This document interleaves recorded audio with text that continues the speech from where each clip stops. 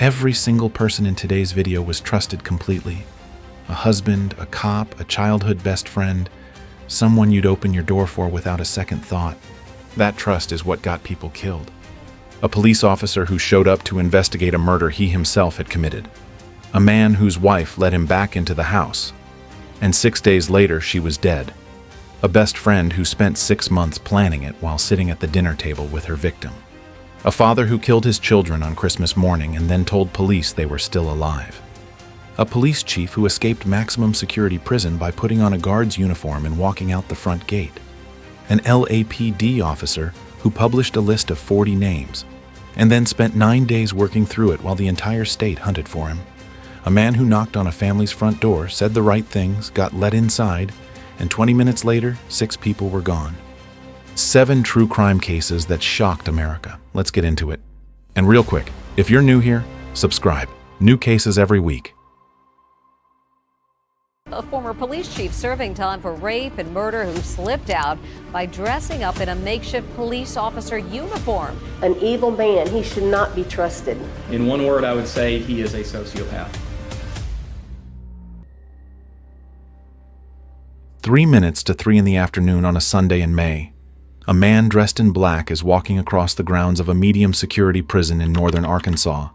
He's pushing a small cart. The cart has a cardboard box on it, some stacked wooden pallets, and what looks, from a distance, like just routine groundskeeping equipment. He walks past the front of an industrial building. He turns toward the back gate of the prison, a vehicle gate, the kind that opens for delivery trucks, not for foot traffic. He stops in front of the security tower. He doesn't say anything. He doesn't show ID. He just stands there looking like a man who belongs. The corrections officer in the tower glances at him. Black t-shirt, black pants, black baseball cap, the shape of a uniform, the shape of a person who works here. The phone in the tower starts ringing. The officer reaches for it. Without looking back, he hits the button to open the gate. The man with the cart walks through. By the time anyone realizes what just happened, he is 1.5 miles into the woods of the Ozark Mountains, and he is the most dangerous escaped prisoner in the United States that week. His name is Grant Hardin. He is 56 years old, a convicted murderer and a convicted rapist. And he is, by any reasonable accounting of his life, the single worst hire in the history of a small-town police department called Gateway, Arkansas, because before he was an inmate, before he was the subject of an HBO documentary called Devil in the Ozarks, before he was the reason that prison in Calico Rock had its first escape in 35 years, he was the chief of police.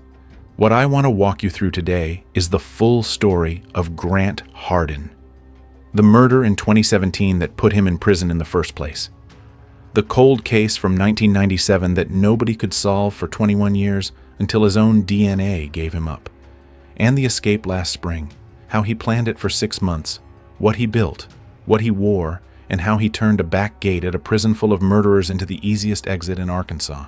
Hit subscribe if you do true crime. Takes 2 seconds, totally free, and it helps me keep these going.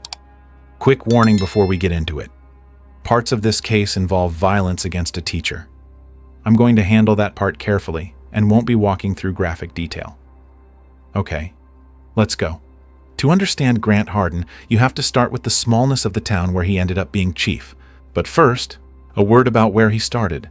Hardin grew up in Garfield, Arkansas, which is even smaller than Gateway. Garfield is a town in Benton County with a population that's hovered around 500 people for decades. The kind of place where, if you wanted out of a quiet life in a quiet town, the natural step was either to leave the state or to find a job that gave you authority you couldn't otherwise get. Hardin chose authority. By the early 1990s, he had started his way into law enforcement, eventually picking up positions at a handful of small Arkansas police departments, including a stint at the Eureka Springs PD in the historic Victorian tourist town about 30 miles south of Garfield. Eureka Springs is, in its own way, an interesting place for a young cop to start. It's small, it's quirky, the full-time police force is tiny, and it sits in a region where, by the accounts of local journalists who have covered the case since, police departments hire from a shallow labor pool and often keep officers on who, in a bigger metropolitan area, would not have made it through the screening. Hardin's resume from that period is, by every account, full of brief stints and short tenures. He didn't stay anywhere long. There's no public record I've been able to find that says exactly why each of those jobs ended. But the pattern of a young law enforcement officer who bounces from small town to small town, never quite settling in, is the kind of pattern that, if anyone in a hiring office had paid attention, should have been a yellow flag by the time he arrived in Gateway. Gateway, Arkansas is the kind of place that, if you blinked while driving, you'd miss it. Population about 400, tucked into the very northwestern corner of the state, near the Missouri border, in the foothills of the Ozarks. One main road, a handful of businesses, a volunteer fire department. The kind of town where the city council meets in a room above the post office and where being police chief means you and maybe one or two officers handle every call that comes in. In early 2016, that job opened up in Gateway. The town needed a new chief. Grant Hardin applied. On paper, he had what looked like a decent resume. He had bounced around several small police departments in northwest Arkansas through the 1990s, including a stint with the Eureka Springs Police Department. He had been out of regular law enforcement for a while by then, working at the Northwest Arkansas Community Correction Center in Fayetteville as a correctional officer. But the Gateway City Council took a look at his file and gave him the badge. It went badly almost immediately. By the accounts of the people who lived there at the time, and a lot of these accounts came out later in the 2023 HBO documentary, Devil in the Ozarks, Grant Hardin was not a normal police chief.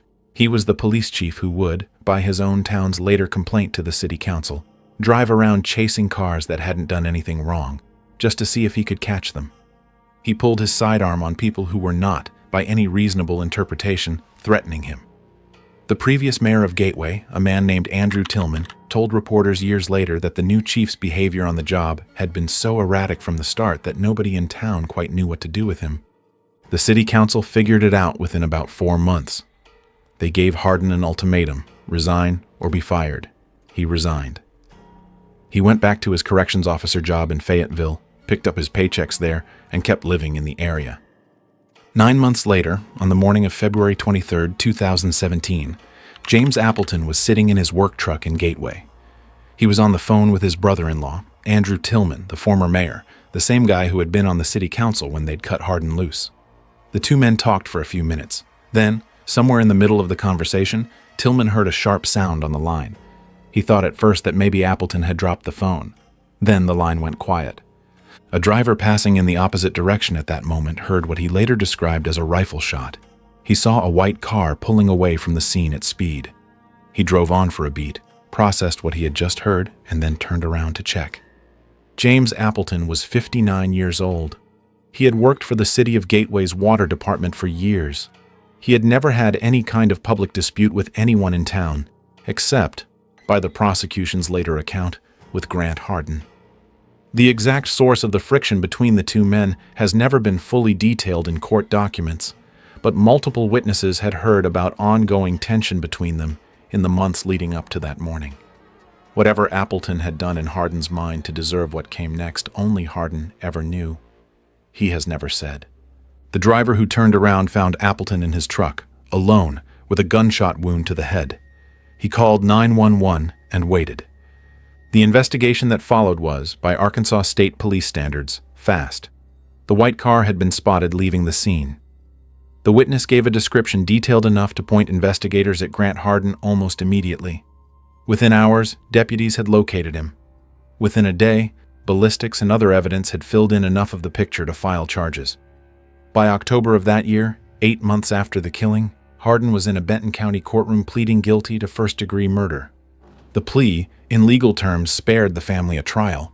It also meant, and this is the part that has haunted the Appleton and Tillman families ever since, that Hardin never had to publicly explain himself.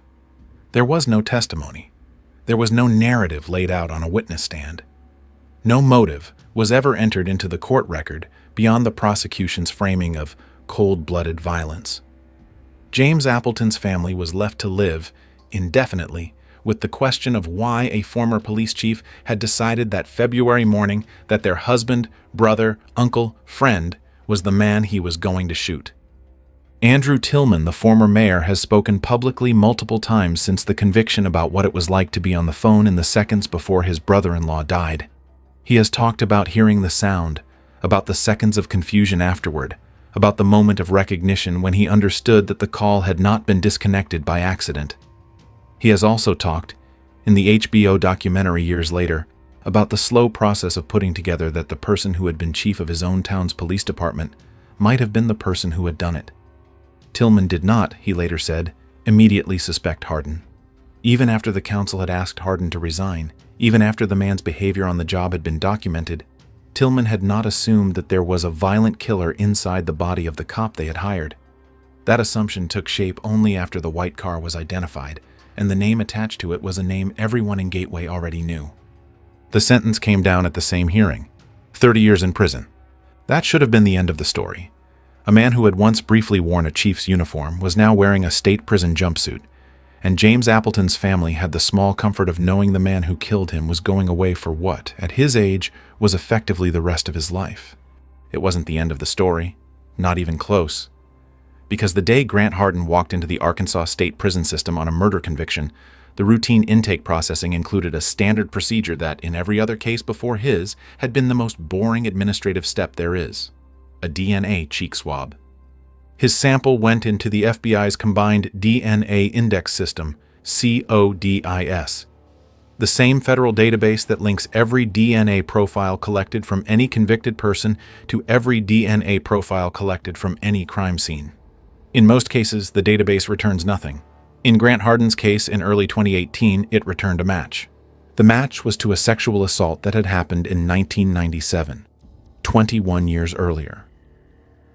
I want to slow down and tell you about that case properly, because Amy Harrison, who is the survivor of what happened in 1997, has spoken about it publicly, in court, and in television interviews, and has been clear that she wants people to know what happened to her and what it took to put the man who did it in prison. Her courage is the entire reason the cold case ever got closed. Amy Harrison was 27 years old in November of 1997. She was a third-grade teacher at Frank Tillery Elementary School in Rogers, Arkansas, about 50 miles south of Gateway. She had been married for a few years. Her husband was a local police officer. She was, at that point in her life, taking night classes at the University of Arkansas, working toward a law degree. The plan was to eventually become an attorney. She loved teaching, but she had bigger ambitions, and she was working toward them at the same time she was running a classroom of 8-year-olds. On Sunday, November 9, 1997, Amy went into the school. She was there to prepare her lesson plans for the upcoming week. Getting the classroom ready was the kind of weekend work that elementary school teachers across the country routinely do.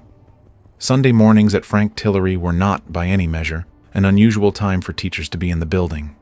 There was something else going on at the school that day, too. The cafeteria was being used for a church service. Over 250 people were in the building. Amy thought she was alone in her wing. She had her materials out. She left the classroom for a couple of minutes to use the restroom in the teacher's lounge. When she came out of the restroom, there was a man standing in the doorway blocking her exit. He was wearing a knit stocking cap pulled down to obscure his face. He had on sunglasses. He was holding a handgun, pointed at her. He took her back into the bathroom. He sexually assaulted her there. He then moved her to a classroom and assaulted her again. Throughout the assault, and this detail, when it later came out in court, was the part that I think gave investigators the most about who they were dealing with. He was meticulously careful. He didn't touch surfaces in a way that would leave fingerprints. He asked her questions while it was happening. One of the questions, by her later account to investigators, was whether she recognized his voice. She didn't. When it was over, he left. Amy got herself out of the classroom and found a janitor working in another part of the building. The janitor called 911. Rogers police arrived. The on-site sexual assault forensic nurse, a critically important detail, because Rogers had one of the more forward-thinking sexual assault nurse examiner programs in Arkansas at that point, collected DNA evidence from Amy's clothing. I want to pause for a second on that program. Because the existence of a trained sexual assault nurse examiner, a sane nurse, at Rogers in 1997 is the single most important detail in why this case was ever solvable. Sane programs were, in the late 1990s, a relatively new innovation in American medicine. Most hospitals did not have specialists trained specifically in collecting forensic evidence from assault survivors. The work was often done by emergency room staff who had no specific training, with the result that crucial evidence, fibers, DNA traces, time-sensitive samples, got contaminated, missed, or mishandled. Rogers, Arkansas, of all places, had been an early adopter. The nurse who handled Amy Harrison's case that morning knew exactly what to collect and how to preserve it. Without that single professional decision, 21 years later, the DNA match that closed the case would not have existed. The investigation that followed was thorough. Officers canvassed everyone in the building, interviewed all 250-plus churchgoers, looked at every man in the area who might match the limited physical description Amy could give them. None of it produced a suspect. The forensic evidence was strong. They had DNA, they had a profile. But in 1997, you could only match a profile if you had something to match it to. The combined DNA index system was still in its infancy. There was no national database to compare against. 6 years went by. The case went cold. In 2003, with the Arkansas statute of limitations on the charges starting to expire, the Rogers Police Department did something clever. The Rogers police chief at the time, Hayes Minor, had read about a technique that had been pioneered in Milwaukee. They called it a John Doe warrant, an arrest warrant for an unknown person, identified only by their DNA profile. The warrant locks in the legal clock. As long as the warrant exists, the statute of limitations does not run out. Whenever the day came that the DNA matched a real human being, the warrant would already be in place to arrest them. Rogers police filed a John Doe warrant on Amy's case in 2003. Then they waited. They waited for 15 years. The CBS true crime show Cold Justice Sex Crimes came to Rogers at one point to work the case alongside local investigators. The show had been pairing former prosecutors and retired investigators with local police departments to take fresh looks at sexual assault cold cases. The team spent time in Rogers reviewing the original file, interviewing witnesses, and consulting with the local detectives. By every later account from people involved, the Cold Justice team got as close as anyone before them to identifying a suspect, but eventually had to leave Rogers without the case being solved. Television production schedules being what they are, they could not stay indefinitely. Amy stayed in touch with the show's investigators afterward. By her own account, she was not going to let the case be forgotten. January 29, 2018. The DNA crime lab at the Arkansas State Police got a hit. The profile from Amy's case matched a sample that had been entered into the system after a recent murder conviction. The convict's name was Grant Hardin. The Rogers Police Department, the Arkansas State Crime Lab, and the Benton County Prosecutor's Office spent the next several months building the case. The forensic match was, in the words of the prosecutor who later handled it, Nathan Smith, proven to be Mr. Hardin beyond all scientific certainty. Hardin was already incarcerated on the Appleton murder. They didn't have to find him. They just had to charge him. In February of 2019, Hardin appeared in court and pleaded guilty to 2 counts of rape. The judge sentenced him to 25 years on each count to run consecutively. 50 years on top of the 30 he was already serving for James Appleton's murder. 80 years total. Hardin, who was at that point 50 years old, was, by the math, never going to be a free man again. Amy Harrison came to that sentencing hearing. She had been waiting 21 years to look at the person who had done this to her. She got her chance in a Benton County courtroom in front of her family, her friends, and the press. She stood up. She read a statement she had prepared. She said the line that I want you to hear in her own framing, because it is, by far, the most powerful single moment in the public record of this case. She told Hardin directly, "I am not a victim. I didn't deserve this. This was you, and you deserve to go to prison." She told him she was going to use her free will to overcome what he had done to her. She said she was going to walk out of the courthouse with her family and her friends and enjoy the fresh air before she went home. She said she hoped her story would be an encouragement to other survivors fighting for justice in cases that had been dismissed or shelved or forgotten. Then she walked out of the courtroom. That was supposed to be the end of it. The Rogers police chief at the time told reporters that without Amy's courage and her persistence with the case, none of it would have happened. Hardin was on a one-way trip to spending the rest of his life at the Arkansas Department of Corrections. 6 years passed. Hardin served his time at the North Central Unit, the medium security state prison in Calico Rock, in the northern part of Arkansas. The facility houses about 800 inmates. By the accounts of corrections officials who later spoke to the press, Hardin was a model prisoner during those years.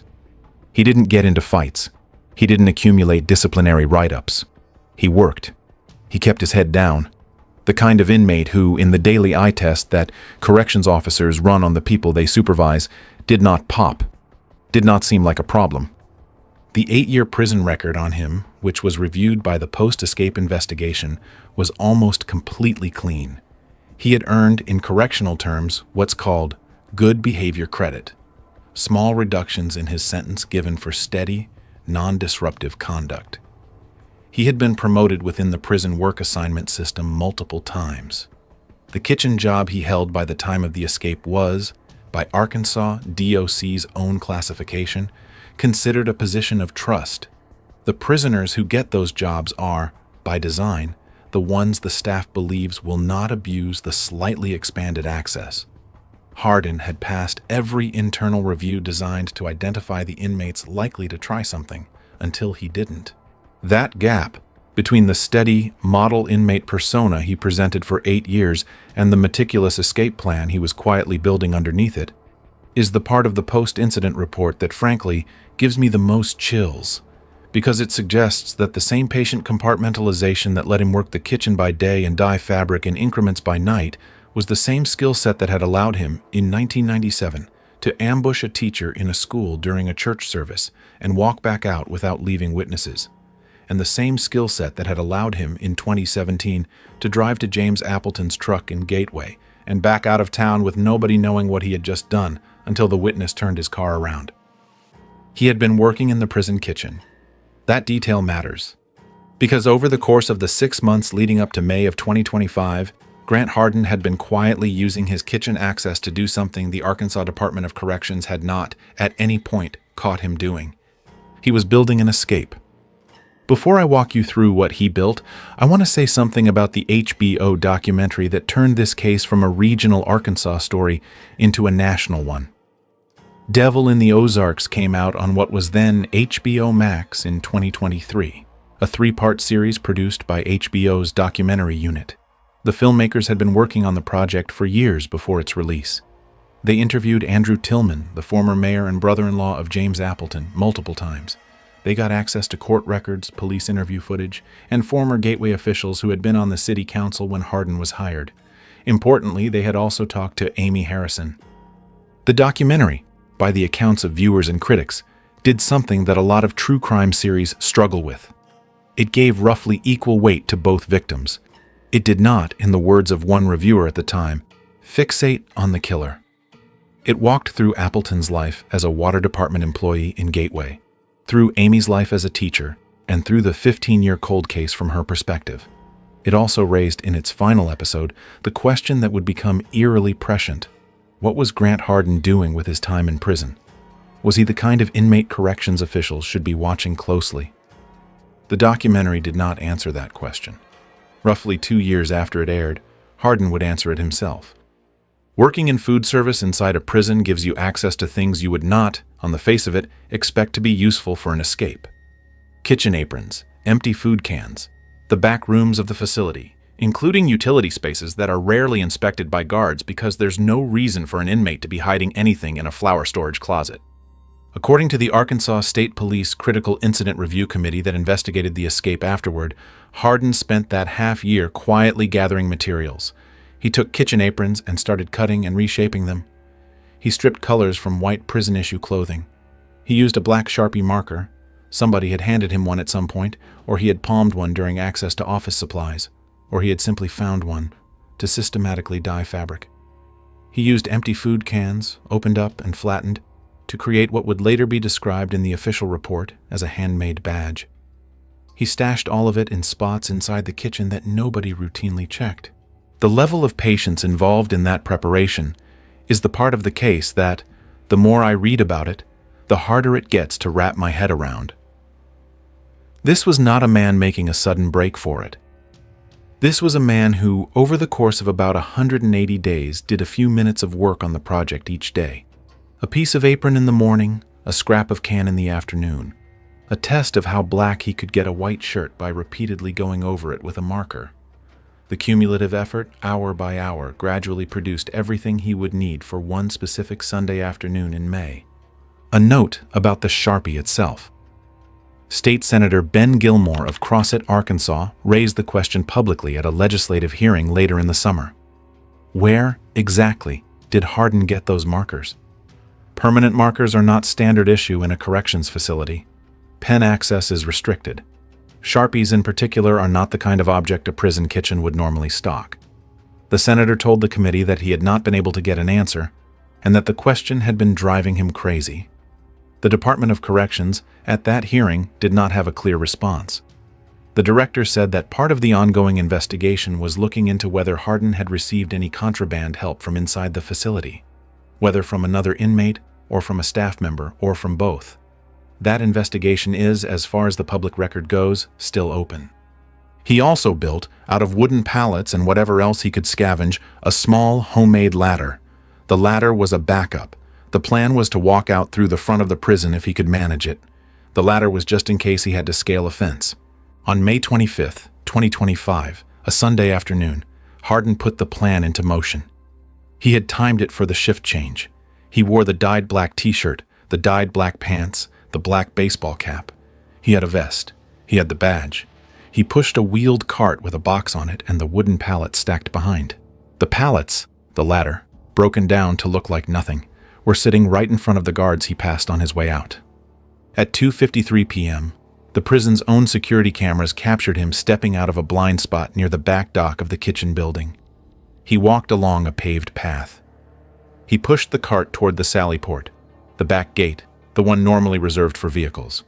The officer assigned to monitor that gate from the control tower was a man named Walker. Walker would later tell investigators that the figure approaching the gate looked at a distance like one of his co-workers. The black uniform, the hat, the vest, the cart.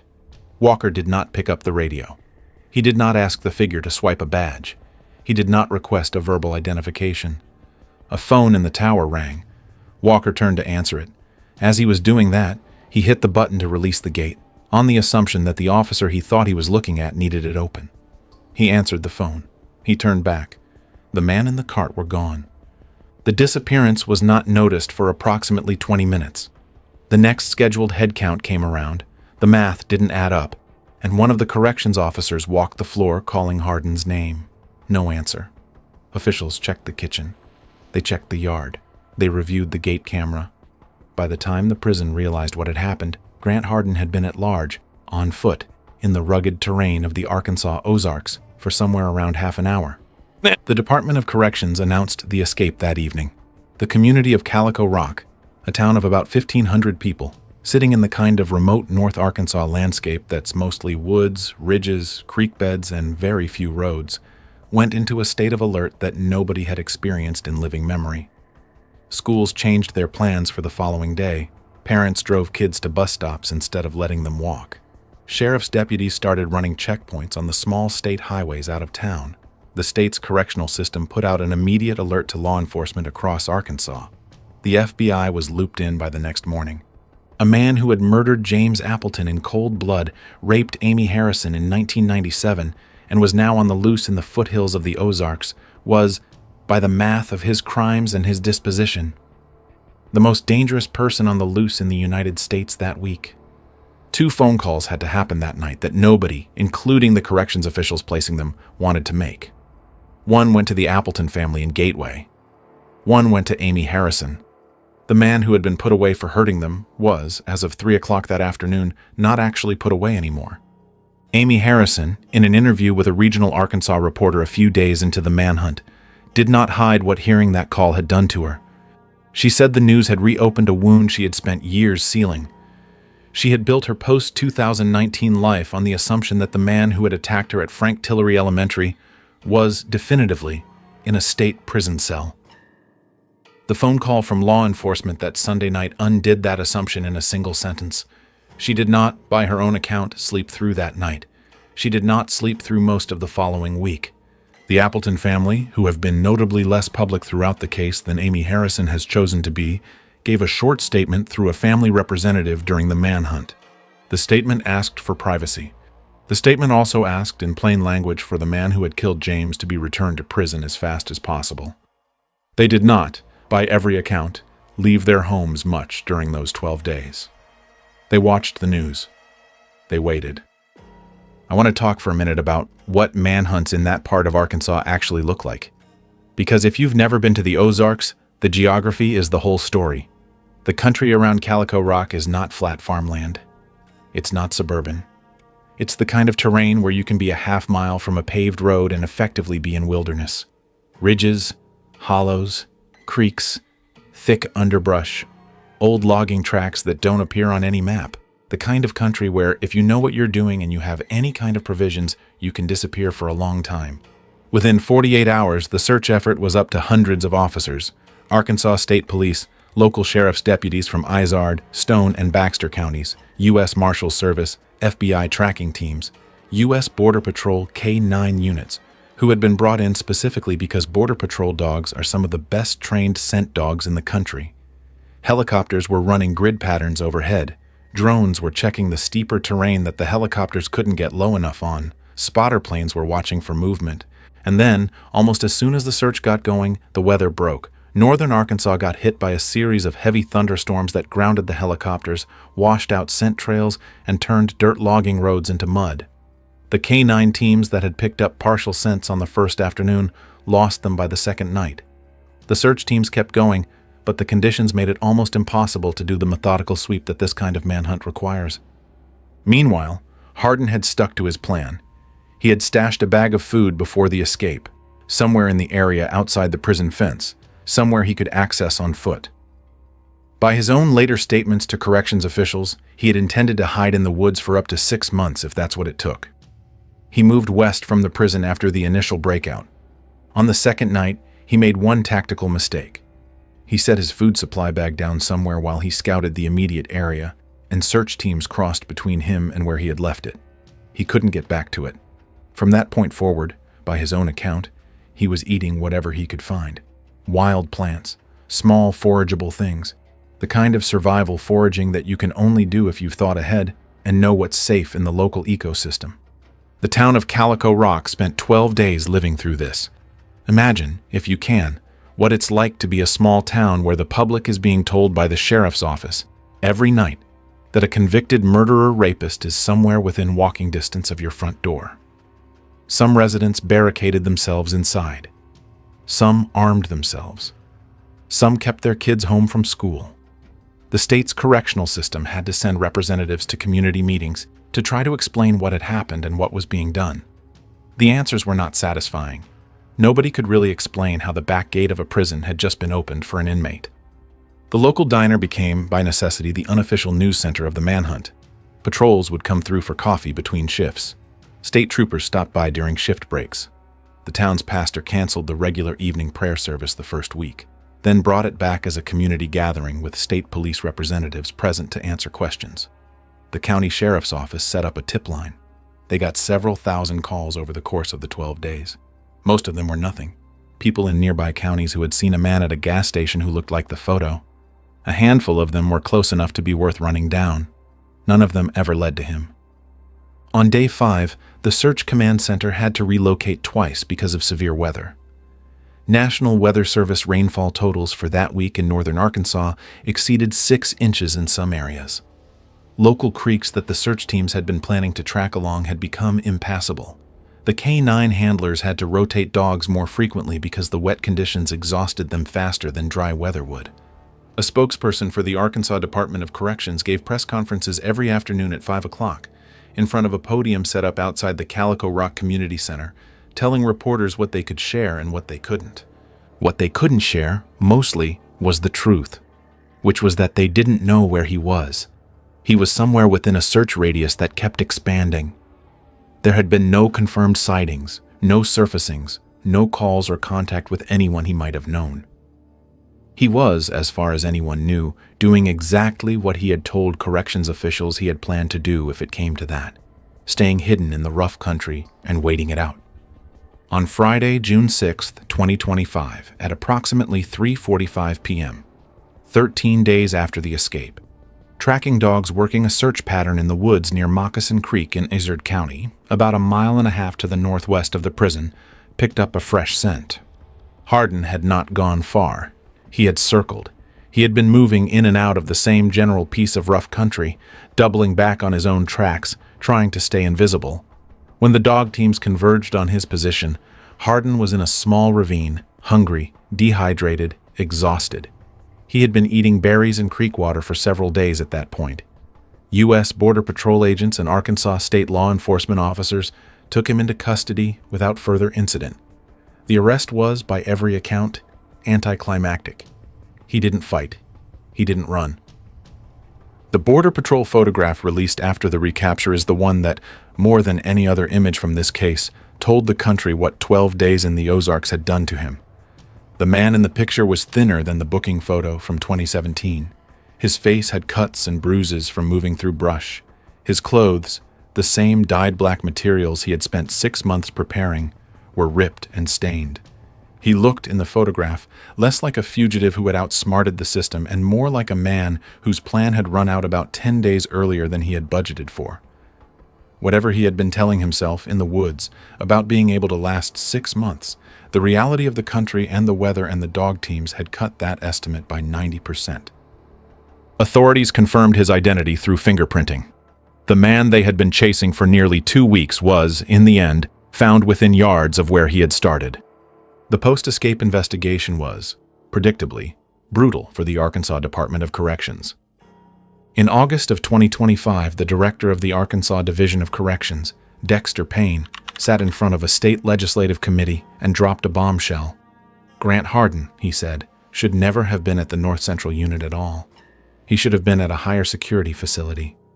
He had been classified into a medium security population because of what the department was characterizing, at the time of the hearing, as a computer error, a misclassification that had moved a violent murderer-rapist into a category of inmate he did not belong in.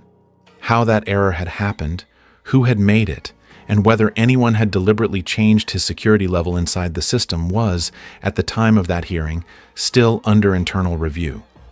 Payne told the legislators that the only way Hardin should have been at Calico Rock was if someone had gone into the system and specifically authorized it. That investigation is still ongoing. The computer error framing did not go over well with the committee. Several legislators pressed Payne on whether the misclassification was, in fact, a software glitch or whether it was the result of a human override. The director answered carefully. He acknowledged that the classification system uses a series of factors: severity of offense, length of sentence, behavior in custody, age of the inmate, and that the algorithm should have flagged Hardin for higher security. He said that the system did flag him initially. The question of what happened between that initial flag and his eventual placement at Calico Rock is, as of the time I'm putting this video together, still an open chapter of the post-escape investigation. What's also still in dispute is whether anyone is going to face professional consequences beyond the gate officer. The officer who opened the back gate, Walker, was disciplined. The department has not publicly named anyone else who has been removed or reassigned over the misclassification side of the failure. Several Arkansas state legislators have been pushing for a more comprehensive accountability review. The new Commissioner of Corrections has said in public statements that internal reform is happening on multiple fronts at the same time, but has declined to give specifics about which staff at which levels have faced what kind of action. In September of 2025, the Arkansas State Police released their own report on the escape, a 900-page document detailing everything from the kitchen materials Hardin had used to the staff member who had opened the gate. The report concluded that the breakout was the result of both careful planning by Hardin and what the state police called multiple failures by prison staff. The protocols at the back gate have been changed. Instead of opening electronically from the tower alone, now an officer has to physically go get a key and open the first gate manually before the second one can release. Grant Hardin is currently being held at the Varner Supermax prison in Gould, Arkansas. The Varner unit is the highest security facility in the Arkansas State Corrections System. It is the kind of prison where his daily life is run on a different timetable than the one he had at Calico Rock. Locked down for the majority of his day. Monitored at a level that makes another escape attempt effectively impossible. The Varner Supermax was built in the early 2000s specifically to handle Arkansas's most violent or escape-prone inmates. Cells are smaller. Out-of-cell time is restricted. Movement between any 2 points inside the building requires being escorted by staff. The kitchen access that Hardin used to plan his escape at Calico Rock does not exist at Varner. Meals are delivered to inmates through a slot in the cell door. If he had any intention of trying a second breakout, the facility has been deliberately designed to make that effectively impossible. Whether he is still trying, internally, is the kind of question that corrections officials no longer answer in public. The broader Arkansas system has, since the escape, gone through what corrections analysts have called the most significant operational shakeup the state's prison system has seen in 2 decades. The Calico Rock facility itself was renamed in mid-2025. The North Central Unit, where Hardin had been held, was rechristened the Benny Magnus Unit after a long-serving Arkansas Board of Corrections member. Officials denied that the renaming was related to the escape, but the timing made it impossible to separate the two in the public mind. Several Arkansas state legislators introduced bills in the 2025 to 2026 session aimed at tightening corrections oversight. One proposal would require independent classification audits, a system in which a third-party reviewer, not the department itself, would have to sign off on any inmate being placed below the security level their offense profile would normally indicate. Another proposal would mandate yearly inventories of every contraband-eligible item in every prison kitchen across the state, from utensils to disposable equipment to, yes, markers. Whether any of these bills become law is, at the time I'm putting this video together, still pending. He has been charged with the escape itself, on top of his existing sentences. He pleaded not guilty to the escape charge. His trial on it is scheduled for November of 2025. Whether the case ends in additional years tacked onto his current sentence is, given that he is already serving 80, mostly a matter of legal record keeping rather than practical consequence. He will not be a free man again. He turned 61 in 2026, and the math of his time means that even with the best possible parole consideration on his earliest sentence, he would be over 100 years old before any release. I want to come back to the 2 victims at the center of this case, because this story has, since the escape last May, been told mostly as a true crime curiosity. The prison break, the manhunt, the disguise, the missing markers. The earlier crimes get a paragraph each in most of the coverage. They deserve more than that. James Appleton was a 59-year-old man with a family, a job he had held for years, and a brother-in-law who happened to be on the phone with him in the seconds before he died. His family has not spoken extensively in the press. The Tillman family, after the murder, kept a low profile through the trial and the conviction. The town of Gateway has, by the accounts of locals quoted in regional newspapers, never quite recovered from the fact that the police chief they had hired turned out to be the person who would later shoot one of their own. The town is still about 400 people. They still meet at the post office. James Appleton's name is still on the city water department's old records. Amy Harrison has, since her 2019 court appearance, become a quiet but public voice for survivors of sexual assault, particularly survivors of cold cases. She has done interviews, spoken at events, and talked openly about what it took, mentally, to keep insisting that her case should not be closed and forgotten, even during the 15 years between the John Doe warrant and the DNA match. The Cold Justice television show, which had been at her case at one point, returned to do a follow-up piece after Hardin's 2019 plea. Amy spoke directly to camera. She did not, by every available account, ever change her position on what she had said at sentencing. She was not a victim, she was a survivor. The man who had attacked her was the criminal. The Rogers Police Department's John Doe warrant from 2003 has, since then, become a model for cold case sexual assault investigation across the country. Several other state prosecutors' offices have adopted similar practices since the Harrison case was cleared. In a roundabout way, what happened to Amy Harrison in a school bathroom on a Sunday morning in 1997 has, through the courage of one survivor and the patience of one police department, directly helped close other cold cases that nobody else was going to solve. There's a piece of this case I keep coming back to whenever I think about it, and I want to leave you with it rather than wrap up with a tidy moral. When Grant Hardin walked out of the Gateway police chief job in 2016, after the city council told him to resign or be fired, he should have been done with law enforcement forever. The behavior the council had documented was the kind of file that, if any other employer had ever looked at it, would have been a permanent disqualification from working anywhere near vulnerable people. But that file, like a lot of small-town personnel files in rural America, did not travel with him. He went back to a corrections officer job in Fayetteville. He kept the uniform, the badge, and access to firearms. That gap, between what one institution knew about him and what the next institution along the line did not, is, in retrospect, the thing that connects every single chapter of this case. Eureka Springs PD knew something about him. Whatever they knew did not travel to the next agency. Gateway's city council knew something else. What they knew did not show up in the Fayetteville Correction Center's hiring file.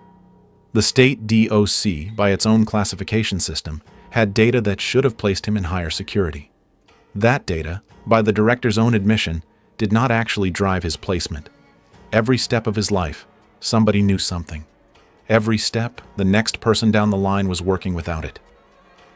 9 months after the city council told him to leave, James Appleton was dead.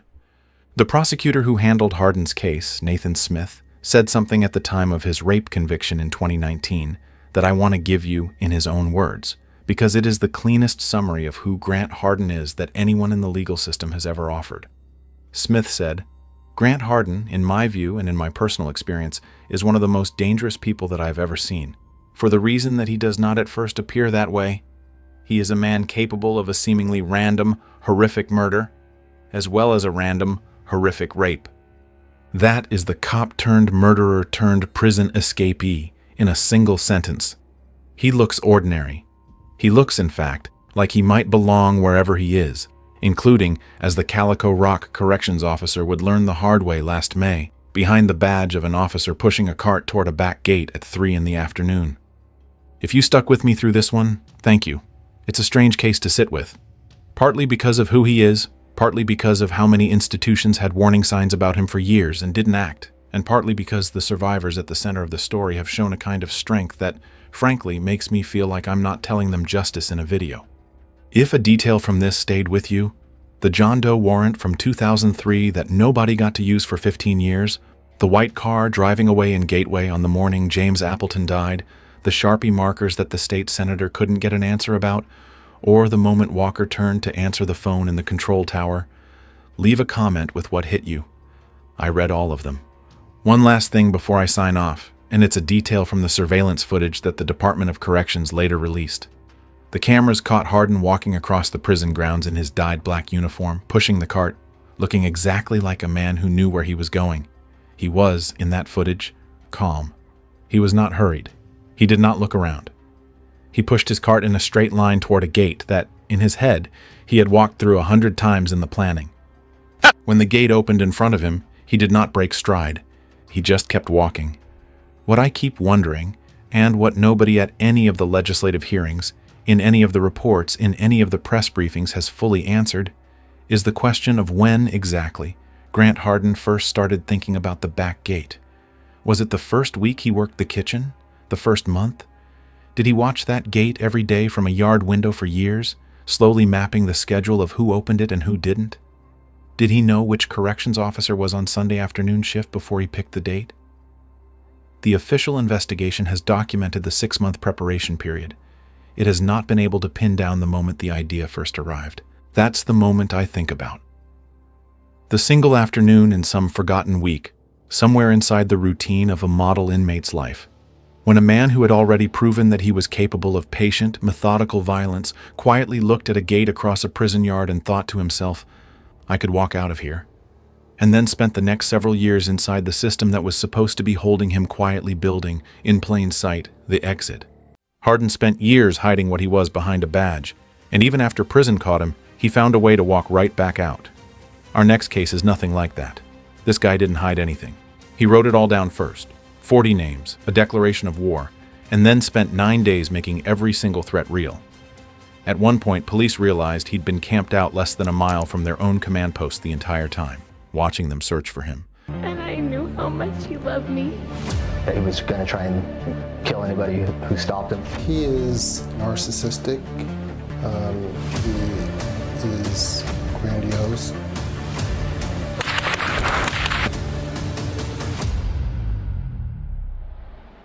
cabin in the San Bernardino Mountains is on fire. Inside is a former Los Angeles police officer who has spent the last 9 days hunting his old colleagues. Outside, 300 police officers stand in the snow. Across the street from where this man has been hiding for almost a week, the sheriff's department had set up the command center for the manhunt.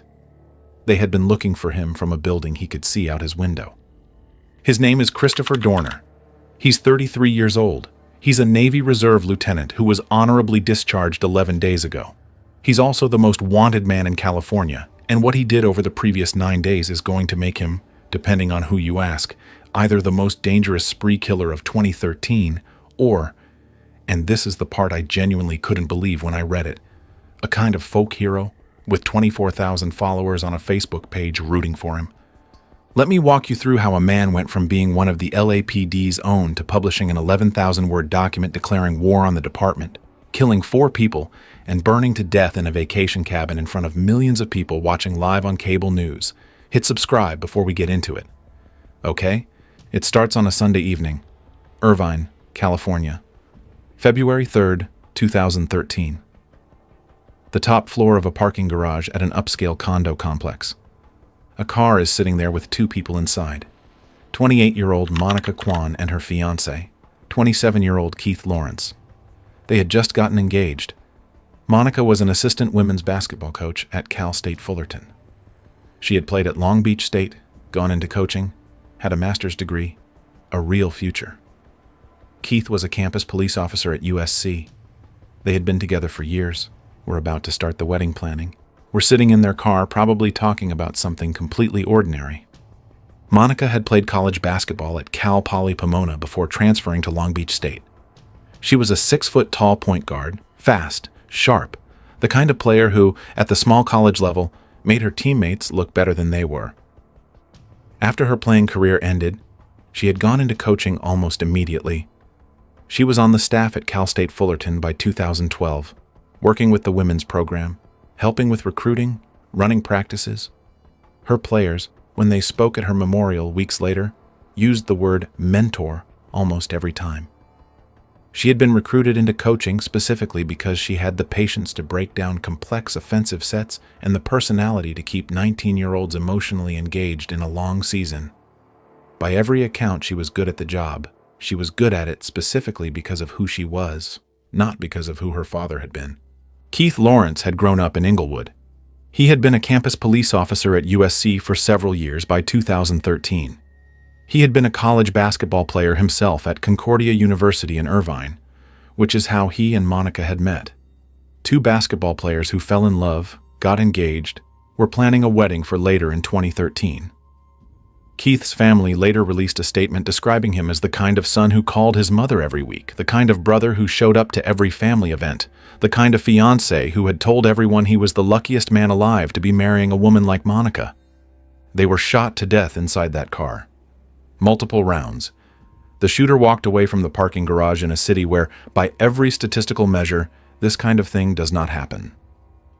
Irvine, California is one of the safest cities in the United States. The Irvine Police Department had not handled a homicide of this kind in years. They had no leads, no motive, no witnesses. For 2 days, the case looked like a random tragedy. Then someone in National City, about 60 miles south of Irvine, opened a dumpster and found LAPD-issued equipment inside. A notebook in the bag had 2 names written in it. One was the name Evans. The other was Dorner. Detectives called LAPD. They were told there was no current officer named Dorner, but there had been one. He had been fired in 2008, 5 years earlier. The other name in the notebook, Evans, belonged to Sergeant Teresa Evans, the woman who had been his training officer back when he was a rookie. And there was one more name worth pulling up: Randall Kwan, Monica's father. Randall Kwan was the LAPD's first Asian American captain. He had represented Christopher Dorner at the disciplinary hearing in 2008 that ended Dorner's career as a cop. By Dorner's view of that hearing, Kwan had not represented him well enough. He had let him be fired. So Dorner, 5 years later, had not gone after Kwan himself. He had gone after Kwan's 28-year-old daughter on the top floor of a parking garage in Irvine. Once Irvine detectives understood what they were looking at, the case stopped being a random double homicide and became something else entirely. A man with police training, marksman skills, and a list of grievances was using the names of LAPD officers' family members as a target sheet. The other thing they found out very quickly was that there was a document. I want to talk about the document for a minute, because it's the part of this case that, when I read it back recently, still hits differently than a normal criminal confession. 3 days before the killings, Dorner had sent a package to CNN addressed to Anderson Cooper. It arrived at Cooper's office on February 1st. Inside the package was a DVD laying out Dorner's case against the LAPD. Also inside the package was a challenge coin, one of those small commemorative medallions that police departments give out, issued by former LAPD Chief William Bratton. The coin had bullet holes through it. A handwritten note included with it read 1 minute of angle, meaning 1 minute of angle. In shooter terminology, that's the unit of measurement for accuracy at distance. Dorner had shot the LAPD's own commemorative coin from 100 yards away and put a group of holes in it the size of an inch. He was telling the news network, in advance, exactly what kind of marksman they were about to be dealing with. 3 days after that package arrived, Monica Kwan and Keith Lawrence were dead. The day after that, on February 4th, Dorner posted what he called his manifesto on Facebook. 11,400 words, addressed to America. The document was a long, rambling, fits-of-rage explanation of who had wronged him and what he intended to do about it. The core claim was this, that in 2007, while still a rookie officer, Dorner had witnessed his training officer, Teresa Evans, kick a mentally ill suspect named Christopher Gettler during an arrest. Dorner had reported the kicking. Evans had denied it. The LAPD had investigated. The Board of Rights, the department's internal disciplinary panel, had ruled against Dorner. They found that he had made up the allegation. He was fired in 2008 for filing a false report. He appealed all the way through the California court system. Every level upheld the firing. By 2010, the legal path was closed. He had spent the next 3 years stewing on it. By his own writing in the manifesto, he believed that he had been fired because he was black, because Evans was protected, because the LAPD was institutionally rotten, and because no one, including his own attorney at the disciplinary hearing, Randall Kwan, had stood up for him. The manifesto named 40 law enforcement personnel he intended to kill. It also named, explicitly, the families and spouses of officers as legitimate targets. A civil rights attorney named Connie Rice, who later reviewed the full case file on Dorner's firing as part of an external audit the LAPD commissioned in response to the killings, came to a clear conclusion. The firing, she said, had been justified. The allegations Dorner made in his manifesto were unfounded. Honestly, the hardest thing about this case isn't even the violence. It's that the man who started killing people on February 3rd was, by every available independent review, not actually a wronged whistleblower. He was a man who had lost a years-long appeal process and had decided that the people who hadn't given him what he wanted should pay with their lives. But before I get into the manhunt and what came next, I want to back up. Because the question that nobody could quite answer in the weeks after the killings, and that I find myself still asking 12 years later, is how exactly the version of Christopher Dorner that his friends and former classmates remembered turned into the man who shot up a car in a parking garage in Irvine. His friends from Southern Utah University, in interviews after the manhunt, used words that you do not normally associate with spree killers. James Ucera, a former classmate, told CNN that Dorner was, quote, a guy who was approachable, had a great sense of humor, fun to be around, intelligent, good conversationalist, the kind of guy most people would want to hang out with. Ucera said he had a great deal of respect for him. A neighbor in La Palma, where Dorner's mother still lived in February 2013, told reporters the family seemed like really nice people. She didn't know Dorner well, she said, but she had not pegged him as somebody capable of what he had done. He had been born on June 4th, 1979, in New York. His mother, Nancy, biracial with African American and Caucasian heritage, moved the family to California while he was very young. He grew up in Norwalk and La Palma, two adjacent suburbs in Los Angeles County, in neighborhoods that, at the time, had small black populations. His mother enrolled him at Norwalk Christian School. From 1st grade through 7th grade, by Dorner's own later account in his manifesto, he was the only black student in his classes. There's a story from that period, which he himself put in writing later in life, that I think is worth slowing down for. In 1st grade, another student called him a racial slur. Dorner, 6 years old, punched and kicked the kid. The principal of the school called him in. The principal swatted him for fighting. He did not, according to Dorner's account, address the slur. Just punished the black kid for defending himself. That moment is the earliest one in Dorner's manifesto, where he locates what he calls the seed of his anger against institutions. Being punished by an authority figure for responding to a wrong that the authority figure didn't care about. I am not telling you that story to excuse him. I'm telling you that story because, by Dorner's own framing, that was the template that ran through every other grievance he carried for the next 30 years. Authority figures who would not take his side.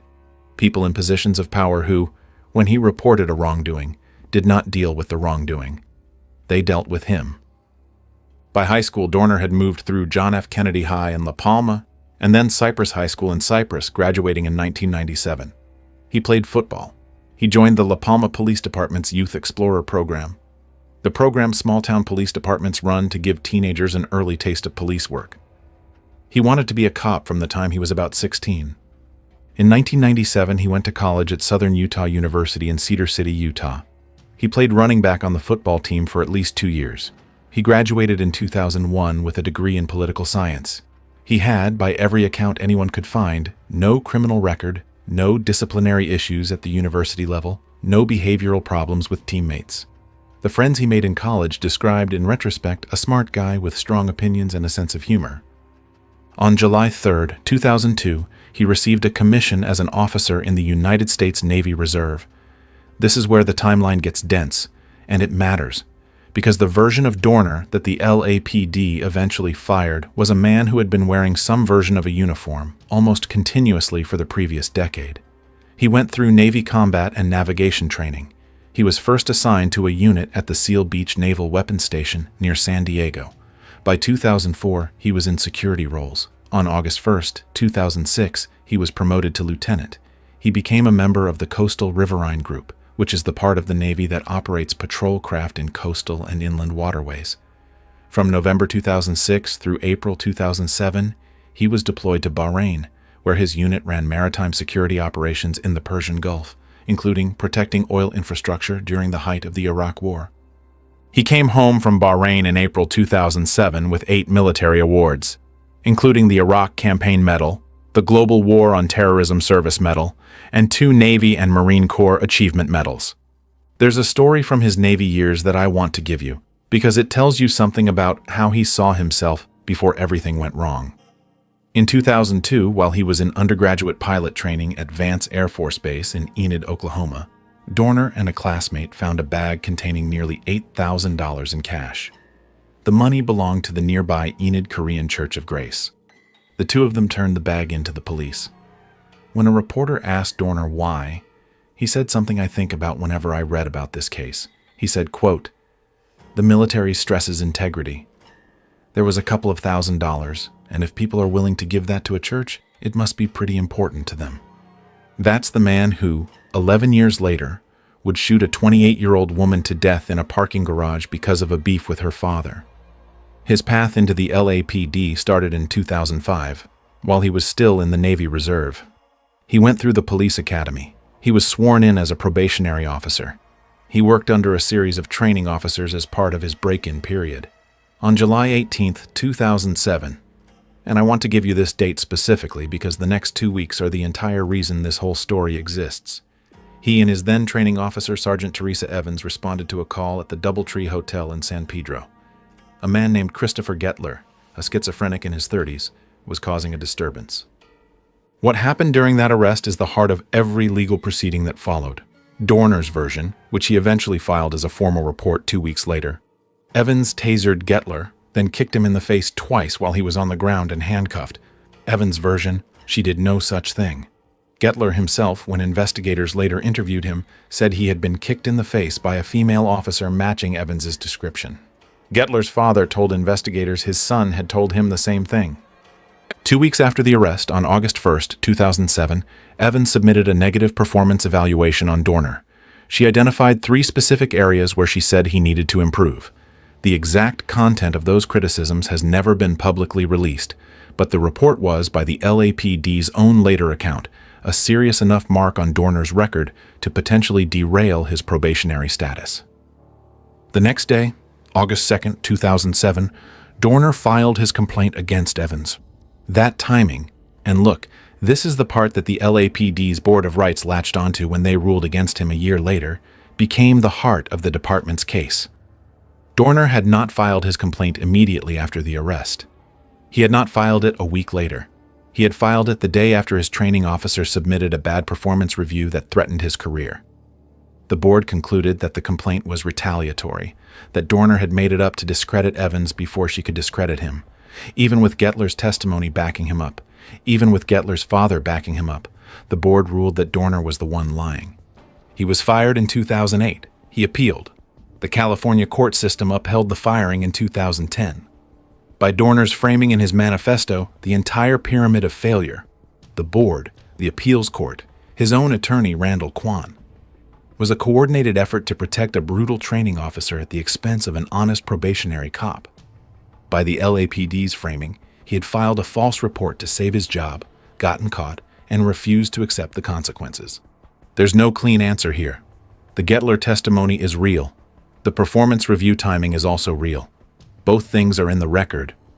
What Connie Rice's external audit eventually concluded, and what most independent observers have concluded since, is that the firing was legally justified by the standard of evidence the board was required to use, but that the LAPD's overall internal discipline process was, in 2008, the kind of process where uncomfortable allegations against training officers often went exactly the way Dorner's did. He lost in a system that was, on a structural level, not great at this. That doesn't make him a folk hero. It also doesn't make him a liar in the way the LAPD's official record says he is. He's somewhere in between, in the gray area that no narrative, his manifesto, the board ruling, the cable news coverage, was ever willing to live in. But Dorner himself was not willing to live in that gray area either. He chose a narrative. And on February 3rd, 2013, in an Irvine parking garage, he started enforcing it with a rifle. Once the manifesto went public on February 6th, LAPD officials understood exactly what they were dealing with. Within hours, the department set up protection details for the 40-plus named targets. They removed officers from patrol motorcycles because motorcycles offer no cover against a rifle. They positioned officers outside the homes of every person named. Thousands of officers were assigned to highways across Southern California. What they did not have was Dorner himself. He had vanished. He surfaced for the first time that same day, February 6th, in Imperial Beach, near the Mexican border. 2 Navy sailors training in a parking lot said a man approached them, asked them questions, and then walked away. They didn't think much of it at the time.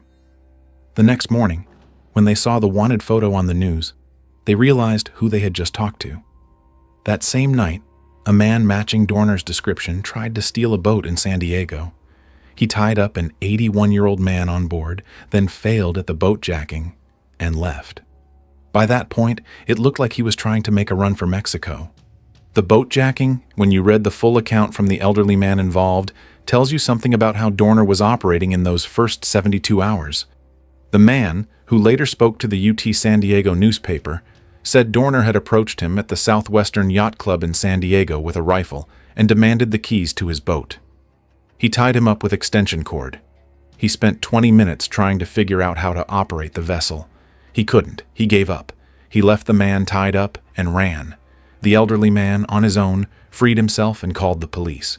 The detail that gets me is that Dorner, a Navy lieutenant with 11 years of maritime service, including a Persian Gulf deployment, apparently could not figure out how to start a civilian sailboat in 20 minutes.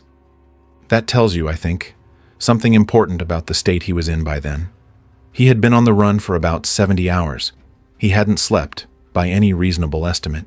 He was making decisions that his Navy training should have made automatic, and they weren't automatic. The manhunt was already getting to him.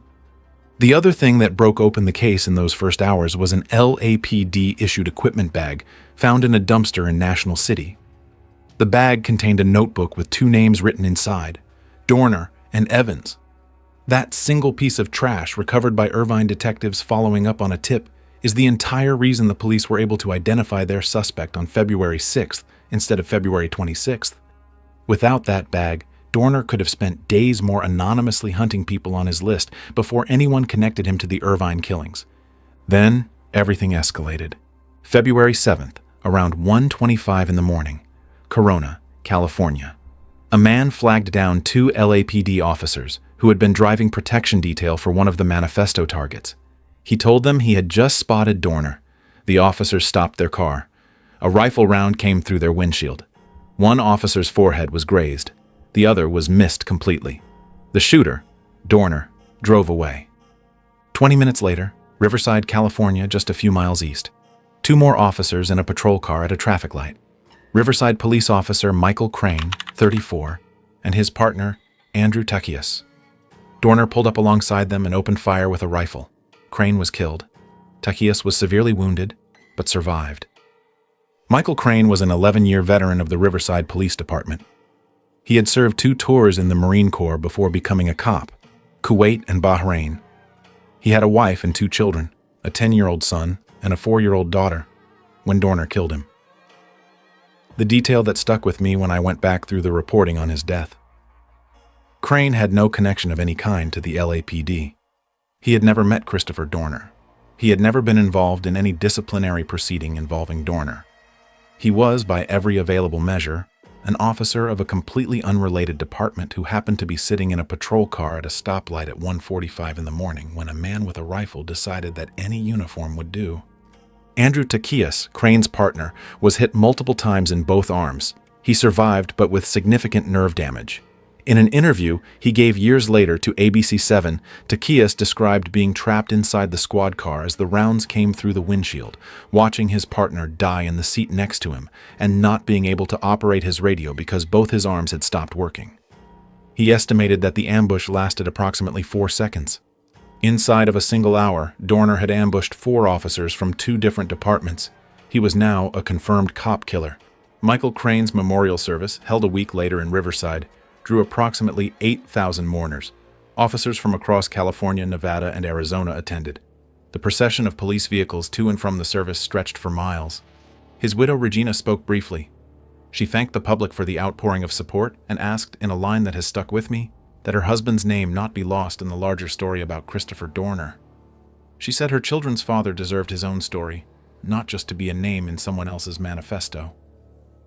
The Riverside Police Department, in his honor, retired his badge number permanently. No officer in the department will ever wear his number again. A separate memorial for Jeremiah McKay was held in San Bernardino 3 days after the cabin fire. His pipes and drums band played at his own service. Officers from his department, many of them in dress uniform with mourning bands across their badges, carried his casket. His 4-month-old son was held during the service by an aunt. His 7-year-old daughter held a folded American flag presented to her at the end of the ceremony. She was, by all accounts, the youngest formal recipient of a folded flag the department had ever seen. What happened next is the part of this story that I think people forget, and it's the part that should make anyone serious about police accountability stop and pay attention. Because in the hours after Crane's killing, the LAPD's response to the manhunt produced 2 of the most catastrophic friendly fire incidents in modern American law enforcement history. Around 5 in the morning in Torrance, California, 8 LAPD officers were on protection detail at the home of a captain named in the manifesto. A blue pickup truck slowly approached the house. The officers believed the truck was Dorner's. They opened fire. They fired more than 100 rounds into the back of the truck. Inside that truck were 2 women, Margie Carranza and her mother, Emma Hernandez. They were delivering newspapers. They were Latina, in their 50s and 70s. The truck did not actually look anything like the truck Dorner was driving. Dorner had a gray Nissan Titan. The women were in a blue Toyota Tacoma, and the women were 2 civilians on a regular pre-dawn newspaper delivery route. Carranza was shot in the back. Hernandez was hit twice. Both survived. The city of Los Angeles later paid them a settlement of $4.2 million. None of the officers who fired were charged. I want to give you one more detail about that morning, because it tells you something specific about what was happening to LAPD officers under the pressure of the manifesto. The 8 officers who fired into the Hernandez/Carranza truck did so without giving any verbal command. There was no announcement, no order for the truck to stop, no identification as police. They saw a vehicle that looked roughly similar to the wanted truck approach a manifesto target's house, and they opened fire from behind the truck. The rounds went through the truck's rear window, its tailgate, its passenger compartment. By LAPD's own internal review of the incident later, those officers were in such a state of fear that the basic verbal command protocol that exists for exactly this kind of identification check was skipped entirely. Their training had failed them in the moment. The result was 2 innocent Latina women, one of them 71 years old, shot in the back at 5 in the morning while delivering newspapers. 25 minutes after that, less than 2 blocks away, 2 Torrance police officers spotted what they also thought was Dorner's truck. They rammed the vehicle with their patrol car, then opened fire on the driver. The driver was David Perdue, a white man on his way to pick up a friend so the 2 of them could go surfing. He had no connection to the case in any way. He survived. He sued. He settled. 2 innocent people shot, 3 more rammed by police vehicles, all in a span of about 40 minutes, in a single neighborhood, by police officers chasing a man who, at the time, was nowhere near them. The thing that hit me when I went back through the case file on this part was how, on the morning of February 7th, the LAPD was simultaneously the most heavily armed institution in California and one of the most rattled. Officers were scared. Their families were targets. Every blue pickup truck on the road looked like the one Dorner was driving. The combination of fear, sleep deprivation, and the directive to defend a manifesto-named target produced, in the span of less than an hour, 2 completely separate shootings of completely innocent civilians. None of it would have happened if Dorner had not gotten the LAPD into a state of psychological collapse. None of it would have happened also if officers had not opened fire on vehicles before identifying their occupants. By 8:30 that morning, a burned-out gray Nissan Titan was found in the woods near Big Bear Lake, a ski resort area in the San Bernardino Mountains, about 100 miles east of Los Angeles. The truck matched Dorner's. The search shifted from the Mexican border area to the mountains. For 5 days after that, the manhunt focused on Big Bear, snow on the ground, sub-freezing temperatures at night. Police, FBI, U.S. Marshals, the California Department of Fish and Wildlife, and search and rescue teams went door to door through every cabin and rental property in the area. They flew helicopters. They used dogs. On February 10th, Los Angeles Mayor Antonio Villaraigosa offered a $1 million reward for information leading to Dorner's capture. Hundreds of tips came in. None of them led anywhere.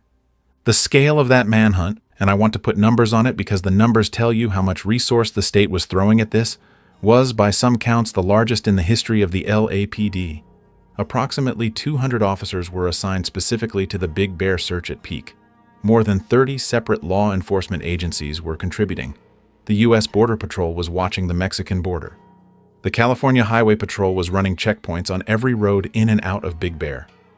An unmanned aerial vehicle, a drone, was deployed to assist the search from the air, marking one of the first publicly confirmed uses of a domestic surveillance drone in a U.S. manhunt. The U.S. Marshal Service, which handles fugitive cases nationally, had Dorner on its top 15 most wanted list. The Department of Homeland Security had been notified at the border crossings. By the weekend of February 9th and 10th, with no sightings, no credible tips, and a burned-out truck as the only physical evidence of where Dorner had actually gone, the lead investigators were starting to seriously consider the possibility that he had walked out of the mountains entirely, maybe hitched a ride, maybe gotten across the border into Mexico, the way his manifesto had suggested he might. The search was scaled back over the weekend. Officials began to consider the possibility that Dorner had escaped the area entirely.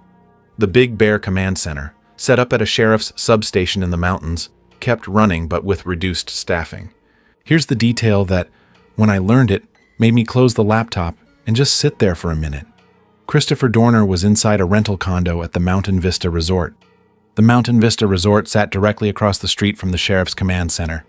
He had been there since approximately February 6th. For 6 days, the man the entire state of California was hunting had been 100 yards from the people leading the hunt.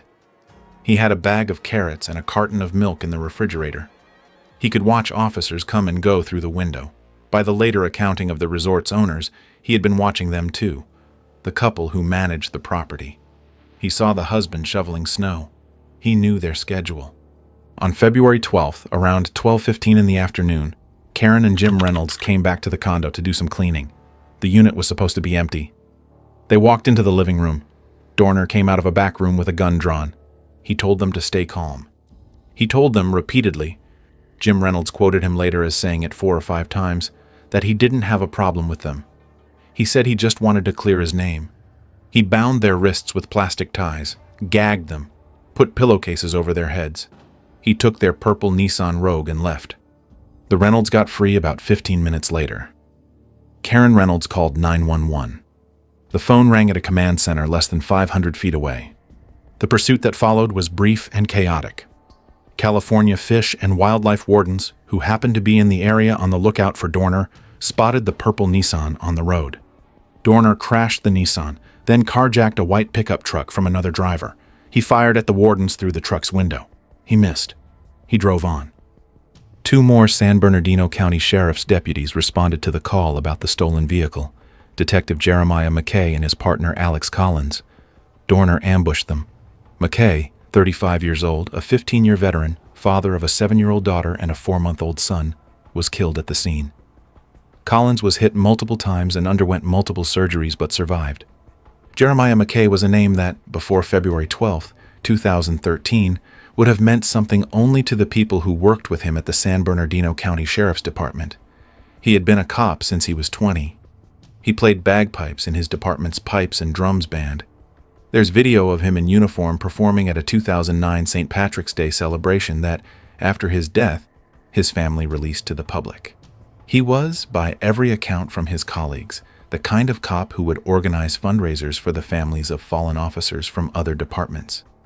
The kind of cop who showed up on his off days when somebody else's funeral needed pallbearers. His 4-month-old son will never have a memory of him. His 7-year-old daughter had to be told, on the morning of February 13th, that her father had been shot at work the day before and would not be coming home. Alex Collins, his partner, was hit by Dorner's rifle rounds multiple times. According to Sheriff John McMahon, who briefed reporters the day after, Collins underwent at least 2 surgeries on February 12th and required additional surgeries afterward. He survived. In a later interview, Collins described seeing Dorner step out from behind a snow berm with the rifle raised. He estimated, like Tachias before him, that the ambush itself lasted only a few seconds. Dorner then abandoned the pickup and ran into a vacant cabin in a small neighborhood called Seven Oaks.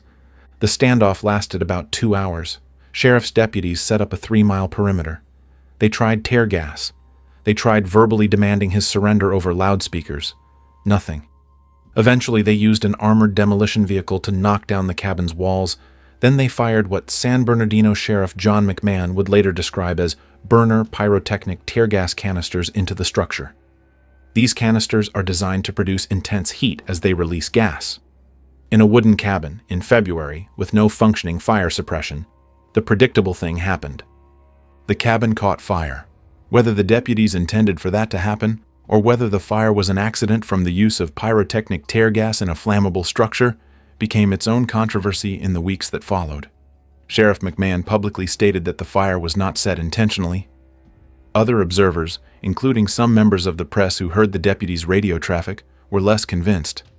Audio recordings of police communication during the standoff, which were obtained by KCAL 9 News in Los Angeles, captured deputies saying things like "burn it down" and "effing burn this motherfucker." The sheriff's department later said those statements were either taken out of context or were not authorized commands from incident commanders. The use of pyrotechnic devices on a wooden structure was, by the department's own internal review, in line with standard operating procedure for that kind of barricaded suspect scenario. Whether SOP is appropriate in 2013 for a snowbound wooden cabin is a separate question that the review did not address. Inside the cabin, Dorner shot himself before the fire reached him. His remains, identified 2 days later through dental records, were found in the basement.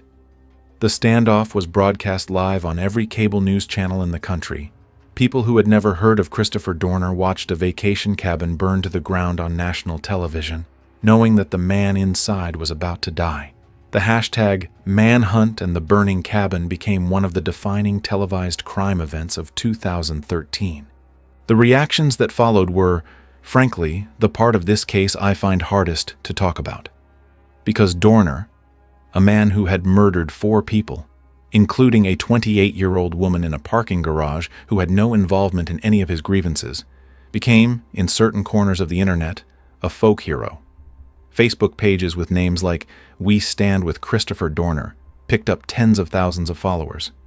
People who had genuine grievances against the LAPD, and there were many, including grievances about the friendly fire shootings of Carranza and Hernandez during the manhunt, were merged in the public conversation with people who actually supported Dorner's killings. Both groups were, for a few weeks, hard to distinguish in the comment sections. I have my own view on this. I think the LAPD has had real, documented, decades-long problems with internal accountability. The friendly fire shootings during the Dorner hunt are Exhibit A. I also think there is no version of this case where Christopher Dorner gets to be a folk hero. He didn't kill anyone responsible for his firing. The woman he killed in that Irvine parking garage had no involvement in his career. Her fiancé had never met him. The Riverside cop and the San Bernardino detective he ambushed worked for agencies that had nothing to do with the LAPD at all. He shot at officers from departments that didn't appear in his manifesto. He drove every law enforcement agency in Southern California into the kind of fear state that produced 2 civilian shootings within a single hour. The honest version of this story is that one institution failed him on its own terms, at the disciplinary level, in 2008. And then he chose, in 2013, to fail every other person around him on a scale that institution had nothing to do with. Both things can be true. He had real complaints. He turned them into a body count. That, honestly, is not what I would call a folk hero arc. In the months after the standoff, the LAPD did reopen its internal review of Dorner's firing. Chief Charlie Beck announced the review publicly during the manhunt, partly as an attempt to defuse the situation while Dorner was still alive. The reopened review reached the same conclusion the original Board of Rights had reached in 2008. Dorner had filed a false report. The firing stood. Connie Rice, the civil rights attorney brought in for an independent assessment, said publicly afterward that even though the firing was justified, the LAPD's internal disciplinary system had real problems with consistency and with the perception of racial bias. The Dorner case, in her assessment, was not the right example of those problems, but those problems were real, and the LAPD owed it to itself to address them. The Rice report, which was delivered to Chief Beck several months after the killings, made specific recommendations that the department has, to varying degrees, implemented in the years since. One was a change to how Board of Rights panels were composed, moving toward a system that included civilian members alongside sworn officers, reducing the perception that cops were always judging other cops. Another recommended changes to the appeal process, giving officers more time to challenge findings and more access to the underlying evidence. A third looked at how complaints against training officers were tracked. By 2025, the LAPD had implemented most of those reforms in some form. Whether they have actually changed the underlying culture that produced Dorner's firing, or whether they are paper changes that look good in annual reports, is a question that, depending on who you ask in LA, has very different answers. Sergeant Teresa Evans, Dorner's former training officer, continued working at the LAPD throughout the manhunt and after. She was at the top of his list of targets in the manifesto. During the 9 days he was at large, her family was under round-the-clock police protection. She continued to give statements through the LAPD's media office maintaining that she had never kicked Christopher Gettler, had never used excessive force, and had filed an honest performance review on a rookie cop who was failing his probationary period. She has, by every account, never spoken publicly about the case in any extensive way. She retired from the LAPD some years after the manhunt. Her current location is not publicly known and is, by deliberate choice, kept off the record. Anderson Cooper, the CNN anchor who had received the package from Dorner on February 1st, did a segment on the case during the manhunt itself. He showed the bullet-riddled challenge coin on air. He read excerpts from the DVD Dorner had sent him.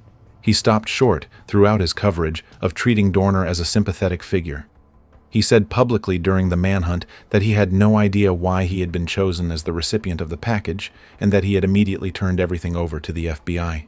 Cooper, in subsequent interviews about his own career, has cited the Dorner package as one of the eeriest pieces of mail he has ever received, a man addressing him personally, by name, from inside a planned killing spree. The 2 torrent shootings of innocent civilians during the manhunt led to lawsuits, settlements, and 0 criminal charges against any of the officers involved. The mother and daughter delivering newspapers received $4.2 million from the city of Los Angeles. The surfer was settled with separately. No officer was prosecuted. Carranza and Hernandez, the mother and daughter who had been shot delivering newspapers, both eventually recovered from their physical injuries, though Hernandez, who was 71 at the time, suffered lasting effects from the rounds that hit her. In interviews after the settlement, the women have said they do not blame individual officers as much as they blame the institutional pressure that had been put on those officers in the hours after Dorner's manifesto went public. Margie Carranza, in a 2018 interview with NBC Los Angeles, said she had never received an in-person apology from any of the 8 officers who fired on her truck. She said the settlement money was real, but it was not the same thing as accountability. David Perdue, the surfer who was rammed and shot at by Torrance officers, has been similarly low profile in the years since. His settlement amount has not been publicly disclosed. He has, by his attorney's account, suffered ongoing physical effects from the impact of the patrol car ramming his vehicle, including injuries that affected his ability to surf, which had been, before the incident, the entire reason he was on the road that morning.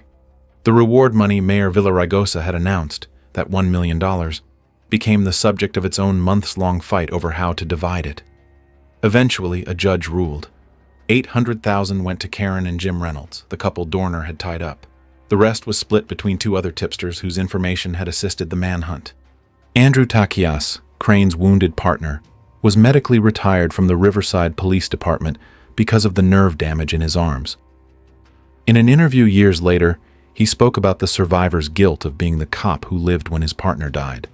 He has spoken at police officer memorial events. He has, by every account, struggled with the question of why he survived and Michael Crane didn't, beyond the simple geometry of which side of the patrol car Dorner had aimed at first. Alex Collins, the deputy wounded at the cabin shootout, also eventually returned to limited duty after multiple surgeries.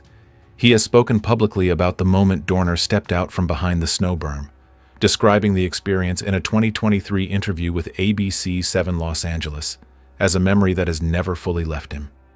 He has continued working in some capacity at the San Bernardino County Sheriff's Department. The 40-plus law enforcement personnel named in Dorner's manifesto remained under protection details for weeks after his death, partly because remains had not yet been positively identified, partly because the department wanted to be sure there were no associates or copycat threats still active. By the end of February 2013, those protection details were drawn down. Most of the named officers continued in their LAPD careers. Some on background told reporters that they had not entirely shaken the experience even a decade later. Knowing your name is on a public list of people somebody wants to murder is, by every account from the officers who lived through it, the kind of thing that does not fully leave you. On February 16, 2013, 4 days after the cabin fire, a protest took place outside LAPD headquarters in downtown Los Angeles. The protesters were not, by any honest reading of the crowd, supporting Dorner's killings. They were protesting the LAPD's handling of his disciplinary case, the friendly fire shootings during the manhunt, and the tactics that had been used to set the cabin on fire. The crowd was modest in size, a few hundred people. But the fact that it existed at all, 4 days after a man named in that department's manifesto list had been killed in a burning cabin, said something specific about where LAPD's standing with parts of Los Angeles community was in early 2013. The department's own internal data, released years later, showed that public trust in LAPD across Black and Latino communities took a measurable hit in the months following the Dorner case and was still recovering partially when the George Floyd protests of 2020 produced a separate, larger national reckoning. Karen Reynolds, in her press conference the day after the cabin fire, said something I keep coming back to. She had been asked whether she felt any satisfaction that the man who had bound her, gagged her, and stolen her car was now dead. She said, quote, "I didn't wish him dead, though." Her husband Jim said something similar. Throughout the few minutes they were tied up in their own living room, they later said, Dorner had been calm. He told them he was not going to hurt them. He said he could tell they were good people, hard-working people. He was polite, in the way you are not supposed to be capable of being polite when you have spent the previous 9 days hunting human beings. That contrast between the man who tied up the Reynolds couple and the man who shot Monica Kwan in a parking garage is the part of Christopher Dorner that I think will never fully resolve. He was not a typical spree killer.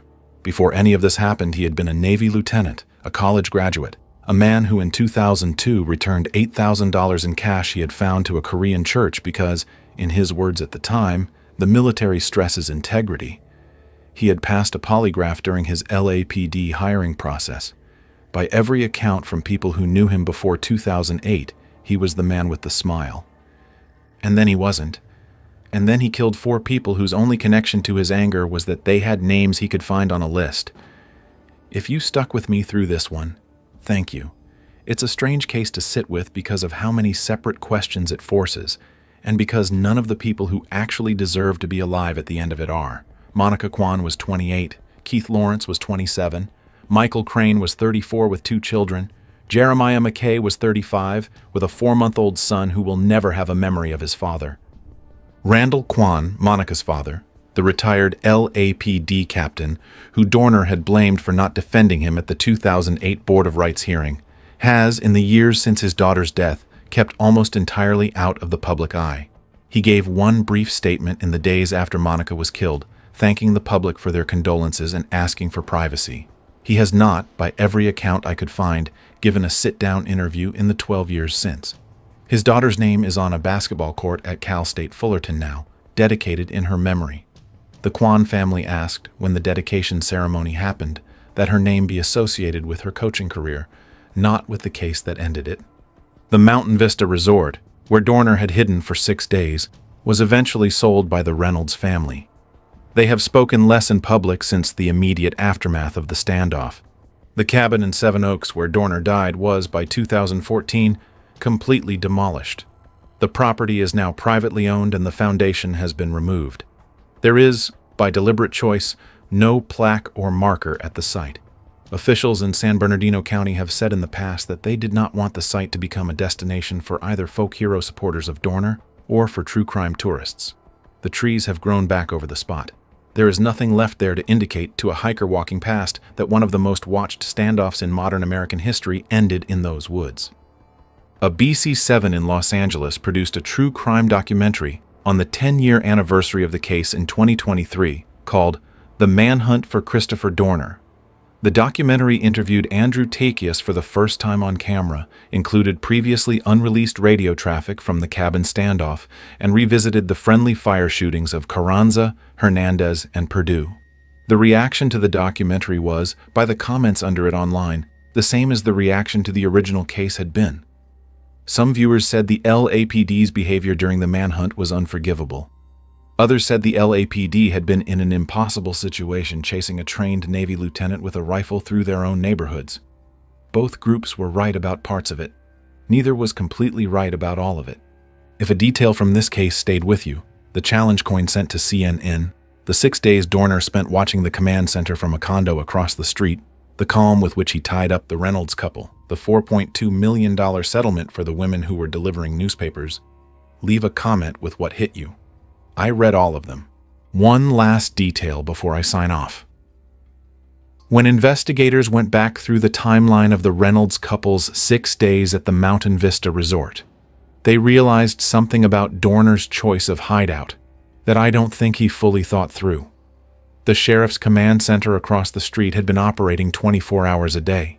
Lights, police vehicles, helicopter activity, search teams coming and going around the clock. Anyone hiding in that condo would have heard all of it, constantly. He had been listening to the people hunting him for 6 straight days. He could have walked away. He didn't. He just watched and waited until he ran out of time. Dorner told the world exactly what he was going to do. Our next guy said nothing to nobody. He just showed up at a family's front door, said the right things, got let inside, and what happened in the next 20 minutes is the reason this case still gets talked about. The only reason we know exactly what went down in that house is because one person played dead well enough to survive. A jury found Ronald Haskell guilty of killing 6 members of his ex-wife's family. 4 of them just children. A 15-year-old girl, the only survivor.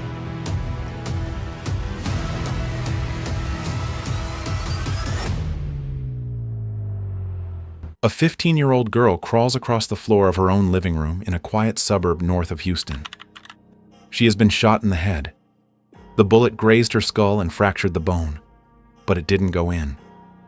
She has been playing dead for the past few minutes, eyes closed, completely still, with 7 members of her family motionless around her. She waits until she's sure the man who did this has driven away. Then she gets up, walks across the room, and finds a phone. Her name is Cassidy Stay. The 911 call she is about to make, with a fractured skull and blood running down her face, will save her grandparents' lives within the next 20 minutes. It will end the largest single-family killing in modern Harris County history. And the man she is about to identify by name to the dispatcher is, in her words on the call, her ex-uncle. He is also one of the most thoroughly documented spouse and child abusers in the state of Utah, who had been told for 6 years by social workers, judges, and his own family that what he was doing to his wife and children was unacceptable. None of those warnings produced any meaningful consequence. The protective orders that should have caged him in had been dismissed in mutual restraining order agreements. The criminal charges that should have stuck had been pleaded down.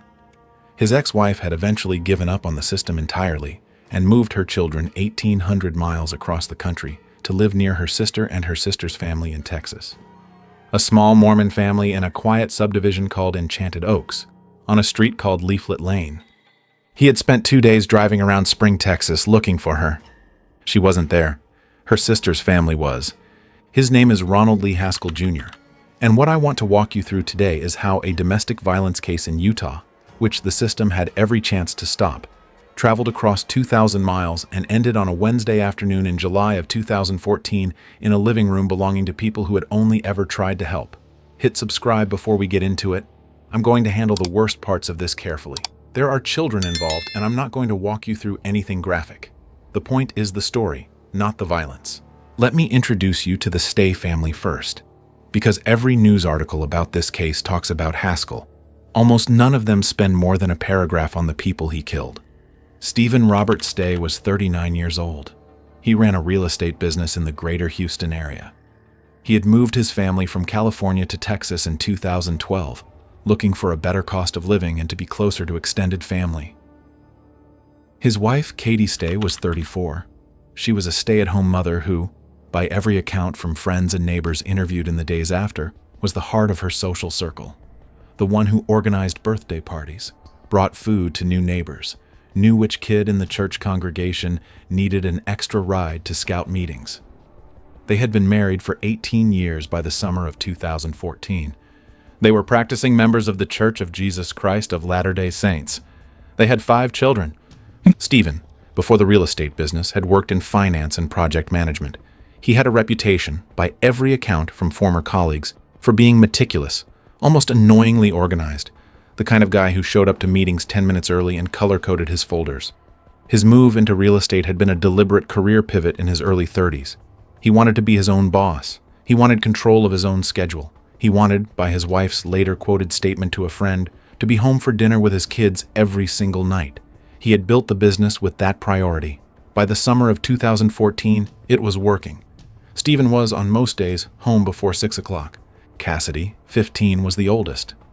Quiet, smart, the kind of teenager who already had a younger sibling sensibility about her. Patient, observant, the one her siblings went to first when something was bothering them. Brian was 13, Emily was 9, Rebecca was 7. Zach, the baby of the family, was 4 years old. The household, by the accounts of neighbors in Enchanted Oaks, was loud in the way large families are loud. Bicycles in the driveway, kids spilling out the front door on summer afternoons, Stephen coming home from the office and rolling around with the younger ones on the carpet, Katie running a tight ship with 5 kids under 16 and somehow making it look easy. The neighbors did not, in the year and a half the Stays had been in the neighborhood, hear any unusual sounds from inside the house. There was no fighting. There were no domestic disturbances. The Stays were, in the language of the people who lived next to them, just good people. They had also, in the previous year, quietly become the support network for Katie's sister. Katie's sister was named Milan K. Lyon. She was Ronald Haskell's now ex-wife. She and her 4 children had moved to Texas in 2013, around the time her divorce was being finalized, because she needed to put serious physical distance between herself and the man she had been married to. The Stays had taken her in. They helped her find housing nearby, introduced her to the local church congregation, and made sure her 4 kids, Haskell's own children, could grow up around their cousins in a household where domestic violence was not a daily routine. I want to be careful here because the temptation in a case like this is to make the victims into saints. The Stays were not saints. They were a regular American family. They had bills and orthodontist appointments and back-to-school shopping lists. What set them apart, if anything, was that when Milani showed up in the spring of 2013 with 4 kids and a story about what her husband had been doing to her for nearly a decade, they did not say, "Go work it out." They said, "Come live near us." That decision, 2 years later, would put 6 of them in a living room together on the wrong Wednesday afternoon. Now let me back up and tell you about the man. Ronald Lee Haskell Jr. was born on August 26, 1980. He grew up partly in San Marcos, California, and partly in Eagle River, Alaska, a small town just outside Anchorage. He went to Chugiak High School in Alaska and graduated in 1999. The detail that has stuck with me from his high school years, because of what came later, is that his classmates voted him class clown and king of both prom and homecoming. The popular kid, the funny one, the guy everyone liked. After high school, he eventually moved back down to California, worked in a few jobs that didn't lead anywhere in particular, and in 2002, at age 21, he married a young woman named Milan K. Lyon. The wedding was on March 15, 2002, in Orange County, California. By the time they were both in their mid-20s, they had moved to Logan, Utah, which is in the northern part of that state near the Idaho border. Logan is a college town. It is also heavily Mormon, which matters here because both Haskell and Milani were members of the LDS Church, and a lot of their social life ran through their congregation. They had 4 children together over the next several years. By all outside appearances during this period, the appearance neighbors and church members saw, they looked like a normal young Mormon family, husband working, wife at home with the kids, Sunday services every week. In Logan, Haskell worked a series of jobs over the years. He was a parcel delivery driver for the FedEx contractor mentioned earlier. He worked in retail. He had a stretch as a dance instructor at a local studio, which, given what happened later, becomes one of the strange small details of the case. By every account from people who knew him professionally during this period, he was charming, easy to talk to, funny. The same qualities that had gotten him voted class clown at Chugiak High School in Alaska were still serving him as an adult. Co-workers who later spoke to journalists described being shocked when the news of the killings broke. The Ron Haskell they had known was not the Ron Haskell of the indictment. The reality inside the house was different. By Melanie's later testimony at trial in 2019, the abuse had started early in the marriage and had escalated steadily over the years. Verbal first, then physical, then constant. She testified that Haskell physically abused her and the children, that the family lived in a state of low-grade fear most days that could turn into outright violence on any given night. The pattern, by her detailed courtroom account, was the pattern that family violence researchers have cataloged in thousands of similar cases. Periods of relative calm, then a triggering event, a job loss, a financial problem, a disagreement over the children that would set off an episode. The episode would end. He would apologize. He would promise that this time was different. Things would be calm for a few weeks. Then another trigger, another episode. The cycle repeated, by her testimony, for years. The children grew up inside it. The 2 oldest, by 2013, were old enough to remember significant violence in the household. The younger 2, at 4 and 6, had only ever known a household where their father was unpredictable.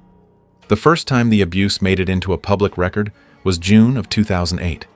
There was an incident in their home in Utah where, according to the police report later, Haskell dragged Milani out of bed by her hair and struck her on the side of her head in front of their children. The youngest child at the time was a toddler. Milani called the police. Haskell was arrested. He was charged with domestic violence, simple assault, and committing an act of violence in the presence of children. His version, when interviewed by investigators, was that he had only pushed her. The case went through the standard Utah misdemeanor pipeline. Haskell eventually pleaded guilty to the simple assault charge and not guilty to the domestic violence charge. A plea deal was reached. The charges were dismissed. He walked out of court with effectively no record. By every available account, he was not required to attend a serious anger management program. He did not have his access to firearms restricted in any meaningful way, and Child Protective Services did not open a sustained case on the household. This is the part of the timeline that, when I went back through it, I found the most frustrating. Because the Utah system in 2008 had, on paper, a domestic violence response framework that should have flagged this exact pattern. A dragged-by-the-hair physical attack on a spouse in front of small children is, in domestic violence research, one of the strongest predictors of future homicide. Risk assessment tools that police departments across the country were starting to adopt would have, on a basic checklist, flagged Haskell as a high-risk offender by 2008. None of that happened in his case. He pleaded down. He went home. The marriage continued for another 5 years. What I keep thinking about reading the records is the version of this story where Utah law enforcement had taken the 2008 case seriously, where the conviction had stuck, where Haskell had served real jail time, gone through actual rehabilitation programming, been on the kind of supervision that flags violations early. 6 people in a Texas living room are alive in that version. They are not alive in the version where the system did what it actually did, which was let him plead down to a single misdemeanor and disappear. In July of 2013, Milan filed a protective order against him. The order was served the day after she filed it. About a month later, she filed for divorce. The protective order was, in October of 2013, dismissed because the Haskells' divorce attorneys had agreed to a mutual restraining order as part of the custody arrangement, which is a common Utah practice that essentially merges the protective order into the divorce paperwork. By the time the divorce was finalized, Milan had primary custody of all 4 children. She moved them to Texas to be near her sister. She did not, by every account I could find, tell Haskell where exactly she was going. He found her anyway, or rather, he found her general direction. He knew she had family in the Houston area. He knew her sister Katie lived in a suburb north of the city. He didn't have her address, but he knew her sister's, because Katie had been part of the family for almost 2 decades, and they had visited her in Texas before. In early July of 2014, Ronald Haskell got in his car in California, where he had been living since the divorce with his parents, and drove to Texas.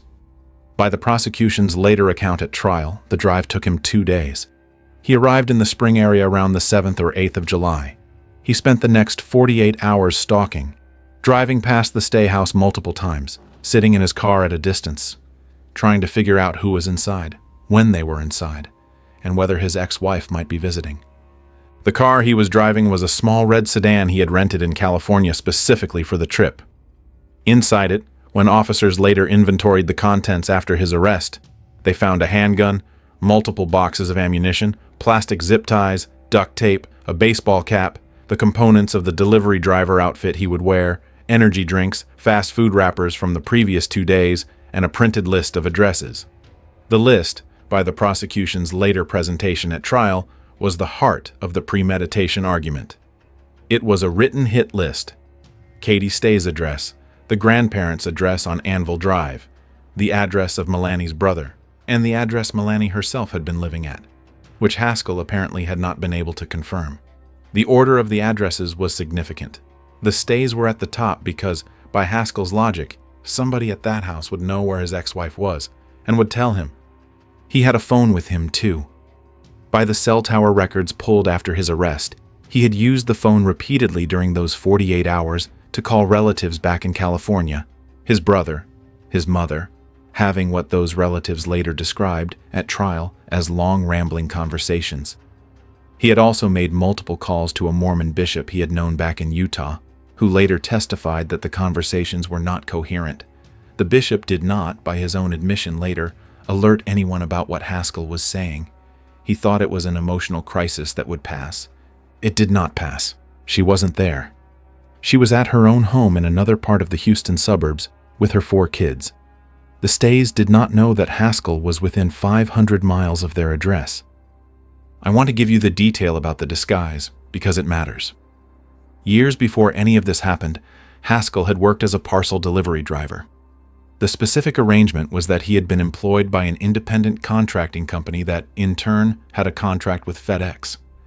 He had stopped working in that role in January of 2014, 6 months before he drove to Texas. But he still had the muscle memory of a delivery uniform and the language of a delivery driver, and the visual instinct of a regular American family who sees somebody at the door in brown clothes with a clipboard is to open the door. He wore something approximating delivery uniform clothing on the afternoon of Wednesday, July 9th, 2014. Black pants, a button-up shirt, a baseball cap. He carried what looked like a clipboard or a package, anything that would, in a 90-second front door interaction, read as routine. Around 2:30 in the afternoon, he rang the bell at 711 Leaflet Lane. Cassidy Stay, 15 years old, answered the door. She did not recognize the man on her porch. She had not seen her Uncle Ron in years, possibly not since she had been quite young, and the version of him standing in the doorway in delivery uniform clothes did not click in her memory as a relative. He asked for her parents. She said they weren't home. They had stepped out for an errand. She closed the door. He left. I want you to picture for a second what was happening in Haskell's head at that exact moment. Because he had just been at the door of the house he had been planning to enter, and he had been told that his targets were not present. A different kind of person, someone for whom this was not premeditated, might have walked away from the porch, sat in their car, second-guessed themselves, driven home. Haskell did not do that. He sat in his car at a distance. He waited. About 15 minutes later, the Stay family vehicle pulled into the driveway. Stephen, Katie, and the 4 younger children, returning from wherever they had been. They went inside. Haskell drove back. He rang the bell again. This time, when Cassidy opened the door, he told her he was her ex-uncle. There is no full transcript of exactly what was said in the next 30 seconds. But by Cassidy's testimony at trial 5 years later, she tried to close the door on him. He pushed his way in. He had a handgun. He demanded that everyone in the house get down on the floor. What happened over the next 20 minutes inside 711 Leaflet Lane is, by every standard of journalism I try to hold myself to, not something I'm going to walk you through in detail. There are children involved. The youngest was 4. The family was bound. Haskell demanded repeatedly that they tell him where his ex-wife was, Melanie, Katie's sister, and they either could not or would not. They were forced face down on the living room floor. They were each shot, one by one, in the back of the head. 5 of them died at the scene. A 6th died at the hospital shortly after. Cassidy, the oldest child, was last. The bullet grazed the side of her head, fractured the bone, but did not enter her skull.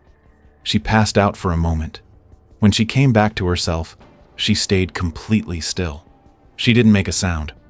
Haskell, by the prosecution's reconstruction at trial, walked through the rooms of the house looking for anything that might tell him where Melanie was living. He took the family's car keys. He went out, got into the Stay family's vehicle, and drove away. Cassidy waited until she was sure he was gone. Then she got up. She had been shot in the head. Her skull was fractured. She was bleeding. She walked across the living room past her family to a phone. She dialed 911. The 911 dispatcher who took her call has, in the years since, been quoted as saying she had never received a call quite like it before. The caller's voice was steady. The information she gave was specific. She identified herself by name. She identified the suspect by name, my ex-uncle, Ron Haskell. She said he had just shot her family, taken their car, and had been asking about her Aunt Melanie. Then she told the dispatcher she believed he was driving next to her grandparents' house on Anvil Drive, Melanie's parents, to do the same thing to them. She gave the dispatcher the grandparents' address. That detail saved their lives. Within minutes of the 911 call, deputies from the Harris County Sheriff's Office and Constable Mark Herman's precinct had been dispatched both to the Stay residence and to the grandparents' house. By the constable's later account, his K-9 unit had been at a fire station only minutes from Anvil Drive on a separate matter. He pulled them off the call and sent them to the grandparents' address. They arrived in time. The grandparents, Roger and Sandra Lyon, in their 70s, were home. By the constable's quote later, they had no idea that a man was on his way to kill them. The deputies told them what was happening, got them out of the house, and waited. Haskell never made it to Anvil Drive. About 4 miles into his drive, sheriff's deputies began following him in unmarked units. A spike strip was deployed across the road ahead of him. His tires deflated. He kept driving slowly, the rims scraping the pavement, until he turned into a residential cul-de-sac about 3 miles from the stay house. There he stopped. 2 armored vehicles, an MRAP, which is a military-grade mine-resistant patrol vehicle, and a tactical Bearcat, pulled in front of and behind his car, blocking him in completely. I want to give you a detail about that chase that doesn't always make it into the reporting. By the time the chase ended, approximately 20 Harris County Sheriff's patrol cars were involved.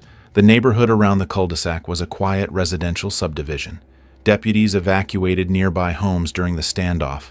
Residents from several blocks in either direction were told to shelter in place, then later were moved to a community center while the situation was active. The whole afternoon, from Cassidy's 911 call to Haskell's surrender, was approximately 5 hours of active emergency response across the northern Harris County area. Television helicopters were filming overhead. By the time the standoff was finally resolved, the cul-de-sac scene had been broadcast live on every Houston TV station. The standoff that followed lasted about 3 hours. Haskell stayed inside the car. He held the handgun he had used in the killings against his own head for portions of it. He communicated with SWAT negotiators over his cell phone. By the audio recordings that were later played at trial, his voice on those calls was, at times, almost matter-of-fact. At other times, he was agitated. At one specific point, he told the negotiators, in a quote that would later become the centerpiece of his defense team's insanity strategy, "I'm not coming out. I'm not going to jail. I'm just not right in the head, like I can't think right." He asked to speak with his brother and his parents. Around 10 o'clock that night, after 3 hours of negotiation, he opened the car door, got out, fell to his knees, and surrendered. The cul-de-sac was full of officers with rifles trained on him. He was taken into custody without further incident. In the hospital, Cassidy Stay was stabilized. She had a fractured skull. She had post-traumatic injuries from the bullet. She had, by the medical team's later account, walked into the ER under her own power, the bullet wound on her temple, blood on her face, her family's blood on her clothing, asking the people treating her if her grandparents were okay. She was told they were. She did not, in those first hours, ask about her parents or her siblings. By a later interview with the family pastor, Cassidy had already understood inside the living room that they were gone. She had not needed anyone to tell her. The first 48 hours of her hospital stay were focused on stabilizing the skull fracture and managing the traumatic brain injury risk that comes with any head wound, even a graze. She was, by the doctor's later account, an unusually composed patient for a teenager who had been through what she had been through. She slept. She ate when she was told to eat. She did the standard neurological assessments. The hospital staff, who had been told who she was as soon as her name went into the system, mostly tried to give her privacy. Local Houston television crews staked out the parking lot for days. Her grandparents, Roger and Sandra Lyon, stayed in the hospital with her around the clock. She was discharged about a week later. By that point, her face on television had become one of the most recognizable images in the Houston area. The GoFundMe campaign her Aunt Aubrey Westwood had set up online had already crossed $200,000. National news anchors had flown in. There was a memorial service in the planning, and Cassidy, 15 years old, walked out of the hospital wearing a baseball cap to cover the wound, with her grandparents on either side of her, into a media scrum she had not asked for and would not, by every later account, ever fully escape. A funeral for the Stay family, Stephen and Katie and the 4 children, was held 2 weeks after the killings at a Latter-day Saint chapel in Spring, Texas. The service drew over 1,000 mourners, including community members who had never personally known the family, who came simply because they could not imagine not showing up. Cassidy spoke briefly. Her statement, by every account, was steady. She thanked the community for their support. She said her family had loved Jesus Christ and had loved each other. She did not, in that public statement, mention her Uncle Ron by name. The service was carried live on local Houston television. The trial, when it eventually happened, took 5 years to begin. Haskell's case was reset on the court docket approximately 20 times between 2014 and 2019. Some of those resets were standard procedural delays. Others were the result of his defense team's lengthy effort to build the insanity case they would eventually present. Under Texas law, an insanity defense requires the defense to prove by a preponderance of the evidence that the defendant, at the time of the offense, did not know that what he was doing was wrong because of a mental disease or defect. It is a high bar. Texas has one of the strictest insanity standards in the country. The specific reasons for the 20 resets when I went back through the court filings are a useful illustration of how slowly the American capital murder process actually moves. Some delays were because the defense team had to retain and consult with multiple forensic psychiatrists, each of whom needed time to interview Haskell in the Harris County Jail and prepare reports. Others were because the prosecution had to respond with its own retained experts. A third category involved legal motions over whether certain evidence could be presented to the jury, including parts of Haskell's recorded jail communications. And several months were eaten up by procedural protections around Cassidy Stay, who was the prosecution's central witness. She was a minor for the first several years of the case, and her testimony required special handling. The state of Texas, by 2018, was holding Haskell in solitary confinement at the Harris County Jail, partly for his own safety from other inmates, and partly because of his own behavior with jail staff. Throughout this entire pretrial period, the Stay family, Cassidy, the grandparents, the extended family, waited. Doug Durham, one of Haskell's court-appointed attorneys, built the defense around a forensic psychiatrist who testified that Haskell suffered from paranoid schizophrenia. The core claim was that Haskell heard voices that told him to kill the Stay family, that he genuinely believed those voices were real and authoritative, and that he could not, in the moment, distinguish right from wrong. The prosecution, led by Harris County prosecutors Kaylin Williford and Samantha Necht, ran an opposite case. Their experts testified that Haskell was not actually mentally ill in the legal sense. He had faked the symptoms. The killings, by their reconstruction, were meticulously planned. Haskell had traveled across multiple state lines, disguised himself, stalked the residents for 2 days, and selected a method that would allow him to control multiple people at once. During the attack itself, he asked his victims specific questions about his ex-wife, a behavior inconsistent with someone driven by delusion. Afterward, he reloaded the gun and headed toward his next target. And during the standoff, his 3-hour phone negotiation with police was, by their reading, the kind of conversation that indicated full awareness of his legal situation, including asking for his family. The jury heard both versions over a 6-week trial in August and September of 2019. Cassidy Stay testified. She was 20 years old by then. She took the witness stand and described in measured language what had happened in her living room 5 years earlier. She described begging her uncle, in the moments before he opened fire, with the words, "Please don't hurt us." Multiple jurors, by the later accounts of reporters in the courtroom, were openly crying during her testimony. Cassidy's testimony covered close to 2 full days of court time. She walked the jury through the front door interaction.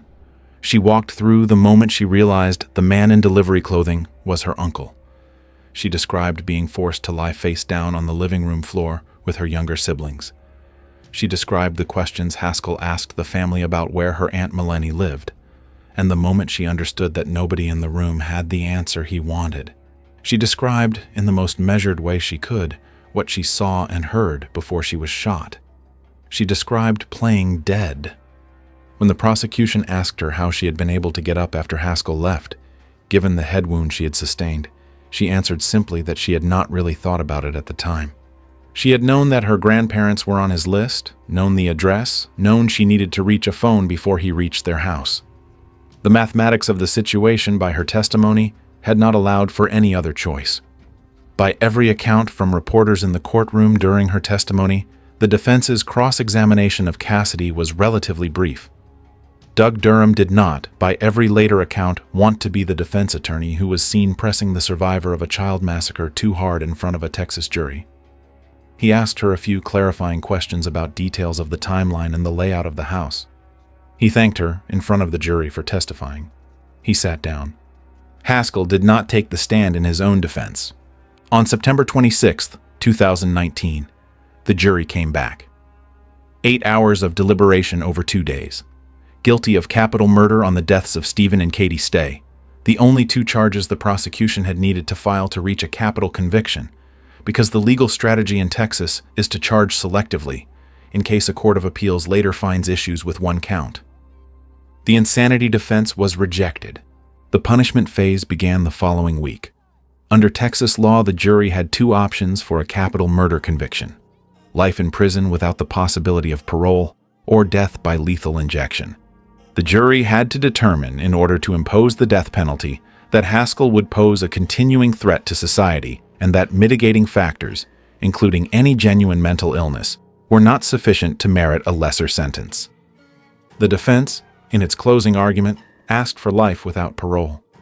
Doug Durham told the jury that Haskell had a long history of treatment by multiple doctors, that his mental health diagnoses were real, even if jurors had rejected the legal version of insanity, and that the appropriate punishment was for him to spend the rest of his life thinking about what he had done. He used the phrase, "die in prison." His co-counsel Neil Davis III made a similar argument. The prosecution made the opposite case. Prosecutor Samantha Knecht told the jury in closing that this was the moment for justice for the Stay family.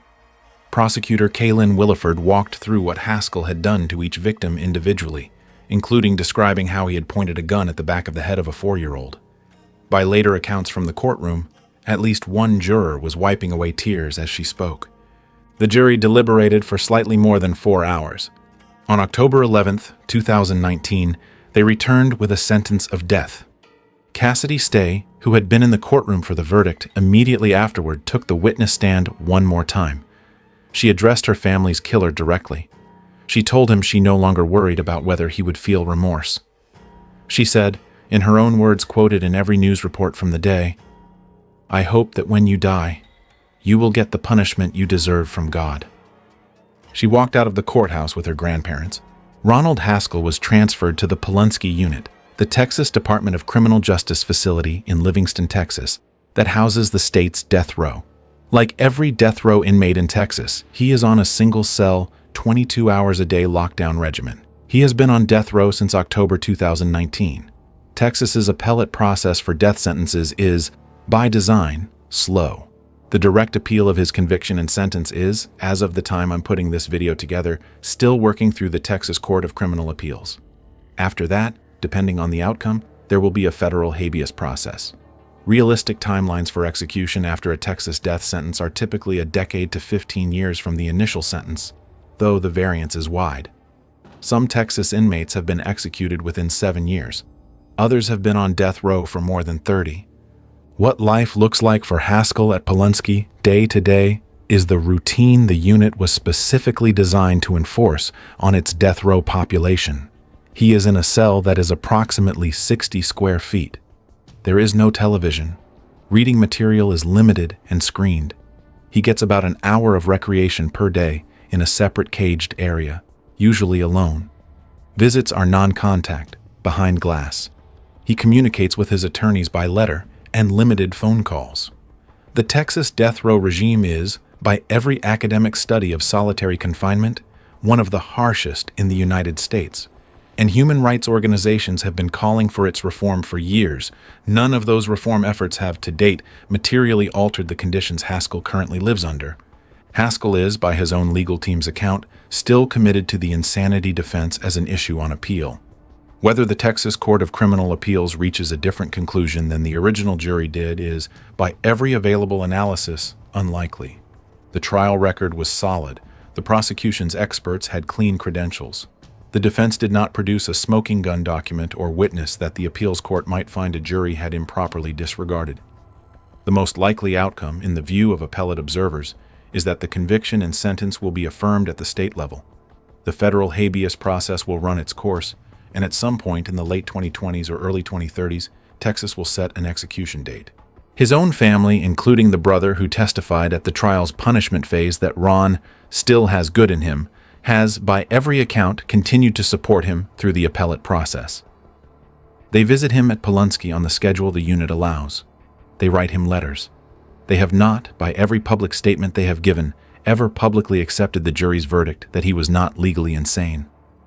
That family disagreement, between the Stays, the Lyons, and Cassidy on one side, and Haskell's parents and brother on the other, is the kind of family fracture that, in cases like this, never gets repaired.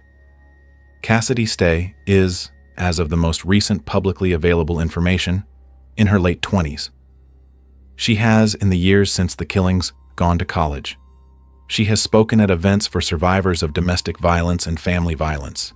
She has remained close with her grandparents, Roger and Sandra Lyon, who, by every account, are the closest thing she now has to immediate family.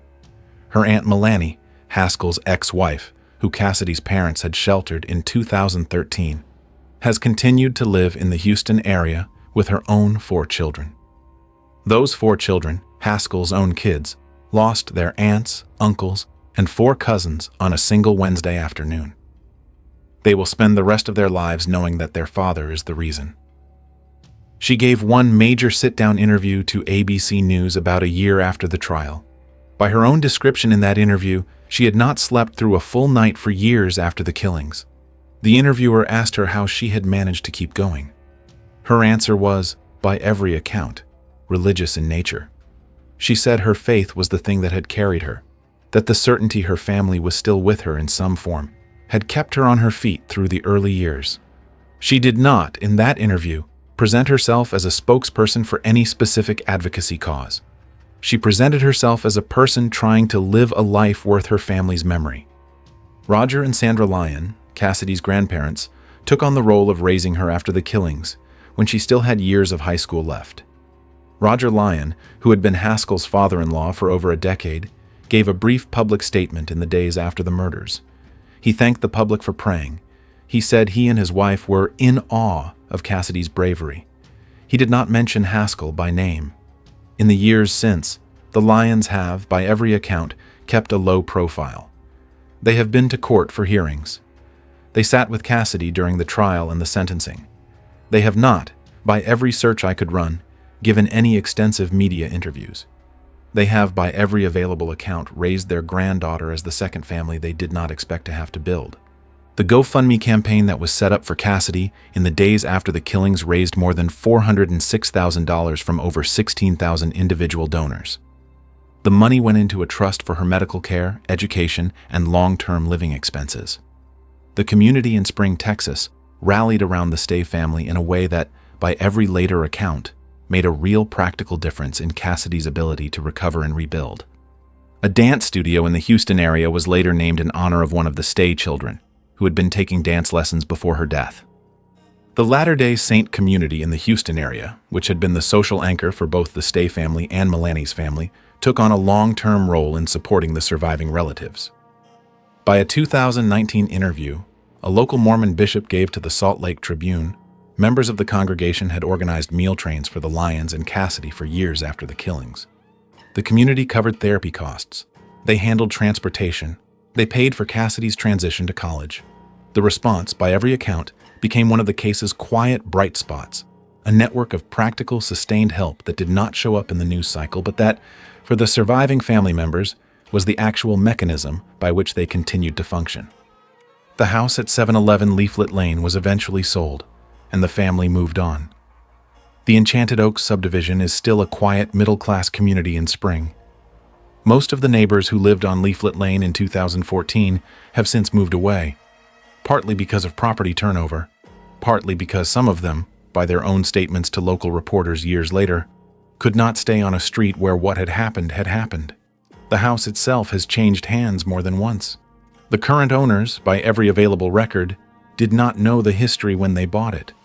Whether they know now is between them and their realtor. I want to come back to the question I started with, because the question this case forces, and it's a question I do not think anyone has fully answered, is what would have happened if the system had taken the 2008 Utah domestic violence arrest seriously. The Utah misdemeanor pipeline that processed Ronald Haskell's first documented act of physical violence against his wife was not, by the standards of the rest of the country, unusual. Plea deals to lesser charges are common. Charges getting dismissed after an agreed plea is common. The thing about that pipeline, when you read enough of these cases, is that it tends to produce one specific kind of bad outcome. It separates the abuser from any meaningful consequence at the moment when intervention would still work, when the abuse is escalating but has not yet become lethal. By the time the abuse becomes lethal, the legal record on the abuser is, in most cases, a few dismissed misdemeanors that no one outside the immediate family even remembers. Melanie Lyon did the right thing in 2013. She filed the protective order. She filed for divorce. She moved her children out of state 1,800 miles to be with family that could help her keep them safe. Every step she took was the step that domestic violence advocates tell women to take. Every step she took was correct. And the Utah court system, when it dismissed her protective order in October of 2013 as part of an agreed mutual restraining order, a paperwork shortcut that is, in many divorce cases, completely standard, handed her ex-husband a legal document that made it look like the case had been settled mutually rather than that she had been actively running from him.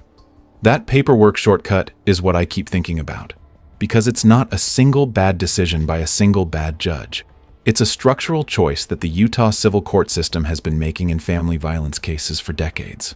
The system prefers tidy mutual agreements over messy unilateral protections. The system rewards lawyers who can produce signed documents on both sides. The system, when faced with a wife who is genuinely terrified and a husband whose lawyer is willing to sign a mutual restraining order, treats those two postures as equivalent, even though, in any honest assessment, they are not. In 2025, more than a decade after the killings, Utah's family violence framework looks, on paper, somewhat different than it did in 2013. There are new risk assessment protocols.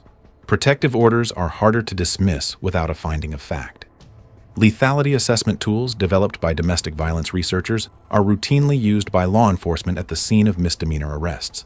Whether those changes would have caught Ronald Haskell specifically in 2008 or 2013 is one of those questions that nobody can really answer. The honest version is that he might still have walked. Determined abusers, with enough resources and enough cooperation from their wives' attorneys, can root around a lot of safeguards. But the chance that he would have walked is lower in 2025 than it was in 2013. The system has, slowly, learned from cases like this. 6 dead in a living room in Spring, Texas, is the kind of headline that forces legislatures to act even when the legislative response is years late. If you stuck with me through this one, thank you. It is honestly one of the hardest cases I've ever put a script together for, because of the ages of the victims and because of how genuinely heroic Cassidy Stay had to be at 15 years old, in a living room, with a fractured skull, to do what she did. The grandparents whose lives she saved have, in every public interview since, called her their hero. I think that word fits. If a detail from this case stayed with you, Cassidy's 911 call with a head injury, the FedEx uniform Haskell wore that he had bought legitimately as a former employee, the mutual restraining order that ended Melanie's protective order in 2013, the 1,800-mile move from Utah to Texas that should have been enough distance and wasn't, leave a comment with what hit you. I read all of them. One last thing before I sign off. Cassidy Stay was asked, after the trial, what she had been thinking in those moments when she got up off the living room floor and walked to the phone. She did not, in any of the interviews she gave, describe heroism. She did not describe courage. She described practical thinking. She said she had remembered something her father had taught her growing up, that if something bad happens, the most important thing you can do is to give the police as much specific information as you can, as quickly as you can. He had taught her that years before. She had remembered it on the day she needed it most. Stephen Stay died in his own living room before he ever knew that the lesson he had given his oldest daughter was going to save the lives of her grandparents that afternoon. Haskell used deception to get through a door. Our next guy didn't need to deceive anyone.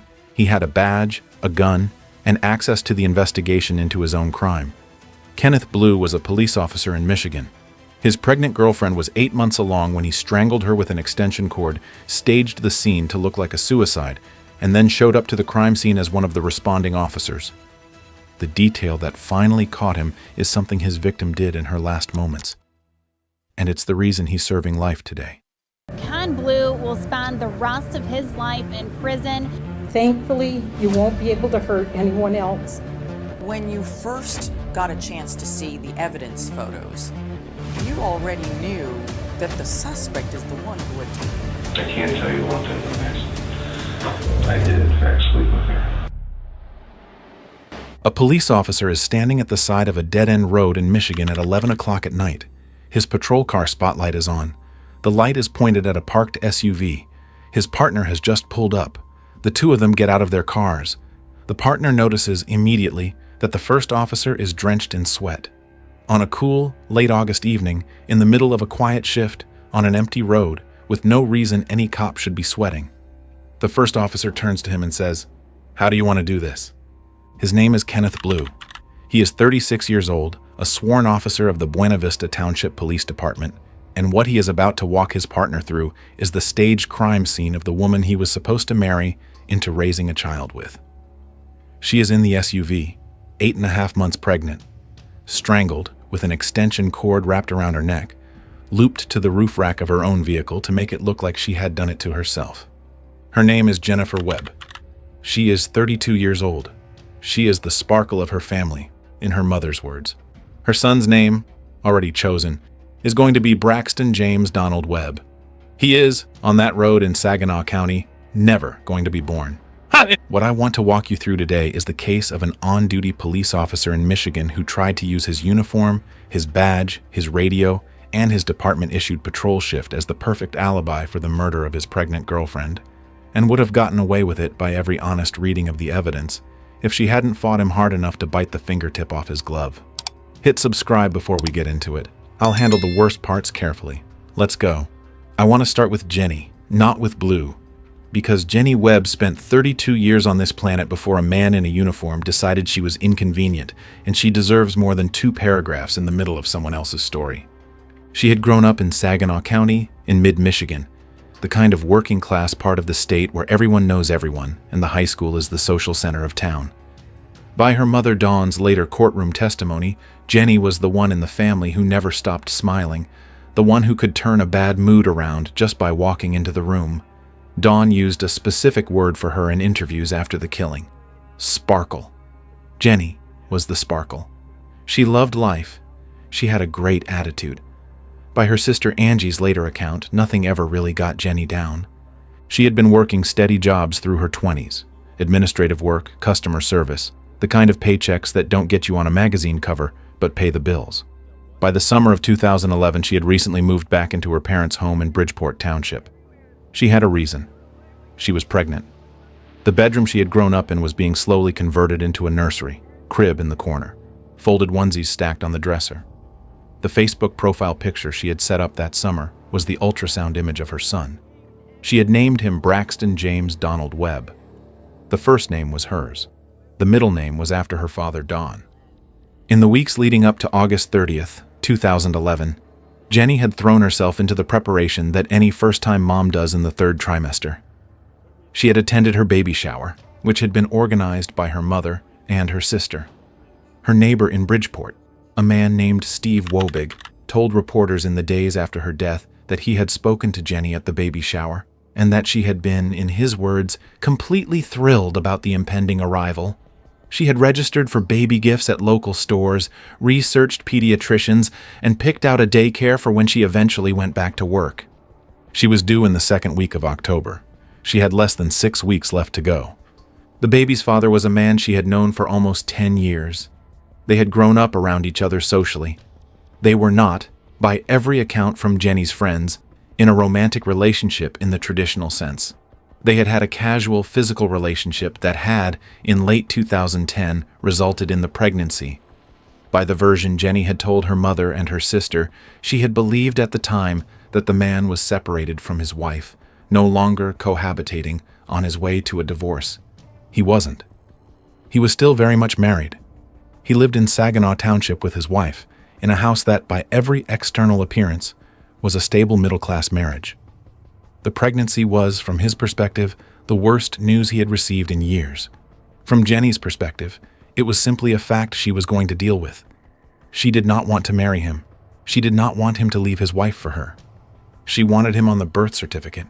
She wanted child support set up legally through the Michigan Friend of the Court system, and she wanted to raise her son. That position, fair, lawful, the kind of position any responsible single mother in Michigan would take in 2011, was, in Kenneth Bluew's head, the thing she had to die for. Let me back up and tell you who he was, because the version of Kenneth Bluew that the people of Buena Vista Township thought they knew before the night of August 30th, 2011, was not the version of him that existed underneath the uniform. Kenneth T. Bluew was born in 1974. He had become a Michigan police officer in his 20s, bouncing through a couple of small departments before eventually landing a full-time position with the Buena Vista Township Police Department.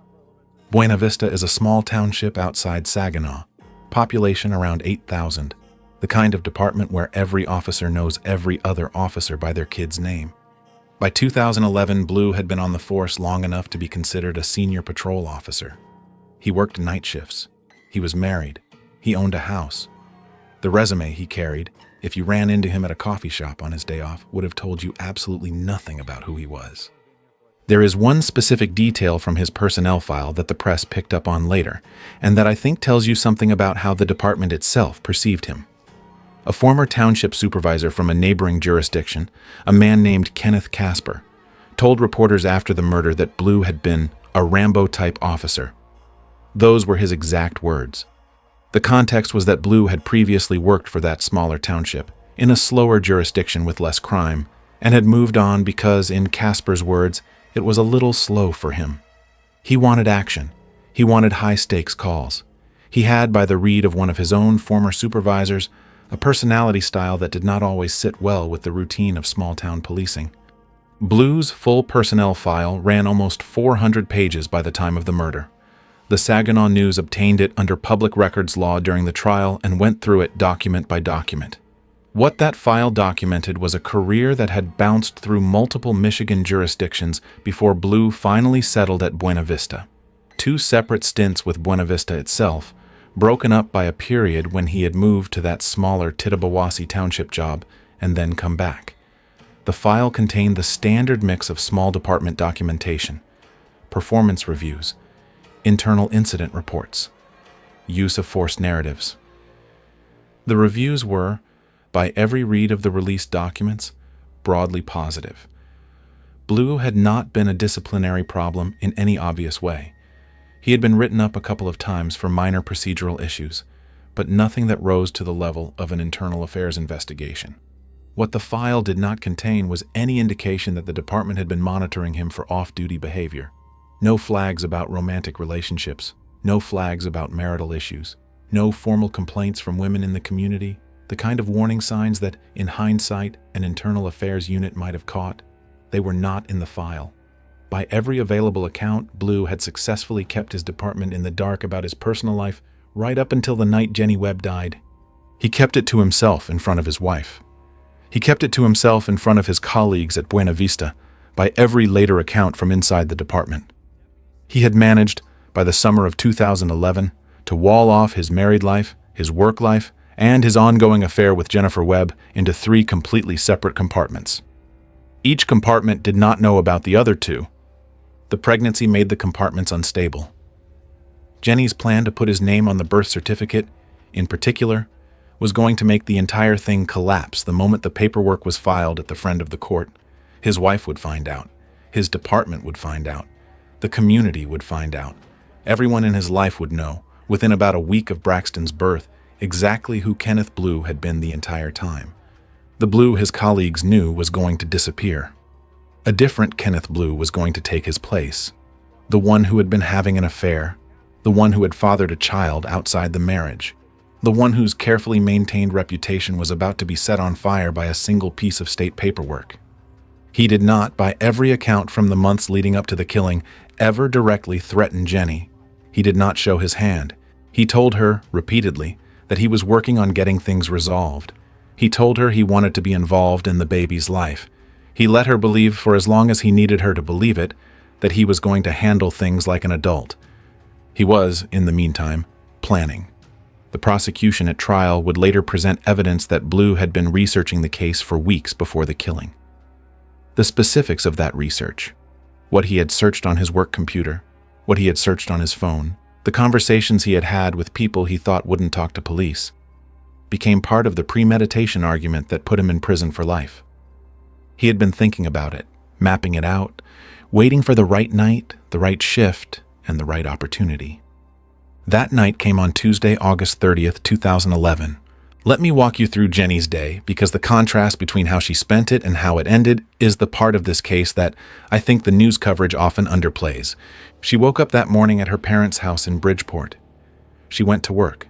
She finished her shift in the late afternoon. By the early evening, she drove over to her friend Andrea's house.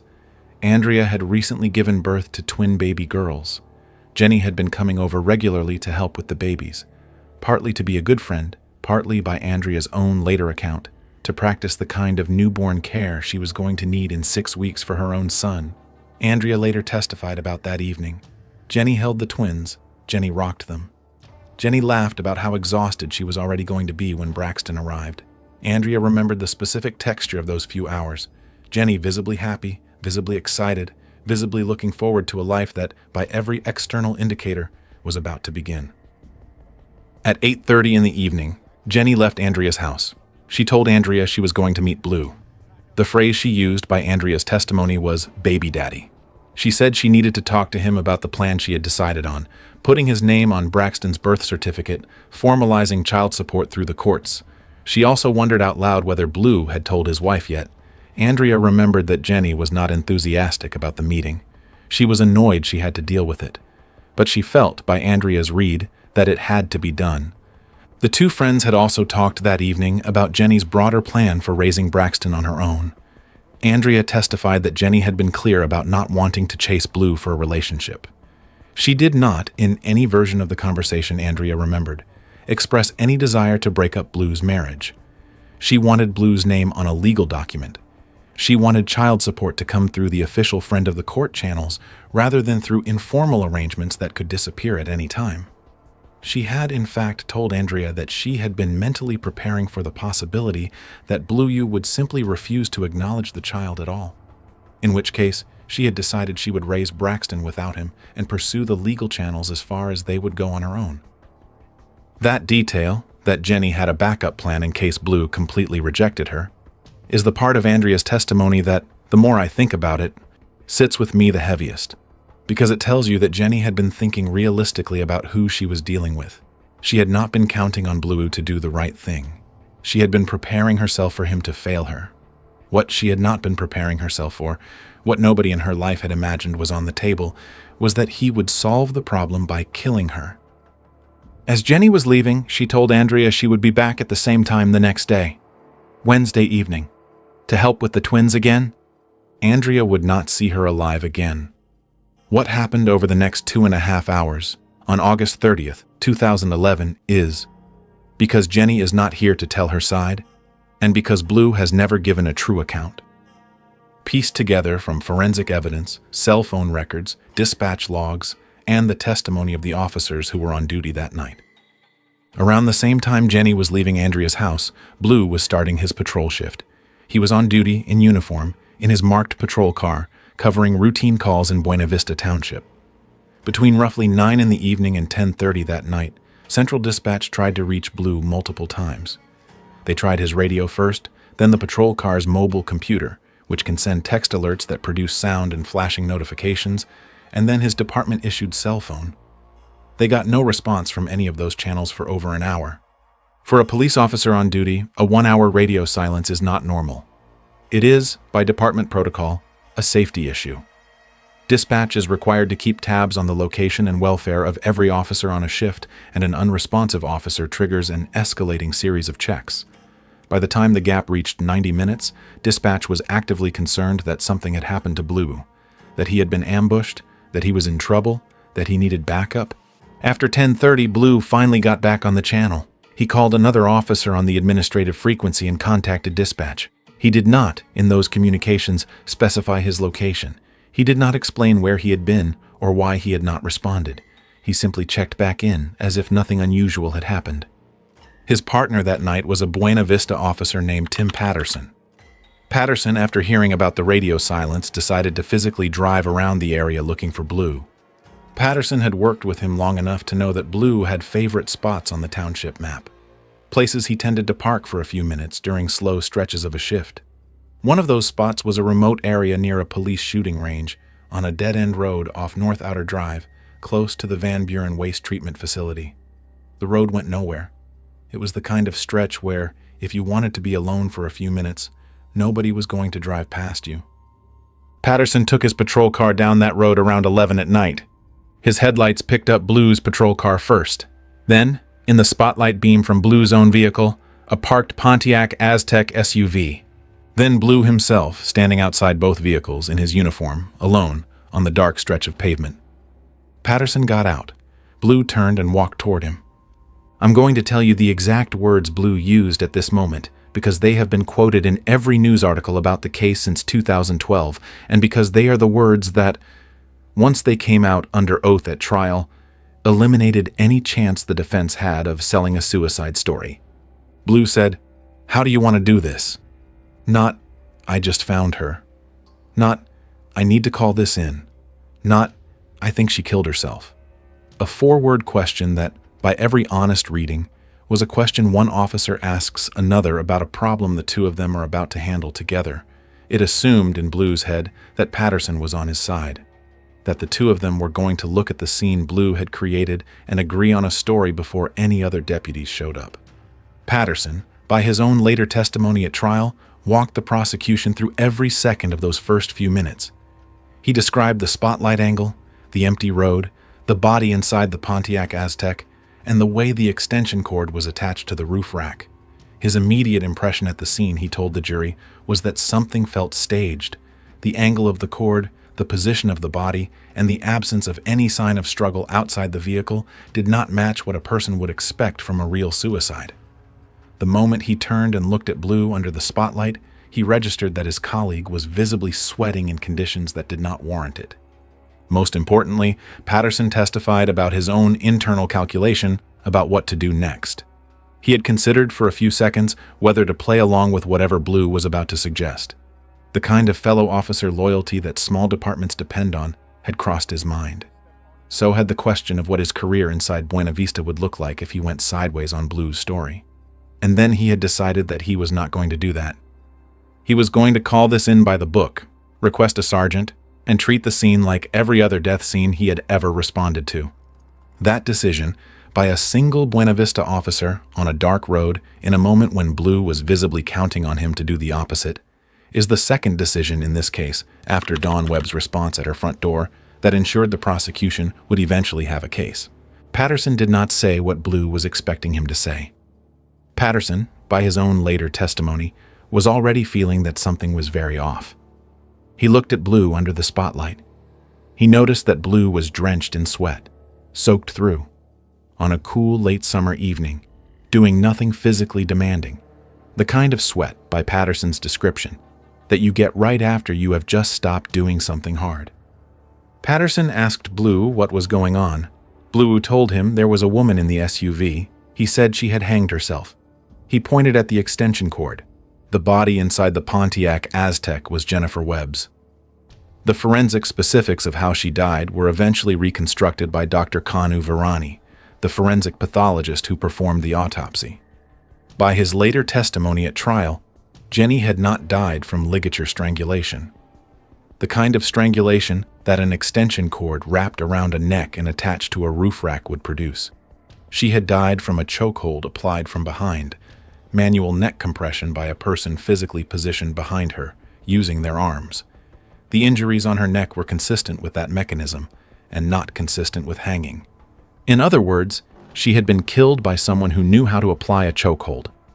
The extension cord had been added afterward by the same person to make the scene look like a suicide. Patterson called for backup. Buena Vista Sergeant Sean Waterman, the acting chief at the time, arrived on the scene to take command. Waterman, by his initial assessment, processed the scene as a suicide. The extension cord was there, the roof rack was there. The body was where it would be if she had hanged herself. The story Bluew had given Patterson matched, on its face, what Waterman was looking at. That assessment held for several hours. It started to come apart at about 2 o'clock in the morning of August 31st, when Waterman went to the Webb family home in Bridgeport Township to deliver the news. Waterman knocked on the door. Dawn and Don Webb opened it. Their oldest daughter, Angie, called her mother on the phone while Waterman was still standing in the living room. Angie had heard through the small-town information network that something had happened. Dawn told her on the phone that the police were saying Jenny had killed herself. Angie, by her later testimony at trial, said 3 words back. The cleaner version, the one I can put in a YouTube video, is, "That's not true." She knew her sister. Jenny was 8.5 months pregnant with a son she had been planning for months. Jenny had been at Andrea's house that evening playing with newborns. Jenny was not, by any version of reality the family knew, suicidal. Dawn turned to Sergeant Waterman and told him the same thing. She said by her own later courtroom testimony, "My daughter may be dead, but she did not commit suicide." Then she gave Waterman the piece of information that, within the next 60 seconds, took the entire case in a different direction. She told him that the father of Jenny's unborn baby was a Buena Vista police officer named Kenneth Bluew. Waterman, by Dawn's later testimony, got kind of white. He told them they needed to sit down and continue the conversation. The expression on his face, by Dawn's later description, was the expression of a man who had just been told that the officer who had reported a suicide that night was the one person on the planet with the strongest possible motive to want that woman dead. The case stopped being a suicide investigation around 2 in the morning on August 31st. It became a homicide investigation by daylight. Michigan State Police, which has jurisdiction in cases where local department officers are potentially involved, took over the case from Buena Vista almost immediately. 2 of the lead investigators were Detective Alan Ogg and Lieutenant Jason Teddy of the MSP. The decision to bring in MSP was not automatic, but it was the right one. There is, in police accountability research, a well-documented problem with local agencies investigating their own officers. The investigating officers know the suspect personally. They share break rooms. They have professional and personal incentives, even unconsciously, to interpret evidence in the suspect's favor. The Michigan State Police, as a state-level agency, did not have those incentives in the Bluew case. They came in fresh. They looked at the scene with the eyes of investigators who had no relationship with the man whose patrol car was parked next to the body. One of MSP's first investigative steps was to ask Bluew, at the Buena Vista station, to voluntarily provide a DNA sample. They asked him to allow a swab of his inner cheek. They were already by that point in possession of the latex glove fingertip and the typed suicide note. They wanted his DNA on the record so the forensic lab could compare it against what was already in evidence. By every later account from the prosecution, Bluew agreed. He did not refuse. He did not ask for a lawyer. In those first hours, he did not behave the way a person who knew the strength of the physical evidence against him would have behaved. He gave them the sample. That sample, run against the inside of the glove fingertip, came back as a match. So did the prints on the suicide note. So did the bloody print on the SUV.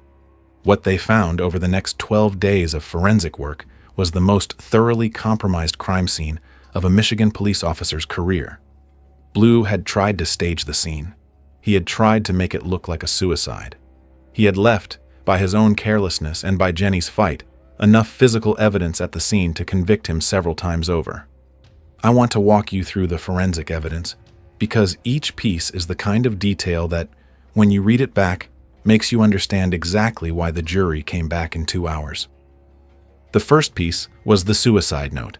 Investigators found a typed note inside Jenny's purse, suggesting she had decided to take her own life. The note was meant by whoever had placed it to anchor the suicide story. The forensic problem with the note was that when it was processed for fingerprints, the only fingerprints on it belonged to Kenneth Bluew. None of Jenny's prints were on the paper at all. Bluew's right index finger specifically was the dominant print on the page. The second piece was the bloody fingerprint on the SUV.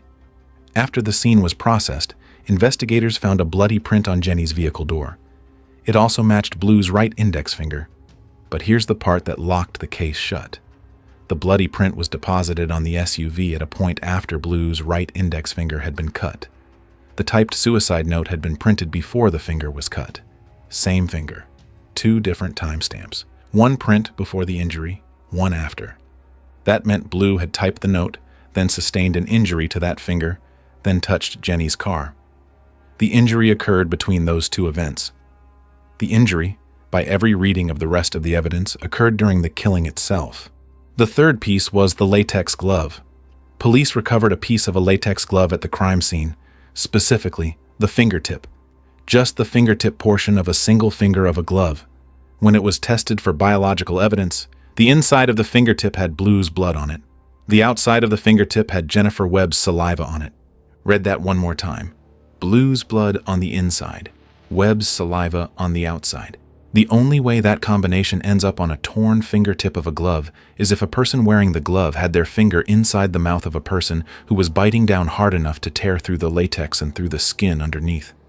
Jenny Webb, 8.5 months pregnant in the last seconds of her life, with the man she had trusted for 10 years applying a chokehold to her from behind, had bitten his finger off through his glove. Or rather, she had bitten the fingertip off through his glove, hard enough to take the latex with it, hard enough to draw his blood. That is what the prosecutor, Saginaw County's Michael Thomas, meant when he stood up at his post-verdict press conference and told reporters, Jenny Webb convicted this person because without her fighting for her life and biting off his fingertip, we wouldn't have had half the evidence we did. She did not survive. She did not need to. She left behind, in a single bite, enough biological evidence to put her killer in prison for the rest of his life. The fourth piece was the autopsy report. Dr. Virani's findings, chokehold, not hanging, eliminated the suicide story as a matter of medical fact. Whatever Bluew had told Patterson at the scene, the body itself was telling a different story. The fifth piece was the cell phone records. Investigators pulled Bluew's department phone, his personal phone, and Jenny's phone. The records showed a clear 10-year pattern of contact between the two of them, calls and texts going back years, frequency increasing in the months around the pregnancy, multiple communications between them on the day of August 30th, 2011, including arrangements to meet that evening at the location where her body was found. Bluew had, throughout his initial statements to investigators, denied that he and Jenny had ever had a sexual relationship at all. The phone records by themselves made that denial untenable. The DNA paternity test that came back later, confirming that Bluew was Braxton's father, finished the job. The sixth piece was the dispatch log, the hour and a half during which Bluew had not responded to radio or computer or cell phone was, in a homicide context, exactly the window of time during which the killing took place. He had not been ambushed, incapacitated, or in any emergency. He had been at North Outer and Hack with Jennifer Webb. The radio silence was not a victim of circumstance. It was the choice of a man who did not want a paper trail of his location during the act. By September 12, 2011, less than 2 weeks after the killing, Michigan State Police had enough to make an arrest. They picked up Bluew shortly after 6 in the evening. He was charged with first-degree premeditated murder of Jennifer Webb, assault on a pregnant individual intentionally causing the miscarriage or stillbirth of a fetus, and 2 counts of possessing a firearm during the commission of a felony. He was placed at the Gratiot County Jail to await trial. The Buena Vista Police Department put him on unpaid suspension within days of the arrest and formally terminated him after his eventual conviction. The trial began in September of 2012, just over a year after the killings. It was held in Saginaw County Circuit Court. The judge was Darnell Jackson, a long-serving Saginaw County jurist who had handled some of the area's most serious cases. The prosecutor was Michael D. Thomas, the elected Saginaw County prosecutor. His co-counsel was Chief Assistant Prosecutor Jeffrey D. Stroud. Bluew's defense attorney was Rod O'Farrell. The prosecution's strategy was straightforward. They had the physical evidence, the suicide note prints, the bloody print, the glove fingertip with 2 people's biological evidence on it, the autopsy report. The cell phone records were in their column. So was the dispatch log. The witness list included Officer Tim Patterson, ready to describe what he had seen and heard when he arrived at the scene. Andrea was prepared to testify about Jenny's mental state in the hours before the killing. Jenny's mother, sister, and friends were lined up to describe who Jenny had been, and the medical examiner was ready to walk the jury through the autopsy findings. Over the course of 3 weeks of trial, the prosecution called 21 witnesses. The defense strategy was, by every available legal observer, the kind of defense that a competent attorney runs when the physical evidence is overwhelming and there is no plausible alternative explanation. O'Farrell argued that the Michigan State Police investigation had been sloppy. He told the jury that the forensic conclusions were not as airtight as the prosecution was claiming, that Jennifer Webb had been emotionally vulnerable during her pregnancy and could not be ruled out by the medical evidence alone as a suicide, and that even if his client had been having an affair with the victim, that did not prove he had killed her. He called 1 defense witness total over the course of the entire trial. Bluew himself did not testify. By every account from observers in the courtroom, his decision not to take the stand was the right legal call. There was no version of his cross-examination that would have ended well for him, but it also meant that the only voice describing his version of events to the jury was his attorney's voice. On October 11, 2012, the jury came back. They had deliberated for about 2 hours. The composition of the jury was 7 women and 5 men. They found Kenneth T. Bluew guilty on all 4 counts. 2 hours is, for a capital case with 3 weeks of testimony, an extraordinarily fast deliberation.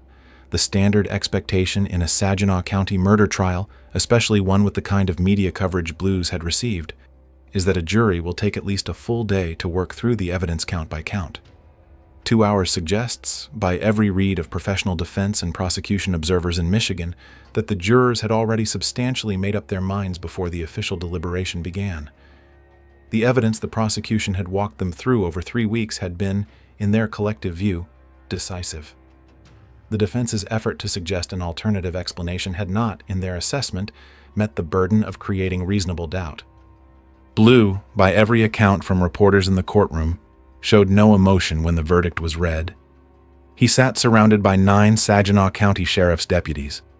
Members of both families, his and Jenny's, wept quietly. Jenny's mother, Dawn, would later tell reporters that Bluew had been way too smug, like he was going to get away with it. That, in her words, he knew what he had done. The sentencing hearing was held on November 30th, 2012. Under Michigan law, a first-degree premeditated murder conviction carries a mandatory penalty of life in prison without the possibility of parole. There is no judicial discretion. The judge does not get to choose between life with parole and life without. The sentence is automatic. For the assault charge on the pregnant individual, the count that addressed Braxton's death, Judge Jackson had discretion within sentencing guidelines. The standard Michigan guidelines for that offense would have produced a sentence in the range of around 15 to 25 years. Judge Jackson, citing the heinous circumstances of the case, the premeditation involved, and what he called the necessity of also planning the death of the baby in order to kill Jenny, exceeded the guidelines significantly. He sentenced Bluew to 65 to 100 years on the assault charge. The total sentence? Life without parole on the murder, plus a consecutive 65 to 100 years on the assault. Before the sentence was imposed, Dawn Webb read a letter to the man who had killed her daughter and her grandson. She read it directly to Bluew in court. 2 specific phrases from that letter have stayed in every news account of the case since. She said, "Everyone who trusted you has to live with the horror of this."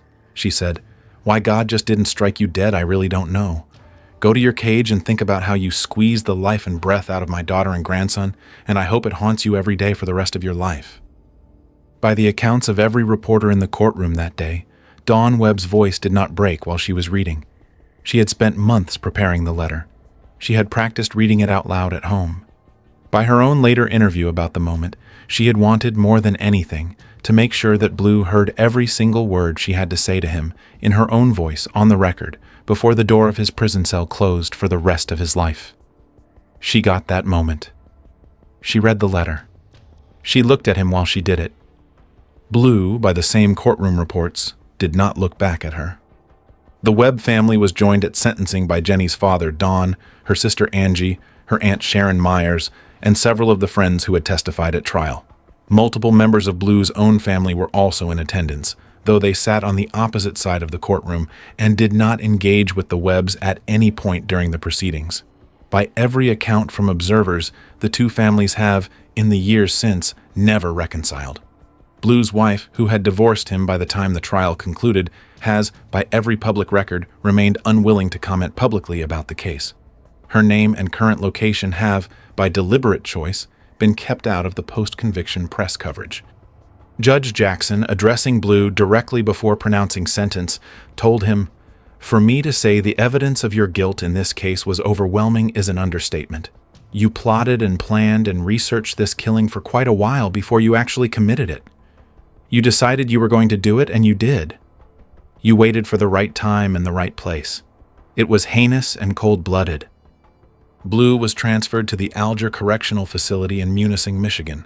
the maximum security prison in the Upper Peninsula, about 350 miles north of where the killings happened. He remains there as of the writing of this script. Alger Correctional is a level 2 through 5 facility, which means it houses a mix of medium and maximum security inmates. The decision to send a convicted ex-cop to Alger specifically, rather than to a lower peninsula prison closer to Bluew's family, was made partly for his own safety. Former police officers in General Population State Prison face documented risks from inmates with grievances against the law enforcement community.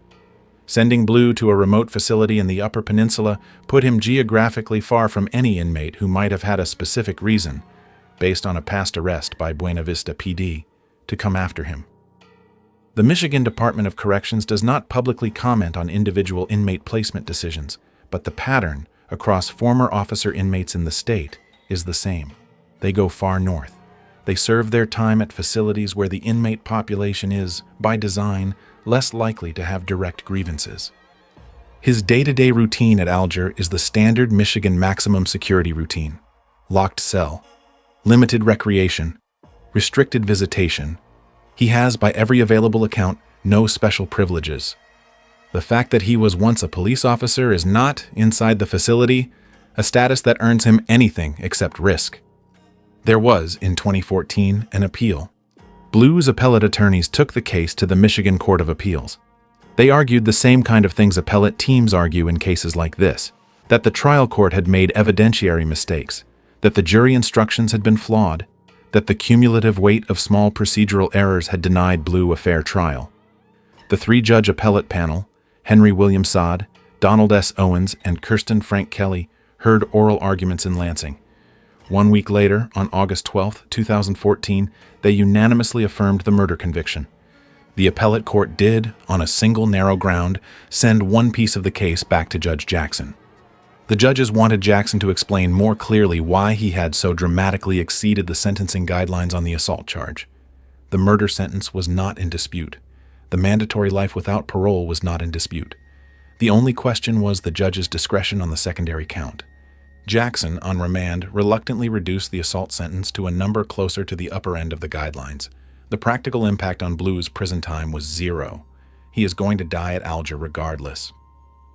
After the 2014 appeal, Bluew's legal team continued to pursue federal habeas options through the U.S. District Court for the Eastern District of Michigan. Those efforts, as of every public docket entry I could find, have not produced any reversal of his conviction. The federal court declined to reverse the state court's decisions. The case has not, at any later date, received Supreme Court attention. The legal avenue is, for all practical purposes, closed. I want to come back to Jenny's family because they are the part of this story that I think gets lost the longest in the post-trial coverage. Dawn and Don Webb have, in the years since 2012, become quiet but steady voices in the Michigan domestic violence advocacy community. They have spoken at events about the patterns they did not recognize in Bluew's behavior before the killing. Patterns that, in hindsight, they have come to identify as the warning signs of a controlling man who saw his girlfriend as a liability rather than a person. They have spoken about the way Bluew's badge insulated him from suspicion in those critical first hours, when the initial investigating sergeant was processing the scene as a suicide. They have, by every public statement they have made, been clear that no part of their grief has resolved itself, even more than a decade later. There is a broader pattern that researchers who study officer-involved domestic violence have written about for years, and that the Webb family has, in their public advocacy, helped bring some attention to. The pattern is this: when the suspect in an intimate partner homicide is a police officer, the initial assumption of the responding agency is almost always biased toward the officer's version of events. The on-scene investigators know him. They trust him as a colleague. The body in front of them is presented as a suicide by a man whose word they have no reason, in the first hour, to question. The result, in case after case across the United States, is that early scene processing decisions get made that compromise the eventual evidence. Suicide notes get picked up without gloves. Time of death markers get logged incorrectly. The body gets released before a full autopsy. By the time a state-level agency comes in to take over, the case has been, in the language of forensic pathology, contaminated. Buena Vista, on the night of August 30th, came within hours of going down that exact road. Sergeant Sean Waterman had begun processing the scene as a suicide. The forensic compromise that would have followed, over the next 12 hours, could have eliminated the latex glove fingertip, the chain of custody on the suicide note, the integrity of the autopsy timeline. The thing that broke it open was not a forensic procedure. It was Dawn Webb, in her own living room, refusing to accept the story she had just been told. That refusal, by a grieving mother in the first 90 seconds after being told her daughter was dead, is the single decision that changed the trajectory of the entire case. If Dawn had accepted the suicide framing, even for a few hours, the physical evidence might have been processed differently. If she had grieved silently, the Bluew defense team might have had a much better hand to play. She did not grieve silently. She named the officer who was the father of the baby. She said it loud enough that the sergeant standing in her living room had to react. Angie Webb, Jenny's sister, has carried much of the family's public side. She was the one who pushed back hardest on the suicide theory in the first hours after the body was found. She is the one who has stayed most engaged with media coverage of the case over the years. By her own account in a 2014 interview, the family used to gather on August 30th, the anniversary of Jenny's death, to share a meal in her memory. They stopped doing that after a few years. The anniversary was too raw. They moved their annual gathering to April 12th, Jenny's birthday, because, in Angie's words, that was a happier date. The Webb family does not visit Jenny's grave with Braxton's name on the same headstone every year. They do not need to. They live with the absence every day. A handful of Jenny's friends have, over the years, also continued to speak publicly. Andrea, the friend with the twin baby girls, has talked about the strangeness of looking at her daughters, now teenagers, and thinking about the fact that Braxton was supposed to grow up alongside them. Other women in Jenny's friend group from her 20s have shared memories of her on the various anniversary dates. The picture they have collectively painted of Jenny, over more than a decade, is the picture of a person who would have been a wonderful mother. Patient, funny, the kind of single mom whose son would have grown up knowing that his mother had built her life around him by choice. He didn't get that. He didn't get any of it. I want to come back at the end to one specific detail about Kenneth Bluew that, the more I read about this case, the more it stays with me. On the night of the killing, between the moment Jenny left Andrea's house at 8:30 and the moment Patterson found Bluew on that dead-end road at 11, Bluew was on the radio with Central Dispatch. He was supposed to be checking in, telling them where he was, and remaining available for backup if any other officer in his coverage area needed it, per standard police safety protocol. He went silent for 90 minutes. Long enough to meet Jenny, kill her, stage the scene, type the suicide note, place it in her purse, attach the cord to the roof rack, and prepare himself for the moment another officer would inevitably find him there. When he came back on the channel after 10:30, he did not say where he had been. He did not say what had happened. He did not call in the body. He waited. He let dispatch worry about him for another half hour. He waited until Tim Patterson, his own colleague, drove down that dead-end road on his own initiative and found him standing in his patrol car's spotlight, sweating, next to a Pontiac Aztek that contained the woman he had just killed and the son he had just made sure would never be born. The 4 words he said when Patterson got out of the car, "How do you want to do this?" are the 4 words I keep coming back to, because they were not the words of a panicked man. They were not the words of a man processing a tragedy in real time. They were the words of a man who had thought in advance that his fellow officer would be on his side, that the uniform Patterson was wearing would mean more to Patterson than the body in the SUV, that the closed system of small-town policing would, like it had for plenty of other officers across the country before him, find a way to make this go away. It didn't go away. The system that Bluew had counted on, the same system he was wearing the badge of, was the system that put him in Alger Correctional for the rest of his life. Tim Patterson did the right thing. Sergeant Waterman, the moment he learned Bluew was the baby's father, did the right thing. Michigan State Police came in and did the right thing. The prosecution did the right thing. The jury did the right thing in 2 hours. But all of that was only possible because Jenny Webb, in the last minute of her life, did the right thing. She bit through a glove and through a finger and left behind, in her teeth, the single piece of physical evidence that no amount of staging could explain away. If you stuck with me through this one, thank you. It's a hard case to sit with, both because of how completely Bluew had planned it out and because of how much Jenny had been looking forward to her son's arrival. There is a version of this story where the Webb family is, today, watching Braxton turn 14 years old, a freshman in high school somewhere in Michigan, a kid with his grandmother's smile who, by every prediction his mother's friends made about him, would have inherited his mother's spark. If a detail from this case stayed with you, the 4 words Bluew said when his colleague found him, the latex fingertip with 2 people's biological evidence on it, the 90 minutes of radio silence in the middle of a shift, the moment Dawn Webb told a stunned sergeant her daughter would never kill herself.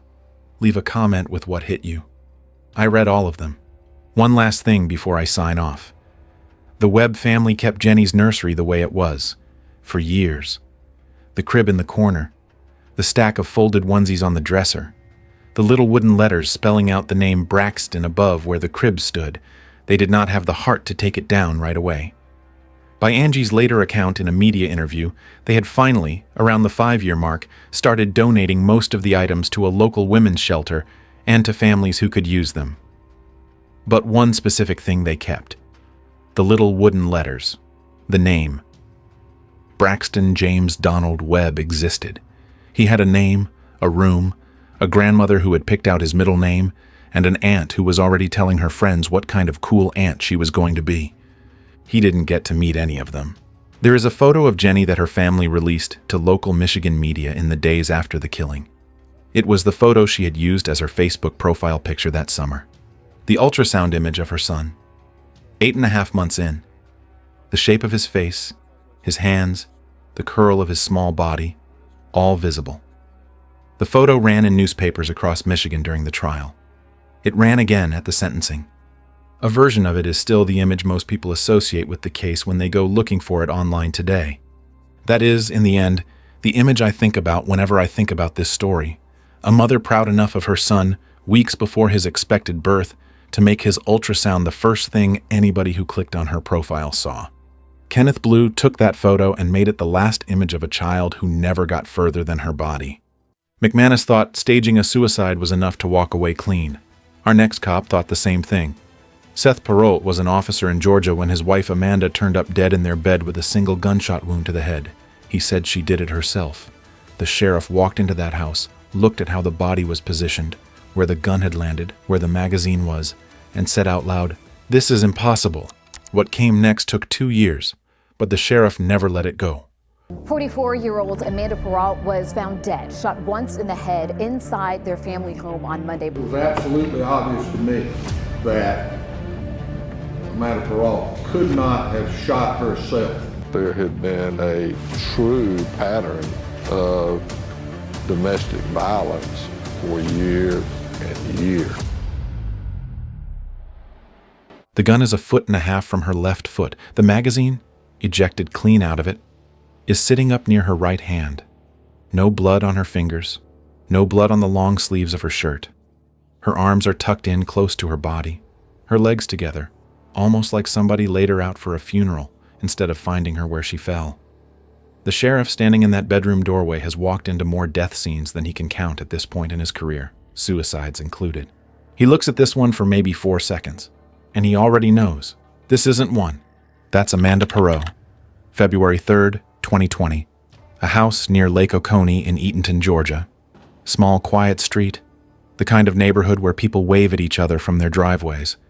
And the man who reported it, the man who phoned his own police chief, not 911, was her husband. A cop. Off duty that particular afternoon, but a cop through and through. His story, when he finally got it out, was simple. They were arguing in bed. She reached for his .380, looked him dead in the eye, said something like, "I'm sorry I put you through this," and pulled the trigger. He'd later tell the sheriff, almost word for word, "I just sat there and watched my wife execute herself."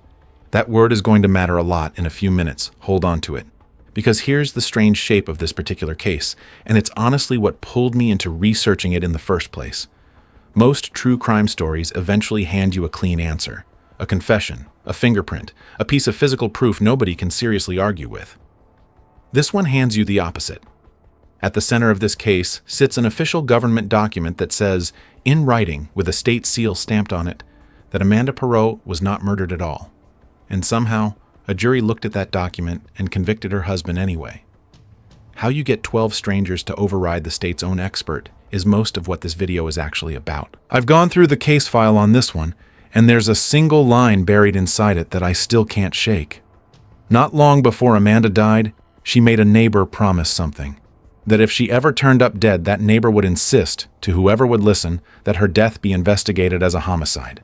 Not an accident, not a suicide, a homicide. Keep that in your head, because by the end of this video, an official state document is actually going to try to contradict her.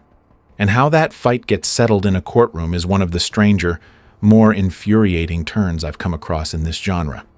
Before I get into how this plays out, and it goes somewhere most people don't see coming, if you're new here, go ahead and hit subscribe, because this channel is basically a running archive of cases exactly like this one, and I don't want you to miss where this story turns. Alright, let's go back to where it actually starts, because this one doesn't open with a marriage falling apart. It opens with what looked for years like a rescue. Fall of 2011. Amanda Johnson, that was her name before she married, is recently divorced, in her mid-30s, living in central Georgia. Online, she meets a man named Seth Perrault. He's unemployed at the time, and he's sick. Cancer. What starts between them moves fast. Within 6 months of meeting, Amanda's moved in with him, an hour from where she'd been living, and she's effectively become his caregiver. Alicia, one of Amanda's sisters, remembers her being genuinely excited about him back then, because he treated her differently than some of the men she'd dated before. Better, more respect. If you freeze the story right there, it looks like devotion. A woman who showed up for a sick man during the worst stretch of his life. That's genuinely how it began. But here's the part that gets easy to miss if you're not looking for it. Seth's parents were the ones actually paying the couple's bills at that point, both of theirs and expenses for Seth's daughter from an earlier relationship too. Seth was dependent on his family, and once Amanda moved in, according to her sisters, he didn't want her to work. For long stretches, she didn't have a car of her own to drive. She didn't have her own cell phone. Any phone she used was his, or a landline in the house. Sheriff Howard Sills, the man who'd eventually investigate her death, would later put it about as bluntly as anyone could. He monitored her constantly. Slowly, her sister started losing her. Not all at once. Gradually. She stopped coming to Christmas. She stopped coming to the regular gatherings the three of them used to have. Alicia would explain it simply years later. Amanda wasn't there because she had to host and cook for Seth's family instead. Angie put it more directly. He kept us from being able to see her. 5 years into the relationship, on June 23, 2017, Seth and Amanda quietly got married. No big wedding, just the courthouse, with only their kids there to witness it.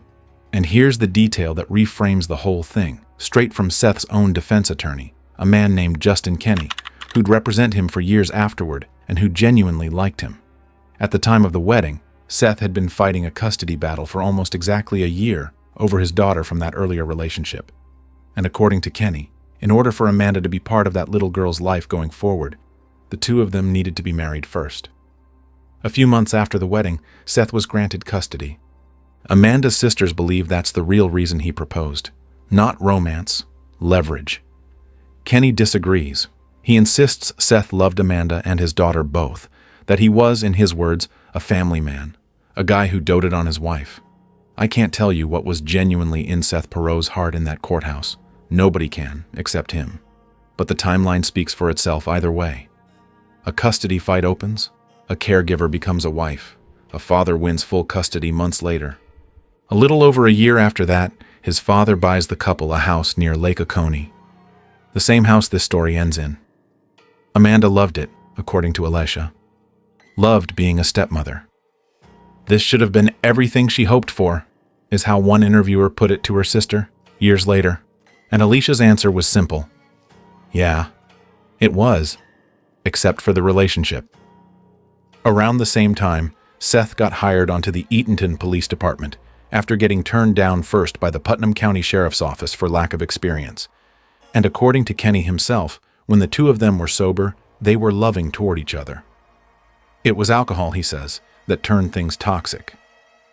A little over a year into the job, Seth fell down some stairs at the house and went on medical leave.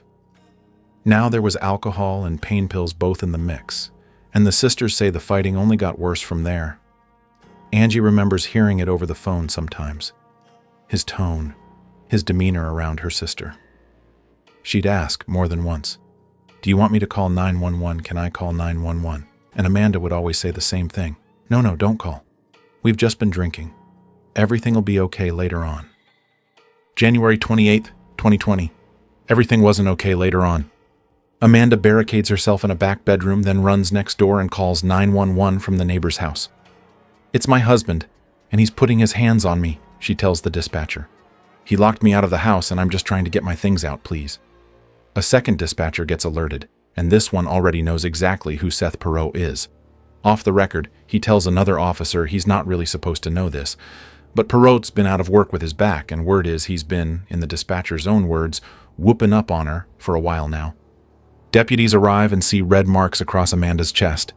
Seth's 8-year-old daughter is in the house too, and gives investigators her own account of what happened. She'd hidden in a closet when the yelling started, come out to see her father grab Amanda's arms, push her over a laundry table, then shove her out the front door and tell her, once the garage door was open too, "I got you now." Under Georgia's Family Violence Act, that's enough for an arrest, and it moves fast. Seth is taken into custody that night. Simple battery, family violence, plus a cruelty to children charge for what the little girl went through and witnessed. He's placed on unpaid administrative leave while his own department opens an internal investigation into whether he keeps the job at all. That night, from wherever she'd landed, Amanda calls Angie and asks to be picked up the next morning. It sounds, for a moment, like she's finally going to leave. But the next morning, she calls Angie back and tells her not to come after all. Instead, she goes to Seth's bond hearing herself. When the judge agrees to release him and asks Amanda directly whether she wants a stay-away order added to his conditions, she says no. Perrault walks out on a $1,500 bond, and Amanda lets him come home. I want to sit with that for a second instead of rushing past it, because it's easy to judge from the outside, and it's the wrong instinct. Alicia talked to her the day he got out and asked how things were going. "He's being unusually nice," Amanda told her. Alicia didn't buy it for a second.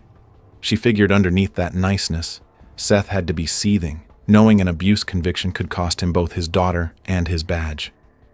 He'd put himself up on a pedestal, she said, like he was some kind of king, and now he'd been publicly humiliated. That, she believed, made him furious. The sisters had a group chat going, all three of them, pushing Amanda toward the door. "Just leave," they told her. "Divorce him. Tell his father you don't want anything but a vehicle to drive away in." And Amanda wrote back one sentence that, in hindsight, is almost too much to read.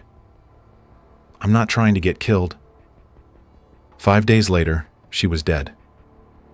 Here's a small detail that on its own means almost nothing, but ends up mattering enormously later. 20 minutes before Seth reported his wife's death, a Putnam County Sheriff's deputy named Terrell Abernathy shows up at that same front door, completely unrelated to any of this, just trying to deliver a subpoena for an unrelated case. He rings the video doorbell. Nothing, but he can hear heavy footsteps moving around inside. He announces himself, explains what he's there for, even turns his back to the door at one point to make it easier. "I don't care if you're in your underwear," he says out loud. "Just answer and take the paper." 7 minutes of that. Nobody comes. He leaves, subpoena still in hand. 20 minutes later, he's called right back to that exact address, because Seth Perrault has just phoned his police chief, not 911, his own boss, and said his wife had killed herself. Sheriff Sills, decades into Georgia law enforcement, drives out himself. And that's the scene I opened this video with. He'd say later that he knew something was wrong the moment he walked in the house. Position of the body, position of the gun, position of the magazine ejected and resting on the opposite side of her from where the pistol landed. And here's a detail that matters more than it sounds. There was a live round still in the chamber. Sills would later explain exactly why that's a problem for the suicide story. It's a semi-automatic pistol. When it fires, the slide cycles back, ejects the spent shell, and loads the next round automatically. For the gun to end up with a round chambered and the magazine sitting separately across the body, somebody has to physically press the magazine release. On purpose. It doesn't happen by accident and, barring a defect nobody ever found in that weapon, it doesn't happen on its own. Sills would later demonstrate, almost testing it on himself, exactly how awkward that motion is. Picture holding a gun to your own temple with one hand. Now try reaching your other hand around to hit a small release button on the side of that same gun, at that same moment. It's not impossible, but it's not something your body does naturally in the half second before you pull a trigger on yourself either. There was no blood on Amanda's hands, none on her sleeves, and there were two other details in that room that seemed small at first, but grew heavier the longer investigators sat with them. A damp green towel, folded on the closet floor. Somebody had clearly dried off with it recently. And scattered around the bedroom, 20 empty miniature bottles of Fireball whiskey. One of the first deputies on scene would later mention, almost in passing, that Seth smelled like he'd just showered. Sills didn't have the manpower to fully process a scene like this on his own, so he called in the Georgia Bureau of Investigation to collect evidence while Amanda's body was sent to the state medical examiner. And he turned his attention to Seth. Perrault sat down with Sills in his office for over an hour, no lawyer present. In a blue leather chair Sills still remembers exactly. "I'm not going to lie to you," Perrault told him early on. "I have no reason to lie to you." Sills pushed on the two questions that actually mattered. How did the magazine get out of that gun? And how did the gun end up where it ended up? "Did you touch it today?" he asked directly. "No, sir," Perrault said. "Did you touch her body?" "No." "Never touched her." Sills says that answer never made sense to him given how her body was positioned, so he kept pressing. And eventually Perrault's story shifted. "Maybe I did," he said. "I don't know. I probably did touch her. I was probably hugging the crap out of her. I was probably like, 'Honey, what the hell's going on?'" Multiple times during that conversation, Sills says, Perrault tried to lean on his badge instead of answering the actual question in front of him. "I take pride in being a good law enforcement agent," he said. "I'm a good police officer." Sills would later say he lost count of how many times Perrault repeated some version of that sentence, like it was supposed to settle something. And then Perrault offered an explanation that, if it's true, is one of the more calculated things I've come across in a case like this. He told Sills that Amanda had felt so guilty about her 911 call, about what it might do to his career, to his reputation, to his relationship with his daughter, that she'd written out a full retraction, planning to bring it to the sheriff's office herself and confess to filing a false police report. He told Sills exactly where to find it. A handwritten letter turns up in Amanda's nightstand. Part of it reads, "I, Amanda Perrault, would like to retract my statement. My husband never put his hands on me ever. I feel horrible for the humiliation I have put my husband and my family through. I am willing to take any punishment I may deserve for what I have done." Sills doesn't deny Amanda physically wrote those words, but he'd point out something specific about the letter later. There isn't a single crossed-out word, not one correction, not the slightest error anywhere in it. Clean, even penmanship from the first line to the last. To him, that doesn't read like somebody working through a confession in real time. It reads like somebody copying down exactly what they'd been told to write. "What we've got here," he said, "is an inexperienced police officer dictating what's supposed to go on the page." Amanda's sisters agreed instantly. "She wrote it," Angie said, "but she was coached. I think what he was telling her was, 'I need you to write this to get me out of trouble.'" According to Perrault, though, he wouldn't let her go through with turning it in. Filing a false statement, he said, was itself a felony, and he wasn't going to let his wife take that fall on top of everything else.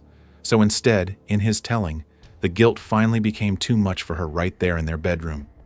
"She looked at me," he told Sills, and said, I'm sorry I put you through this." Boom. I couldn't even say a word, Sheriff. It was done. Sills wasn't buying any of it. If anything, the motive Perrault was describing, a marriage and a career potentially destroyed by one 911 call, sounded to him less like a reason for Amanda to die by her own hand, and more like a reason for somebody else to want her gone. Amanda's sisters felt exactly the same way the moment they heard it. He had to make it look like she took her life, Alicia said, so that he could be cleared of everything. Sills didn't have enough that first day to make an arrest, but he kept working. He sent Deputy Abernathy back out to canvass the neighbors, and what came back only deepened his suspicion. It wasn't a secret on that street. The Perraults fought constantly, and Seth was almost always the aggressor. One neighbor described watching him grab Amanda by the hair, pull her down, and shove her into the driveway. Another neighbor said he'd sometimes just stand out in his own yard, waiting, gauging whether things had gotten bad enough that he'd need to call somebody. And a third neighbor gave Abernathy the detail that still sits heaviest with me out of this entire case. Amanda had told them, more than once, that if she ever ended up dead, they needed to make absolutely sure it got investigated as a homicide, not written off as anything else. Nobody on that street ever called it in while she was alive, though. When Sills asked why, the answer he kept getting back was some version of the same sentence. We were scared to call because he was the police. I don't think that fear is irrational, by the way, even if it looks that way from a distance. Put yourself in that neighbor's position for a second. You call it in, and the dispatcher who answers might personally know the man you're reporting. The deputy who responds might have gone through the academy with him, might carpool with him, might see him at his kids' baseball games, and even in the best case, where everything goes exactly by the book, you've still just reported one police officer to a department full of his colleagues in a town small enough that everybody finds out who called within a week. That calculation, silence feels safer than the alternative, is exactly the kind of thing a badge is supposed to prevent, not create. In this case, it did the opposite for years. And then there was the lie about that entire day. Perrault told Sills that he and Amanda hadn't gone anywhere after dropping his daughter at school, just down the street to the convenience store, nothing more. Sills found the surveillance footage that proved otherwise. 12 miles from the house, at a drive-through liquor store, there's Amanda's truck pulling up to the window, the same trip where those 20 little Fireball bottles came from. And at almost the exact same time, a camera next door at a convenience store catches Seth himself, wandering an aisle, grabbing a drink, wearing a Pink Floyd t-shirt and black athletic pants. Nearly 4 hours later, when deputies actually arrive at the house to investigate Amanda's death, Seth is wearing something completely different. Shorts, a dark t-shirt. And the outfit from the surveillance video, the Pink Floyd shirt and the black pants? Investigators find them sitting in the washing machine, dry, never actually run through a cycle, just sitting there, like the machine had been used as a laundry basket instead of what it's designed for. Only a small trace of gunshot residue turned up on Perrault's left hand when he was finally tested. Hours after the shooting, after time spent inside a police station, which his own attorney would later argue could easily have contaminated the sample either way. Only a single speck of blood was found on the back of his pants. Amanda's hands were never swabbed for residue at all. The gun itself was never dusted for fingerprints. 2 days after his wife's death, former officer Seth Perrault was arrested and charged with her murder. Then COVID hit, and the case went completely still for the better part of a year. Nearly 9 months later, the medical examiner's report finally lands, and it says suicide. I want to slow down here because this is genuinely the strangest and most important turn in the entire case.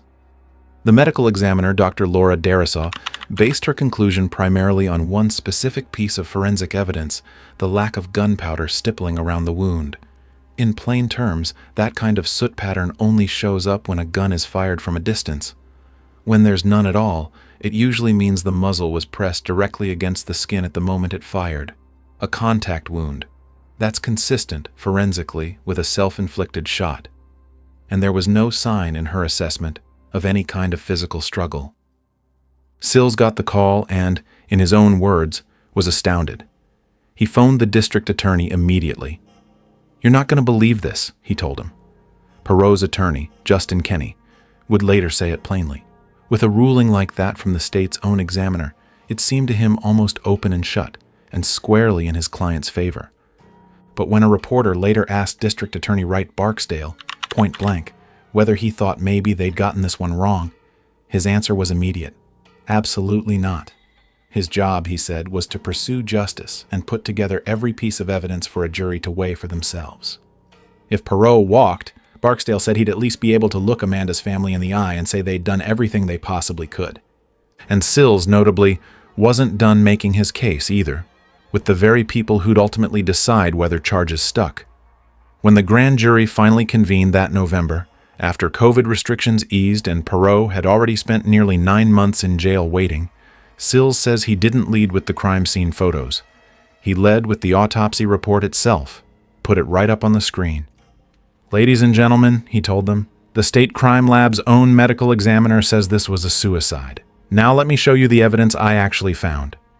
The grand jury saw the crime scene photos, heard about the years of documented abuse, and despite that official suicide ruling sitting right there in black and white, they indicted him anyway.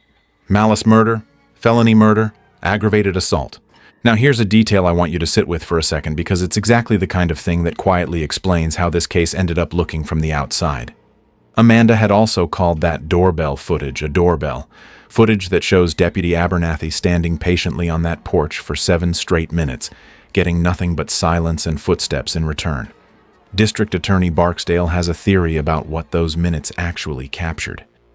In his heart, he believes Amanda had already been shot by the time that doorbell rang. That the heavy footsteps Abernathy heard weren't somebody deciding whether to answer in their underwear. They were somebody who'd just heard a gunshot, or fired one, mid-scene, terrified of a uniform standing right outside the door. "Think about it," Barksdale said later. "If you're in the middle of staging a death and the doorbell rings, what's actually going through your head in that moment?"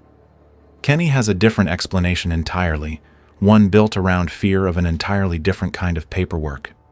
His theory is that Seth thought it might be his daughter's mother trying to serve him with custody modification papers, and that the two of them simply avoided the door out of dread, not guilt. In his version, a heated argument follows.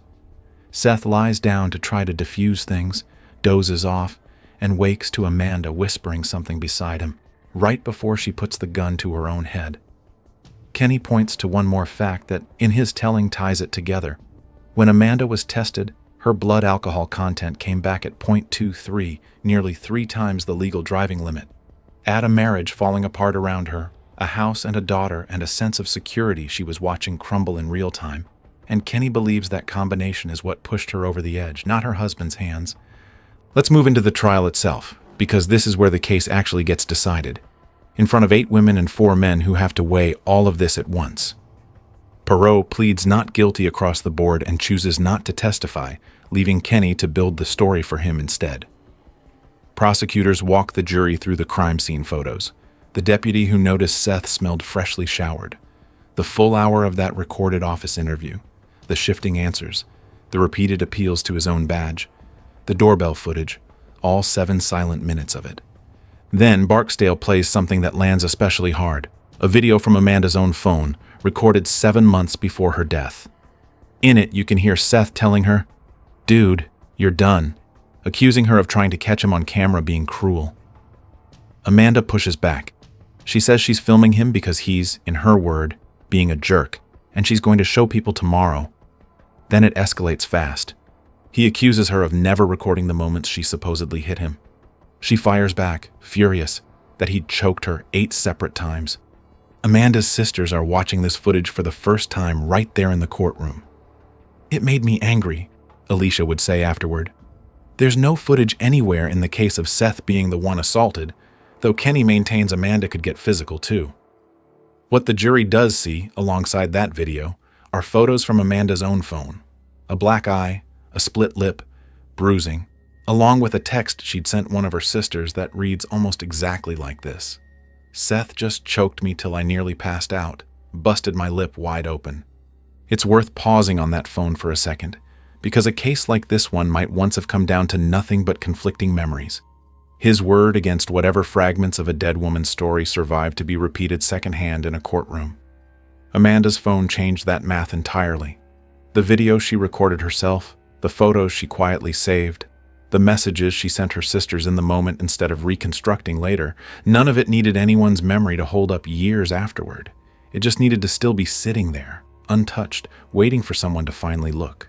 Then comes maybe the hardest testimony in the entire trial.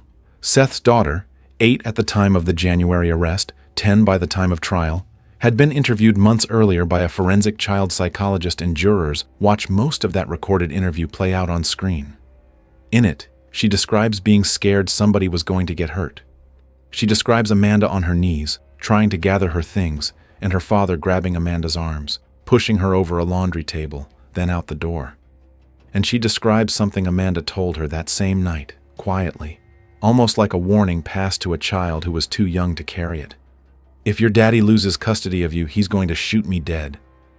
When Barksdale actually calls that same girl, now 10, to the witness stand in person, she says she can't remember what happened that day, or what she'd told the psychologist on camera. Alicia, watching from the gallery, would later say she saw the girl glance toward her father more than once during that testimony, and that something about her felt careful in a way that hadn't been there in the recorded interview, like somebody had been coached on what not to say out loud this time. The defense, in turn, points to their own credibility problem in the prosecution's case.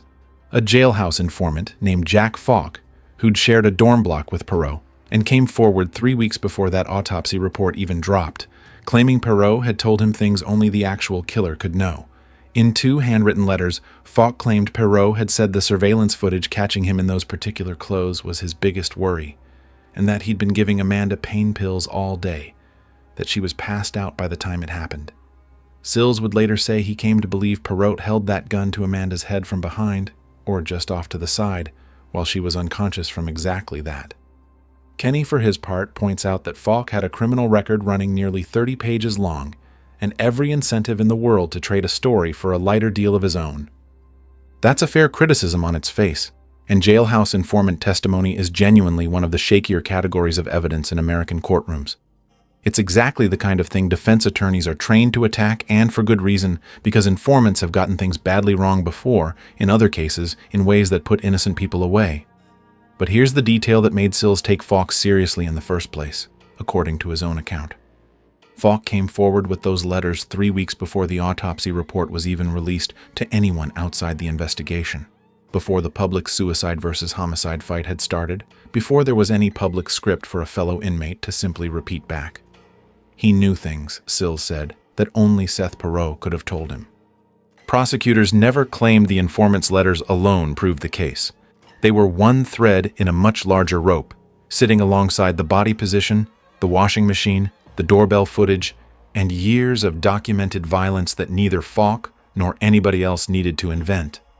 The defense also brings in their own gun expert, who testifies that he fired the exact same model of pistol 6 separate times during testing, and that on one of those 6 shots, the magazine spontaneously ejected on its own, with no one pressing the release. To the defense, that's proof the gun itself could behave unpredictably. Barksdale counters that Sills had already fired that specific weapon multiple times himself, and that GBI's own examination of it never noted a single malfunction. And then Dr. Laura Darasaw, the medical examiner herself, takes the stand and has to explain her own suicide finding directly to the jury. Barksdale uses his cross-examination to walk through everything she says she never factored into that conclusion. Not the daughter's interview, not the cell phone video, not the documented years of prior abuse. None of it. She defends her finding anyway. The Georgia Bureau of Investigation would later back her publicly too, stating after the trial that the agency stood behind her original expert opinion, regardless of what the jury ultimately decided. So that's the fight jurors are actually left to settle. A state medical examiner's official ruling, built on forensic science but working from an incomplete picture, against a mountain of circumstantial evidence. The lies, the body position, the ejected magazine, the washing machine, the years of documented violence, a jailhouse informant nobody fully trusts, and a little girl's voice on a recording describing a warning her stepmother gave her the night before she died. They deliberate for just under 2.5 hours. Guilty on all 4 counts: malice murder, felony murder, aggravated assault, simple battery. 12 people looked at a state medical examiner's official suicide ruling and looked at a police officer's sworn account of exactly what happened in that bedroom and decided neither one was the truth. Chief Judge Brenda Trammell sentences him that same day. Life in prison without possibility of parole on the malice murder count. 12 months on the battery charge, running concurrently.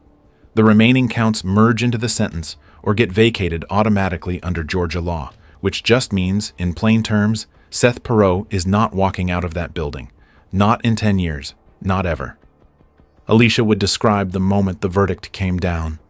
When they called everyone back in, she said, her family just held hands and dropped their heads, praying, asking God to finally let them have this for their sister. When Guilty came back, she called it bittersweet. They got justice. It didn't bring Amanda back. It didn't bring her best friend back. And then she said something that I think closes the loop on everything you've just heard about who this man actually was underneath the badge. She said she hoped he'd spend years on his knees, praying, wishing he'd taken his own life instead of her sister's. Here's a detail from Perrault's own words that, for me, says more about him than almost anything else in this entire case. Under later questioning, he accused his dead wife of being a liar, his dead wife, and said none of this would have happened if she hadn't reported him for battery in the first place. Read that back. His wife is dead. He's the one convicted of killing her, and even after conviction, his framing is still that she caused all of this by calling the police on him days before she died. Barksdale summed the whole case up simply afterward. What made it different from a lot of other domestic violence homicides wasn't the crime itself. It was that the person committing it was exactly the person supposed to be protecting people from it. Most days, he said, you don't hear about the good men and women in law enforcement doing the job right, quietly, every single shift. You hear about the rare exceptions, the bad apples. Kenny never accepted the verdict. My heart sank, he said afterward. I've known Seth for almost a decade. I don't think he did it. His team filed for a new trial, got denied at the county level, and escalated all the way to the Georgia Supreme Court, arguing this time that Sheriff Sills had functioned as a second prosecutor throughout the entire case, sitting at counsel's table in a suit, testifying as the final witness, present through every day of a trial he'd essentially built from the ground up, and that his outsized presence had tainted how the jury weighed everything else. In May 2023, all 9 justices ruled against him, every single one. Justice Carla Wong McMillian authored the opinion and wrote plainly that the physical evidence gave the jury more than enough to reject Perrault's version of events as unreasonable. His job was in jeopardy, custody of his daughter was in jeopardy, and Amanda had reported him for abuse days before she died. Beyond the forensic picture, McMillian pointed to family members and neighbors who documented a pattern of abuse stretching back years before that January arrest, not just the one incident that finally made it into a police report. The court dismissed his venue complaint too. It turned out his own defense team had withdrawn the motion to move the trial months before it started. So that's it. Appeal denied. Life sentence stands. Right now, Michael Seth Perrault is sitting inside a Georgia state prison, and by every legal measure available to him, he will die there. His daughter, the little girl who once hid in a closet, then years later sat on a witness stand and said she couldn't remember any of it, now lives full-time with her biological mother. Perrault's own sister has separately petitioned for custody as well, in proceedings that have nothing to do with the criminal case itself. I think about that little girl more than almost anyone else in this story, honestly. She wasn't a witness who happened to be nearby. She was living inside the exact dynamic this whole case is about, at 8 years old, hiding in a closet while it played out a few feet away. By the time she was old enough to sit in a courtroom and answer questions about it under oath, she'd apparently learned or been taught that some things are safer left unsaid, even with her own father looking at her from across the room. Whatever happens to Seth Perrault for the rest of his life, that's a piece of this story that doesn't get resolved by a verdict. There's one more thread here I think matters more than anything that happened inside that courtroom, and it reaches well past this one house near Lake Oconee. Afterward, a statewide investigation looked into how often police officers accused of domestic violence in Georgia actually face lasting consequences. The numbers aren't great. The state's oversight board found probable cause to suspend or revoke an officer's certification in the overwhelming majority of completed domestic violence cases they reviewed. But permanent revocations, actually taking someone's badge for good, made up a much smaller slice of that total. A lot of officers landed on something closer to probation instead. A suspended revocation hanging over their head for a year or two, some counseling paid for out of pocket, and then, often, straight back to the job. Perrault's certification was revoked, but only after the murder conviction. Before that, after the documented battery arrest, the red marks on Amanda's chest, their own child's statement to responding officers, the consequence was unpaid leave. That's it. Older research into police officer households, dating back to studies from the early 90s, gets quoted constantly online, usually claiming something like 40% of police families experience domestic violence. I want to be straight with you about where that number actually comes from, because it circulates without context. One of the two original studies used a fairly broad definition of violence that could include verbal threats, not just physical abuse, and the other mixed together violence committed by officers with violence committed by their spouses. The more defensible, narrower figure, officers specifically admitting to physical aggression toward a partner, lands closer to 28%, against roughly 16% in the general population. Still nearly double, still a real documented gap, just not quite the number that gets repeated online. There's also a statistic from Georgia's own Commission on Family Violence that stuck with me while I was putting this case together. When a firearm is present in a home during a domestic violence situation, the odds of that situation turning fatal jump by 500%, not 50, 500. And in police households specifically, a gun in the house isn't the exception, it's the job. Every risk factor in the textbook was stacked in that one house at once. A documented pattern of abuse going back years. A firearm he had full, unrestricted access to, days after a domestic arrest, with no bond condition stopping him. And a woman who understood, better than almost anyone in that entire town, exactly how hard it is to get people to take a threat seriously when the threat wears a badge to work every single morning. And there's a wider pattern underneath all of this that's worth naming plainly because it isn't unique to Eatonton, Georgia. Domestic violence researchers have a term for the period right around a first arrest or a first order of protection. They call it the point of highest lethality. It's not the years of quiet suffering beforehand that tend to be the most dangerous stretch for a victim. It's the moment right after she finally reaches out for help, right after the system takes official notice, right when an abuser's control over the situation starts visibly slipping. That's statistically when the risk of homicide actually spikes. Amanda called 911 on January 28th. She was dead 6 days later. That's not a coincidence particular to this one case. That's a pattern researchers have documented across thousands of cases just like it. Amanda Perrault told a neighbor, not long before she died, to promise her something. That if she ever turned up dead, they'd make absolutely sure the world knew it wasn't her own doing. She said that out loud, to another human being, because on some level, I think she already knew. And she wanted somebody, anybody, to remember it later. Somebody did. Sheriff Howard Sills stood in that bedroom, looked at a body arranged too carefully to be an accident, and refused to let the easy explanation stand. Even after his own state's medical examiner handed him one, in writing, with an official seal on it. That refusal is the entire reason this case ended the way it did, instead of quietly closing out as a small-town suicide, filed away and forgotten under a pandemic backlog. Every August on Amanda's birthday, her sisters still do something for her. They write love letters, tie them to purple balloons, and release them into the sky, one every year since she's been gone. In 2022, right after the trial, they added something new to the notes. The number for the National Domestic Violence Hotline. Their hope, plainly, is that somewhere out there, one of those letters finds somebody who actually needs it. Angie said it simply. Hopefully this will find somebody that really needs it. Alicia added the rest of it. They just want to create awareness. For people not to sit back and let it happen, no matter what the person going through it is telling you in the moment, to make you back off, to fight for them, to help them any way you can. There's so many things, she said, that she wishes she could go back and do differently. She wishes she could go back and save her. Amanda's family never got her back. Nothing about a life sentence changes that. But they got the truth on record, in open court, upheld unanimously by their state's highest justices, against a defense that genuinely had a strong card to play in that official autopsy. And still lost. For a case that nearly got buried under a badge, a paperwork ruling, and a 7-month shutdown. That's not nothing. I'll leave you with this.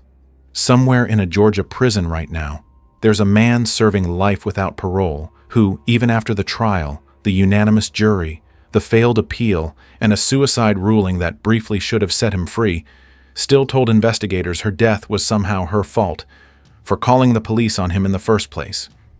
So here's my question for you, and I actually want to read your answer in the comments. When the official paperwork says one thing and the evidence in the room says another, how many cases like this one never make it in front of a jury at all? And if you or someone you know is living through something even close to what Amanda went through, please reach out to someone.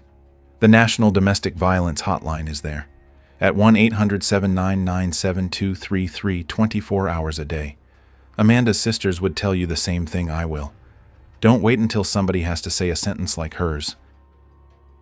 Perrault tried to use his knowledge of crime scenes to cover a murder.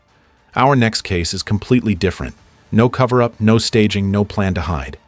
Anthony Milan Ross just snapped. A Phoenix chef, a plant-based cookbook author, a man who'd built a whole public image around wellness and health. On Christmas Day 2017, he shot his ex-wife in a parking lot as she tried to run away from him, went back inside, killed their 2 children, and then held police in a standoff for hours. They were negotiating to keep the kids safe. The kids were already dead. He knew that the whole time. Hey guys, smiling, and I'm hanging out with Nigel on Christmas Eve. And we're about to embarrass ourselves. We're gonna sing. You ready? Yeah. Me. Okay, sorry. You better watch out. You better not cry. You better not pout. I'm telling you why. Okay, so there's a video. Facebook, Christmas Eve 2017. A dad and his 11-year-old son singing carols for whoever's watching online. The kid's laughing. He's laughing. Off-key. Kind of terrible, honestly. The kind of video 100 families posted that same night. 90 minutes. That's it. 90 minutes after that video goes up, that same man is standing over his wife's body on the patio outside his own apartment. And he's not finished yet. His name was Anthony Milan Ross. Most people called him Milan. And the twist in this case isn't even the murders. It's what the murders were hiding. There's a whole other family this man had, one nobody in Phoenix ever heard about. Once you know that part, Christmas Day almost makes a horrible kind of sense. If you're new here, I do these deep dives every week. Real cases, real court records, no filler. Takes 2 seconds to hit subscribe, and it genuinely keeps this channel going. Okay, let's get into it. So before any of the fame, before the book deals, before any of it, Milan was just a guy who couldn't fit on a roller coaster. I'm not exaggerating that either. That's literally the origin story he told everywhere, in every interview. Universal Studios, sometime in the early 2000s. He's there with his son Nigel. They're standing in line for the Harry Potter ride, and when it's finally his turn, he sits down, and the safety bar won't click over his lap. Staff has to pull him out of the line, in front of everybody, and then he has to walk back past the entire queue, past every single family standing there, with his son watching the whole thing. At his heaviest, Milan weighed somewhere north of 500 pounds. And say whatever you want about the man, because trust me, we are absolutely getting there. Something about that specific moment seems to have broken loose in him, because he went home after that trip and he restructured his entire life. Full plant-based diet, total lifestyle overhaul, and within about 2 years, he'd dropped close to 250 pounds, half of his own body weight. Gone. He didn't do any of it quietly either. He rebranded himself almost immediately, started calling himself the Vegan Magician, which, say what you want, is a pretty good hook. He wrote a book called The Change. His whole personal catchphrase, the thing he'd repeat in every talk, every interview, was, change is a verb, meaning you don't wish your way into becoming a different person, you get up, and you actually do it. He hit the local news circuit hard, Phoenix and Tucson both. Magazines picked up his story. He landed a spot in an actual vegan documentary, alongside Samuel L. Jackson, which, for a home cook working out of Arizona with no real culinary pedigree, is genuinely a big deal. That's not a small platform. By 2014 or so, Milan was a legitimate name in the Arizona food scene. He was doing pop-up dinner events, opening restaurant concepts, always on camera, always vlogging, showing off his wife, Iris Sutherland, showing his son Nigel in the kitchen helping him cook. From the outside, from where any stranger scrolling through his page was standing, it read exactly like the complete package. Disciplined guy, beautiful family, inspiring turnaround story, with a beginning, middle, and end that all made sense. And honestly, I get why people bought into it so completely. A 500-pound guy who drops half his body weight through sheer willpower and turns it into a whole career helping other people do the same thing. That's a genuinely good story. It's the kind of thing that makes for an easy magazine profile, an easy morning show segment, an easy documentary cameo. Nobody watching those clips had any reason to look past the surface of it. Why would they? He'd done the hard part already, or at least it looked that way from a studio couch. It's also worth pointing out just how quickly this all happened. We're talking a handful of years between a man being turned away from an amusement park ride and that same man sharing a screen with Samuel L. Jackson. That kind of speed tends to get people talking. It gets you booked on more shows, gets your book onto more shelves, gets you invited to speak at more events, and it also means fewer people along the way ever stop to ask basic questions about the person underneath the story. Everyone was too busy being impressed, except none of the math behind any of it actually worked. And that's where things start to get interesting. Here's the thing about Milan, and I mean this as an actual documented pattern, not just a vibe I'm putting on him after the fact. He was genuinely great at being famous.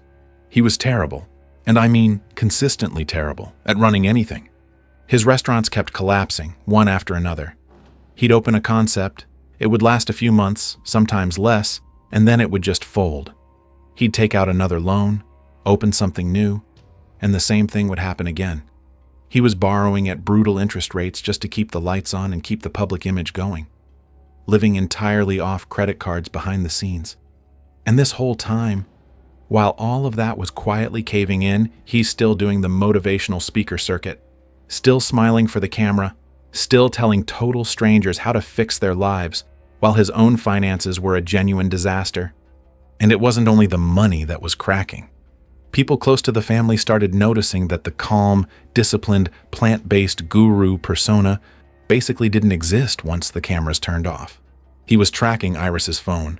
He wanted to know exactly where she was, at all times, with zero exceptions. He was accusing her of things, affairs mostly, with absolutely nothing behind the accusations. No evidence, just suspicion, and then more suspicion. Because here's what losing control actually does to a guy who has built his entire public identity around control. It's not just frustrating for him, it's an existential threat to the whole persona. He had managed to fix his body. He could not seem to fix his marriage or his business, or apparently his own temper. And for someone like Milan, that gap between the polished public image and the messy private reality was becoming impossible to keep hidden. Iris was the one who had to live inside that gap every single day. And I think that's honestly the hardest part to picture from the outside, because from her side of things, none of this was sudden. It's not like she woke up one morning and the man she married had transformed overnight into someone controlling and paranoid. It built slowly, the way these things usually do. A comment here, a demand there, one accusation that didn't quite make sense, then another one a few weeks later. By the time it was fully out in the open, she'd probably already been quietly adjusting her own behavior around him for a long time, without even fully realizing she was doing it. That's just how it tends to work. You don't notice the walls closing in until you're already standing right up against one of them. She started confiding in a small circle of friends around this time, describing a man who was, in her words, paranoid and unstable. Someone completely different behind closed doors than the version everyone else saw online. And piecing together what came out later in testimony, it's clear she wasn't exaggerating any of it for effect. She was describing her actual daily reality, as plainly as she could put it to the people she trusted. Now, this next part is the piece almost nobody who followed Milan's public rise had any idea existed. Because everybody, his fans, his followers, honestly probably a lot of his own friends, assumed he and Iris built their whole life together starting from nothing. That was not true. Not even close. Back in 2003, in St. Louis, Missouri, Anthony Milan Ross was already a married man. Wife's name was Nicole. They had 4 daughters together. This is more than a decade before the vegan magician ever existed as a public persona. Before any of the weight loss, before any of the book deals. And one day, he just left. No support, no explanation, no forwarding address. Nicole was left to raise 4 girls entirely on her own. with nothing. What had actually been happening inside that household only came out years later, during his trial, when his two oldest daughters, Ebony and Shalanda, took the stand and finally told the world who their father really was. And what they described was nothing at all like the disciplined health guru from the magazine spreads and the talk show appearances. They described someone who used food itself as a weapon. If the girls stepped out of line even slightly, he would cut them off from basic things: butter, sugar, for an entire year at a time. Sometimes it went further than that. One of them testified she had to stay home from school for days at a stretch because the bruising on her face was too visible, and he didn't want teachers starting to ask questions about what was happening at home. So when he disappeared from that house in 2003, he wasn't just walking out on a bad marriage. He was erasing a version of himself that he never wanted following him into whatever came next.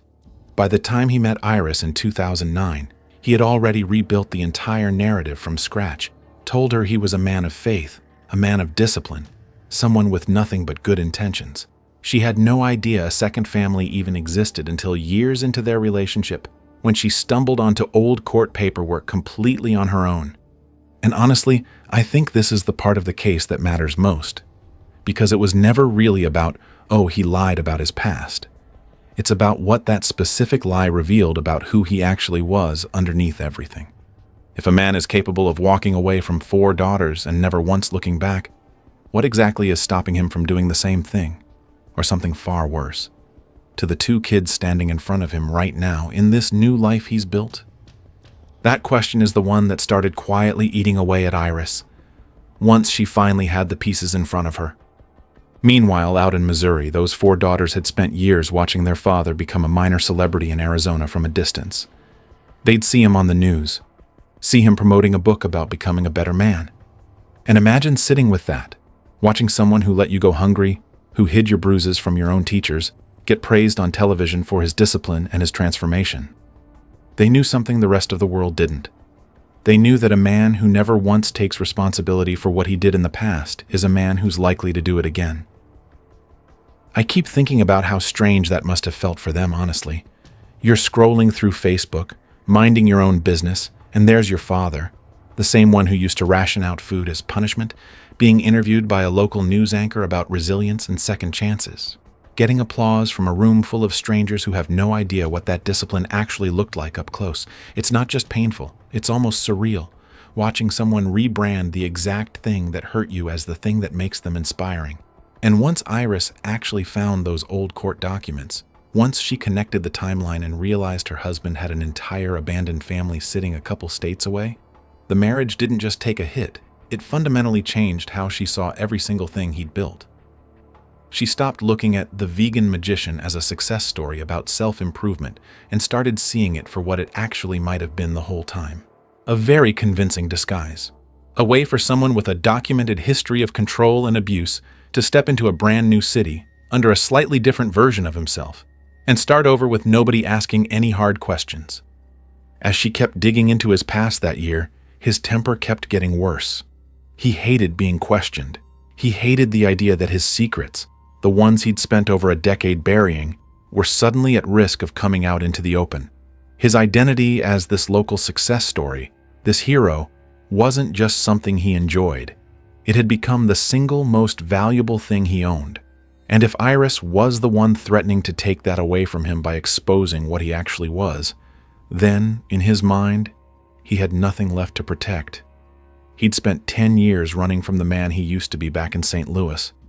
And by 2017, that man was staring right back at him in the mirror every single morning, and he seemed to decide he'd rather kill to keep him hidden than ever go back to being seen for what he really was. All right, quick pause here before we get into 2017, because everything moves fast from this point forward. If you've got a second, drop the city you're watching from down in the comments below. I genuinely love seeing how far these cases travel. It makes my whole week scrolling through those. And if this is the kind of story that pulls you in, the subscribe button is right there. Cost you nothing, takes about 2 seconds. All right, back to it. By 2017, the entire Phoenix version of Milan's life was quietly caving in on itself piece by piece. He was somewhere around $60,000 in debt at this point. Every restaurant concept had failed. Loans were maxed out completely. He even owed money to his own former employees, people who had worked shifts for him and never gotten fully paid. The family was basically surviving on Iris's paycheck alone, while Milan kept chasing a comeback that never actually materialized. And the more broke and irrelevant he became behind closed doors, the more controlling he got inside that house. It wasn't just phone tracking anymore. He wanted access to her email now too. He was completely convinced she was cheating on him, with nothing at all to back that up. She started confiding in friends, telling them she felt like she was walking on eggshells inside her own home. That's a direct detail from testimony later on. And it's one that's genuinely stuck with me, because it's such a small, specific, exhausted kind of fear. It's not dramatic, it's just tiring, day after day, and you can hear that exhaustion in how she described it. And then, Iris did the thing that, looking back on it now, seems to have set everything else in motion. She told him she wanted out. She started looking at apartments on her own. She talked to a divorce attorney and actually followed through on setting that up. For a man whose entire adult identity was built on being in control of his body, of his brand, of the story he told about himself, that wasn't just a breakup. That was the last real prop getting pulled out from underneath the whole stage he'd built. He started swinging back and forth between begging her to stay and outright threatening her. One text just read, "If you leave, you'll regret it. I promise you that." Iris's sister later testified in court that Iris had told her directly that she was genuinely scared. Not upset, scared. So Iris did what a lot of women in her exact position try to do. She started planning her exit quietly, in secret, because she didn't want to tip him off before she was actually out the door. She even removed him from her checking account entirely after she found out he had been pulling money out without telling her, trying to cover his mounting debts. Neighbors noticed the tension building too, even from outside the walls of that apartment. One remembered seeing Iris just sitting alone in her car in the driveway for a full hour, like she genuinely couldn't make herself walk through her own front door. Another neighbor remembered Milan cornering them specifically to rant about how Iris was turning people against him, already casting himself as the victim in a story that was about to have a very different, very violent ending than the one he was telling people. Around this same stretch of time, he'd also started posting on online forums about vindictive wives, about men getting screwed over financially in divorces, that whole angle you sometimes see online. He was building himself a narrative in real time, piece by piece. In his own head, at least by this point, he wasn't about to become a murderer. He was about to become a guy who finally stood up and fought back against a system that was out to get him. Okay, so this next part is, for me, genuinely the most disturbing piece of the entire case. More than the murders themselves, honestly, because this wasn't a man who simply snapped in a moment of rage. His own devices tell a completely different story. A 2-week digital paper trail of someone methodically doing homework for a triple homicide. December 10th, he starts searching life insurance payouts. Specifically, whether the payout amount changes depending on whether a death gets officially ruled a suicide versus a homicide. He is, in effect, checking the return on investment on his own wife's death, weeks in advance. December 15th, the searches shift into forensics. How exactly police collect DNA evidence at a crime scene. Which household cleaning products are effective at breaking down blood evidence. How you'd go about disabling a home security system if you needed to. December 20th. And this is the one that genuinely stopped me cold when I first read through the case file. He's looking up how long it takes for a human body to decompose. How the smell changes over time as that process happens. 5 days before he kills 3 people, he is researching the actual biology of what happens to a corpse. And this entire 2-week window, he is still posting upbeat, motivational content to his followers, still telling people online to stay hopeful, keep pushing, keep changing. He is, quite literally, wearing the mask in public while running what amounts to a private research project on how to get away with murder. That same window is also when Iris texted her sister, December 20th, the exact same day he was Googling decomposition rates, writing, essentially, that she was scared, that she had no idea what he'd do once she actually told him she was leaving for real this time. She had no possible way of knowing just how far ahead of her he already was. Forensic psychologist who later reviewed this case for trial pointed out something that I think is worth sitting with for a second. Most domestic homicides, statistically, are impulsive. A fight that escalates too far. A moment nobody planned for and nobody saw coming. This case was not that. This was somebody treating an act of violence like a project with a deadline, checking boxes, researching, calculating. His search history also showed activity on some of those men's rights forums I mentioned earlier. Posts about vengeful wives supposedly trying to destroy men's reputations and finances in a divorce, complaints about a system he believed was stacked against him from the start.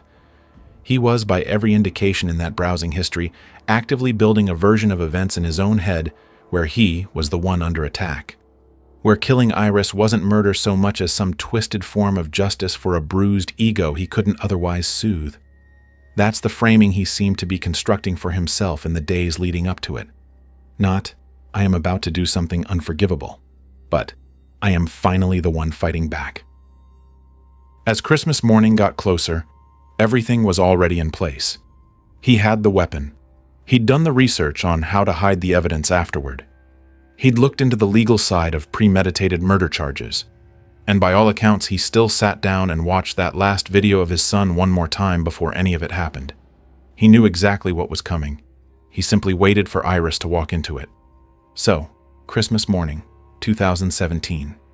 Phoenix, Arizona. On that street, it's a completely normal holiday morning everywhere else. Presents being opened, coffee brewing, kids running around in new pajamas. At 2:52 in the afternoon, Milan posts that video. Him and Nigel singing Santa Claus is Coming to Town together. Nigel's laughing in it, looks completely safe, completely happy, completely unaware. And by the time that video finishes uploading to Facebook, the gun sitting inside that apartment is already loaded and ready. Iris pulls into the apartment complex around 3:45 that same afternoon, less than an hour later, thinking she's arriving for a totally normal holiday pickup with the kids. She walks toward the patio of apartment 2131. She never makes it through the door. Milan is already waiting for her out there. Neighbors hear the first shots and look out their windows to see her on the ground and him standing over her. He's not screaming. He's not panicking. Multiple witnesses later described him as looking completely calm. He turns around, walks back inside the apartment, and shuts the door behind him. The 911 calls start almost immediately after that. People yelling that a man just shot a woman right there on the patio, that there are children somewhere inside that apartment. Phoenix police arrive within minutes. Iris is already gone. She was 38 years old. And now there's a locked apartment on that block with an 11-year-old boy and a 10-month-old baby girl somewhere inside it. And nobody standing outside has any idea if either one of them is still alive. Milan had barricaded the door from the inside, not to hide from anyone, to hold his ground. SWAT rolls in fast, clears out the surrounding units, gets snipers positioned on nearby rooftops, and what should have been a quiet residential block on Christmas turns into a 6-hour standoff in broad daylight. Negotiators eventually get him on the phone, and his voice, this is the detail that genuinely gets me every time I go back over this case. His voice is steady. The entire time. Not a man in the middle of any kind of crisis. He sounds, according to the people on that call, like someone who had already finished the job hours earlier and was simply waiting for the rest of the world to catch up to what he already knew. And at some point during that call, he just says it, flat out, with no emotion behind it at all. I already killed them. Police did not want to take that statement at face value, obviously, so they sent a robot into the apartment to check for themselves. What came back on that video feed confirmed it. He hadn't only killed Iris out on the patio. He had shot Nigel, the same boy from that singing video, from only a couple hours earlier, and he had shot Honora, 10 months old, while she was lying in her own crib. Even after saying all of this out loud to negotiators, the standoff still didn't end. He started firing at officers through the windows of the apartment, which tells you something on its own. A man who'd already confessed, already had nothing left to lose in terms of the legal outcome, was still choosing to keep the standoff going, still choosing to be the center of the entire block's attention for hours longer than he needed to be. He wasn't trying to escape. There was nowhere to go. He seemed to just want the audience to stay a little longer. Around 10 at night, SWAT finally moved in. Flashbangs first, then breaching the door completely, going in with full tactical gear and dogs. And Milan did not go down fighting in the end. He surrendered. got down on the floor, let them put the cuffs on. He had taken 3 lives that day, and somehow he made absolutely sure that he stayed alive to witness whatever came after. When officers walked him out of that apartment in a plain white t-shirt and red shorts, he wasn't looking down at the blood still on the patio. He was looking for the cameras that were already rolling outside. You would probably assume that a case this thoroughly documented, this much digital evidence, this many eyewitnesses, a literal confession recorded during a negotiation, would move through the system fairly quickly. It didn't. Milan sat in a jail cell for almost 7 full years before he ever stood in front of a jury. The murders happened in December of 2017. The trial did not actually begin until early 2024. Part of that delay came down to straightforward legal maneuvering. New defense attorneys brought in repeatedly, each one needing months just to catch up on the case file, plus multiple competency evaluations that eventually confirmed again and again that he was fit to stand trial and had simply been stalling the process. Part of it was the pandemic, which shut courts across the entire state down for a long stretch and left the case sitting untouched. Either way, Iris's family had to carry this completely unresolved for the better part of a decade, with no closure whatsoever. When the trial finally opened in Maricopa County in early 2024, the courtroom was packed. Iris's family wore ribbons in her memory, and in memory of the 2 children, and Milan. By this point, he didn't look anything like the polished, camera-ready chef from all those magazine spreads and local news hits. He was grayer, quieter, but according to people who sat through the proceedings, that same flat, cold look in his eyes had apparently never left.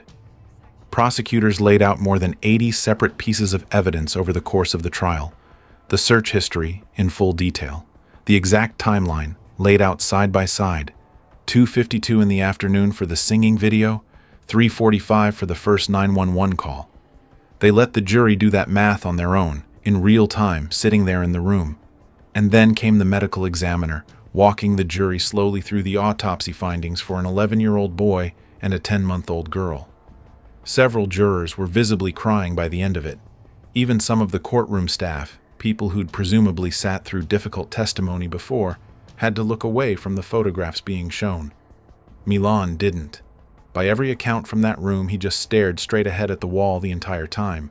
One investigator who testified, someone with more than 20 years on the force, someone who by his own account had sat with a lot of grieving parents over the course of his career, told the jury he had never seen a reaction quite like Milan's on the night of the arrest.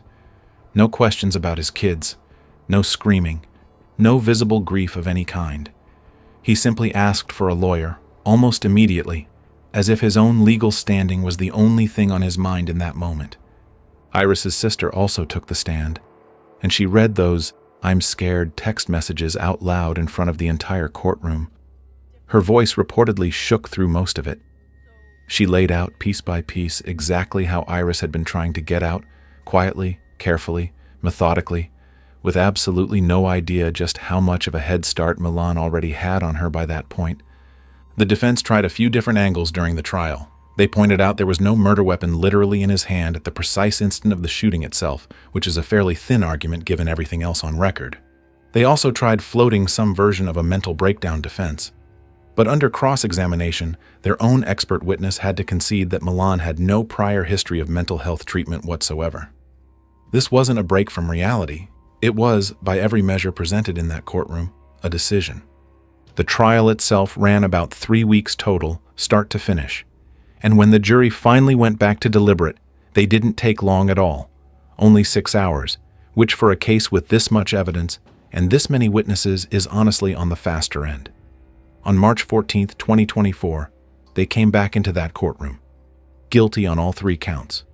Guilty for Iris. Guilty for Nigel. Guilty for Honora. When the clerk read the word "guilty" out loud that first time, there was an audible gasp from somewhere in the gallery. Iris's mother reportedly wept quietly where she sat. Out in Missouri, the daughters who'd spent years watching this man rebuild himself into a local hero finally got to feel something like relief, even from that distance, even after everything. And Milan himself, sitting at the defense table, no reaction, no anger, no visible sadness, nothing. He just let the guards lead him out of the room in chains, the same way he'd sat through the autopsy testimony a few weeks earlier, like a man watching something happen to somebody else entirely. Sentencing didn't come until late 2025.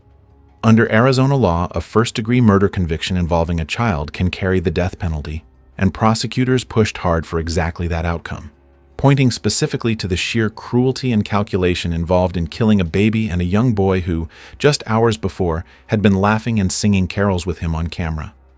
The defense pulled out a fairly standard mitigation playbook at this stage: his difficult childhood, his dramatic weight loss journey, the positive public impact he'd had as a motivational figure for a lot of people struggling with their own health. The judge, by every account, was not moved by any of it. He spoke directly and at length about the scale of betrayal involved in a father doing this to his own children, and about a man who had spent years publicly selling the idea of personal change while privately plotting out the most violent possible version of the opposite. In the end, he was sentenced to 3 consecutive life terms with no possibility of parole, for a man whose entire adult identity had been built around being seen, being followed, being the guy people looked up to for answers. That sentence is about as complete a disappearance as the legal system is capable of handing down. No more cameras waiting outside, no more followers checking in, just a number inside the Arizona Department of Corrections for the rest of his life. It's worth remembering, too, that his own daughters back in Missouri, Ebony, Shalanda, and their 2 sisters, had been carrying pieces of this story since long before anyone in Phoenix ever heard his name. They'd lived through the earlier, quieter version of the same control and the same cruelty years before Iris ever did. In a lot of ways, their testimony at trial was the moment the 2 halves of his life finally got to sit in the same room together. The man from the magazine covers and the man they'd actually grown up with turning out, after everything, to be exactly the same person the whole time.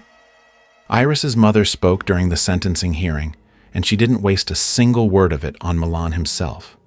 She talked about her daughter instead, a hard-working woman who lived entirely for her kids. She talked about Nigel's laugh, the specific sound of it. She talked about baby Nora, who had just started crawling around that apartment, right at that edge between one stage of life and the next one she never got to reach. And that's honestly the detail I keep coming back to more than anything else in this whole case. The family wasn't trying to make sense of Milan, or explain him, or understand what happened inside his head. They just wanted that room, and everyone listening, to remember who Iris actually was. What gets me most about this entire case is that the transformation everybody celebrated for years, the 250 pounds, the book deal, the documentary appearance, all of it, none of it actually changed anything underneath the surface. He just got noticeably better at hiding what was already sitting there the whole time. In a strange way, the public image did the exact opposite of what everyone around him assumed it was doing. Instead of proving he'd genuinely become a different person, it turned into a nearly perfect cover for the same one he'd always been, going all the way back to that house in Missouri. The apartment on North 16th Street is still there, by the way. Ordinary building, ordinary block, nothing marking what happened inside it that Christmas. His cookbooks are mostly out of print at this point. A lot of the old vegan magician content has quietly disappeared from the internet altogether. But the 3 of them, Iris, Nigel, and Nora, that's who this story is actually supposed to be about, not him. That's kind of the whole point of telling these cases at all, at least the way I try to do it. Not to give the killer the spotlight he clearly wanted his entire life, but to make sure the people he took don't just fade into a headline from 2017 that nobody remembers anymore. Anyway, that's the case in full. I'm genuinely curious what people think on this one down in the comments. Was life without parole enough, given everything laid out in that trial, or should this one have gone all the way to the death penalty? Let me know. I read every comment on these. And hey, if you made it all the way to the end of this one, do me a favor and hit subscribe if you haven't already. Ross destroyed his family in one afternoon. Our last case takes a completely different kind of evil. Slower, colder, more calculated. A 19-year-old girl named Sarah Stern was strangled by her childhood best friend. Not in a moment of rage. He'd been planning it for 6 months. He thought she had $100,000 in a lockbox at home. She had $8,000. Her body has never been found. And the only reason he got caught is because he couldn't stop himself from bragging about it. to someone who was secretly recording every word. Two young men are sitting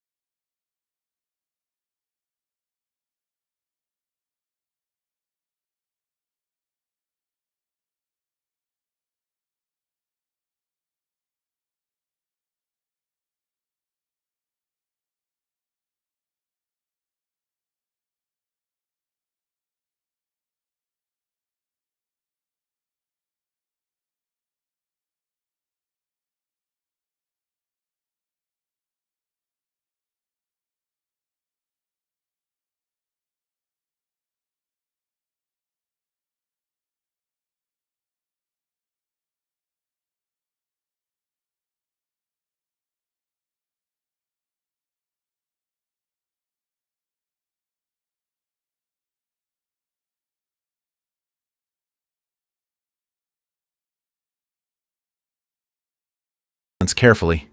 Let's go. Let me start with Sarah, not with Liam, not with the money. Because Sarah Stern was a real person before she was a case file, and every second I can spend on who she was before December 2nd, 2016 is a second the guy who killed her doesn't get to steal from her memory. She was 19 years old that fall. She lived in Neptune City, a small residential town on the Jersey Shore, about an hour south of New York.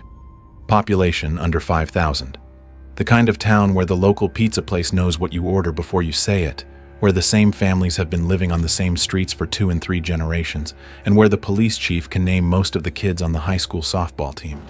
Sarah had played on that team. She had also swum competitively. By the time she reached college age, though, she had made the same decision plenty of creative kids make. She picked art over athletics. She was studying art and TV production at community college, and by every account from her friends and family, she was going to make a real go of it. Her creative range was wide. She painted, she took photographs, she did digital work. In the winter of 2016, a local restaurant called Bruno's Pizza and Sub Shop had reached out to her about painting a Christmas mural on their front window. It was the kind of gig any small-town 19-year-old artist would take without thinking twice. A few $100, some free pizza, your name on the corner of a window that thousands of people would walk past over the holidays. Sarah had said yes. The mural was scheduled for the second week of December. Her home life had been shaped, more than anything, by loss. Her mother Carla had died of cancer a few years before Sarah's disappearance. Carla had run a bookstore in Neptune City for 25 years. She had been the kind of small-town business owner who knew every regular customer by name, who read every book she stocked, who had raised her daughter partly among stacks of poetry and used novels. Sarah had inherited her mother's love of stories, her love of travel, and her willingness to sit in one place for hours making something with her hands. After Carla died, the family had contracted. Sarah moved in with her father Michael and her grandmother Lillian. Michael, by every account, adored his daughter. The two of them had grown very close in the years after Carla's death. Text messages daily, dinners together, the kind of parent-child relationship that had been strengthened by grief rather than fractured by it. Michael had a girlfriend by 2016. Sarah got along with her well. The three of them, plus grandmother Lillian, plus the dog Buddy, made up the household. Buddy is worth pausing on, because Buddy is going to matter in this case in ways that don't become obvious for another 24 hours after Sarah's disappearance. He was a mid-sized dog, some kind of beagle mix stretched into a larger frame. Sarah's friends would later describe him as looking like a small beagle in the body of a Great Dane. He was, by every account, Sarah's shadow. Wherever she went in the house, he went. He was not the kind of dog anyone in her family had ever known her to leave alone for extended periods. If Sarah was going to be gone overnight, she made arrangements. She had done it before with her aunt, with the neighbors, with a family friend. Sarah had big plans for the year ahead. She had been talking with her friends about moving to Canada in the summer. Extended family lived there, and she had been visiting regularly. She had signed up for bartending school so she could work nights and paint days. There was a hovercraft on order for when she moved. A television waiting to be wrapped as a Christmas gift for her grandmother. Plans to see a Broadway show in New York in the coming weeks. On the day she disappeared, she had told her friend Andrea's, let me be careful with names here. She had told a friend named Andrea that she'd come back the next day. She had told her aunt she'd call over the weekend. She had told her father she loved him the day before, on the phone, right before he flew to Florida for a short trip. None of that is the profile of a person who was about to disappear voluntarily. Now let me tell you who her killer was, because the horror of this case is not that a stranger did this to Sarah. The horror is who did. Liam McAtasney was 19 years old, same as Sarah. He lived in Neptune City. He and Sarah had met when they were both 6 years old, at a Sunday school class at a local church. They had been friends ever since. 13 years of shared childhood, school photos together, Halloween costumes together, awkward middle school moments and awkward high school moments, and the transition into whatever adulthood looks like for someone at 19. On Liam's Facebook profile in 2016, Sarah was listed in his family section. Not friends. Family. That is how close they had been. There was a third person in that friendship. His name was Preston Taylor. Same age as the other two. Also a Neptune City kid. Preston had been part of the same social circle since middle school. He had taken Sarah to junior prom, not romantically, just as friends. In 2016, Preston and Liam were roommates. They shared an apartment about a 5-minute drive from Sarah's grandmother's house. The three of them, Sarah, Liam, and Preston, called themselves the Squad. That was the actual word they used. Their high school yearbook has a page dedicated to their friendship. Their Instagram and Facebook accounts, prior to December 2016, are full of the standard content of 19-year-olds who spend most of their free time with each other. Pictures at the diner, pictures at the beach, selfies in the car. The kind of friendship group where, when adults saw one of them out in town, they would ask about the other two automatically. "Where are the boys?" They would ask Sarah. "Where's Sarah?" They would ask Liam and Preston. Liam, by every external measure in the fall of 2016, was a normal college-age kid. He worked as a waiter at a local restaurant. He was into horror movies. He hung out with his roommate. He was, from a distance, indistinguishable from any other Neptune City 20-something with too much time and not enough direction. What his friends didn't know, what nobody in his life knew, including Sarah, including Preston until later, was that Liam had spent months in 2016 planning to kill her. And then she was just laying there having a seizure or something. So then I got a shirt and I just shoved it down her throat so she wouldn't throw up or anything, and held my finger over her nose and set a timer. That's the only time I had my phone. And it took me like a half an hour after I hit start. The trigger for that planning was money. And this is where the case starts to make a specific kind of sense. Because after Carla Stern died, Sarah had discovered something at the family's secondary residence.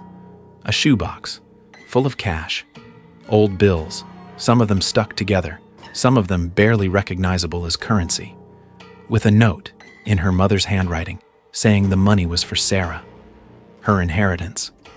The exact amount has been reported different ways in different places. What has emerged from the trial testimony is that the total was somewhere around $23,000, kept in a safety deposit box at Sarah's bank, plus some additional cash Sarah had held onto in a small fireproof box at home. Not life-changing money, not house-buying money, but real money for a 19-year-old with big plans and no rich parents. Sarah, by every account from her aunt and from her closer friends, had been quietly excited about the inheritance. She saw it as her mother's blessing on the next chapter. The move to Canada, the art career, the fresh start. She had also been told, by that same aunt, to keep the money quiet. Don't tell people, don't make it obvious, don't turn a private gift from your dead mother into a piece of gossip that spreads through Neptune City. Sarah had told exactly one person outside her family about the money, Liam McAtasney. That was the decision that killed her. I want to be careful here about the psychology, because it's tempting to walk through this case and say Liam was a monster from the beginning, that he was always going to snap, that he was a killer in a 19-year-old's body, waiting for an excuse. Honestly, the record doesn't support that framing. What the record does support is a much more disturbing version of him. Liam heard about the money. Then, over a period of months, he thought about it. Then he decided that killing his childhood best friend was the practical way to get it. And then he started planning. The first documented step of the plan came at Thanksgiving 2016, roughly a week before Sarah disappeared. There was a young guy in Neptune City named Anthony Curry. Anthony was Liam's age. He had gone to the same high school. He was, in the fall of 2016, trying to become a filmmaker. He made short films, he had a small YouTube channel. He was the kind of aspiring amateur that every small town has one of.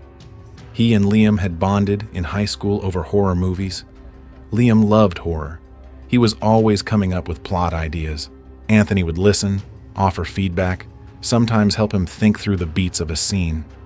That Thanksgiving, Anthony ran into Liam.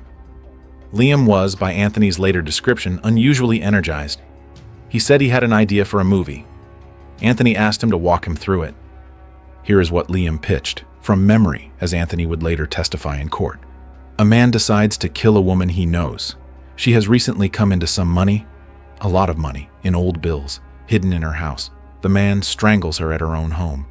He needs help to move the body, so he asks a friend to help. The two of them dispose of the body by throwing it off a bridge, and they make it look like the woman committed suicide by leaving her car parked on the bridge. Then they take the money and bury it in a local park. They wait a while for things to settle down. Then they come back later, dig it up, and split it. Liam, by Anthony's later description, was smiling the entire time he told this story, practically bouncing. Anthony did notice at the time that Liam seemed more into the idea than he usually got about his own plot pitches. But Anthony did not, in that Thanksgiving conversation, think Liam was describing something he was actually going to do. He thought his friend had come up with an unusually specific horror story premise. That is the version of Anthony Curry that Liam was counting on. A young guy who would nod along at a horror plot, forget the details, and never come back to the conversation. He miscalculated. Now let me walk you through what happened on December 2nd, 2016. Because this is the day the plot went from a Thanksgiving pitch to a killing. That morning, Liam and Sarah spent the day together. This was, by every account, completely normal. The two of them saw each other most days. Sarah was helping Liam with something at his apartment. Liam was helping Sarah with something at her house. They ran errands. They grabbed lunch at Taco Bell in the early afternoon. At some point during the morning, Sarah and Liam drove to Sarah's bank. Sarah went in and withdrew about $7,000 from her safety deposit box. This was, at trial, presented as the central logistical piece of Liam's plan. He had convinced her, over the previous weeks, that the two of them were seriously going to move to Canada together in the near future. To do that, she needed access to her inheritance. She needed to consolidate the cash. He was, by his framing to her, helping her prepare for the move that was going to change both their lives. She trusted him. He was her closest friend of 13 years. She withdrew the money. She put it in her house. She had no reason to suspect that the person driving her home was calculating, in real time, how to get her alone in a room where he could put his hands on her. By early afternoon, Sarah and Liam were at her Neptune City house. Michael Stern, her father, was in Florida on a short trip. Grandmother Lillian was staying with a family friend because she had been unwell. The only occupants of the house that afternoon were Sarah, Liam, and Buddy the dog. Around 4:30 in the afternoon, according to Liam's later statements to police, he left the house to go to his waiter shift at the restaurant. That is his version. What actually happened, based on Liam's own recorded confession about 6 weeks later, and based on Preston Taylor's later court testimony, is different. Before Liam left the house, he killed her. I am going to walk through what happened in the next 30 minutes carefully. I am not going to describe it graphically. What matters for the story is what it tells you about who Liam was. So bear with me. Liam attacked Sarah in her own home. He used his hands. The mechanism of death was strangulation. By his own later recorded confession, the process took approximately 30 minutes. He timed it on his phone. He knew, going into it, that he was physically stronger than Sarah. He was a 19-year-old male. She was a 19-year-old female. The physical mismatch was real. But he had expected the killing to happen much faster than it did. His own words on the tape were that he had thought he was going to be able to choke her out and have her out in a couple of minutes. Instead, it took 30. On the recording, he walked through her losing consciousness, her body going into convulsions, and the additional steps he took to make sure she did not survive. The dog, Buddy, watched. Liam described this on the recording, matter-of-factly, in a way that gives you an unusually clean look at how he was thinking. He had, going into the plan, considered Buddy a potential problem. Big dog, loud, might attack, might make noise loud enough to bring neighbors. Instead, Buddy just watched. Liam mentioned this on the tape almost as a complaint about the dog's temperament, as if he were annoyed that Buddy had failed to be the loyal protector he was supposed to be. At some point during the attack, Liam dropped his phone. He didn't realize it right away. He was busy. When it was over, he searched for the phone briefly, couldn't find it, and had to leave without it because he needed to be at his restaurant shift on time. His shift served as his alibi. If he wasn't at work, the whole plan fell apart. He locked Buddy in a cage before he left the house. This is the detail that, when I read it back, tells you the most about what he was doing in his head at the moment. He was thinking practically. He was thinking about how a police investigation was going to unfold. He knew that if Buddy was loose in the house when police arrived, the dog would be all over the crime scene, contaminating evidence, possibly getting hurt himself, and drawing questions about how a loose dog fit into a suicide narrative. Cage the dog. Leave. He moved Sarah's body into a bathroom. He put it in a specific position, sitting up, wedged into a corner, leaning over the toilet. That was how Preston Taylor would find her later that evening. Then Liam went to his restaurant shift. While Liam was serving tables and, by his later recorded description, having what he called one of the best nights of his life at work, with good tips and a great time, Preston Taylor came to Sarah's house. Preston, by his later plea deal testimony, had been recruited into the plan weeks earlier. He knew what Liam was planning. He had agreed to help for a cut of the money, $3,000 up front, with more to come once Liam had access to the full inheritance. Preston's motivation for going along with the plan has never been fully explained in the public record. He was not, by every account from people who knew him, a violent kid. There was no criminal record before that fall. He had been part of the same childhood friend group as Sarah since middle school, and had taken her to junior prom 3 years earlier as friends. What flipped inside him in the weeks between Liam's initial pitch and the killing, what made him say yes to a plan to murder a girl he had known that long, is the part of the case that the prosecution never fully unpacked because it did not have to. Preston pleaded. Preston testified. Preston went to prison. His inner life during the recruitment phase of the plan was not something the state had to reconstruct. The theory that emerged in court, without ever being stated directly, was money and social gravity. Preston was, by his teachers' and coaches' descriptions of him in high school, a follower. Liam was, in his role in the friendship group, the one with the ideas and the energy. When Liam pitched him on a share of a large sum of cash in exchange for a few hours of moving a body, Preston did the calculation that plenty of young accomplices in murder cases have done before him. He said yes. Preston moved Sarah's body from the bathroom to the bushes outside her house. He was going to help Liam dispose of it after Liam's shift ended. This was the logistical bottleneck of the plan. Liam could not carry a body alone. He needed Preston. Around 10 at night, Liam clocked out of the restaurant. He and Preston met up at Sarah's house.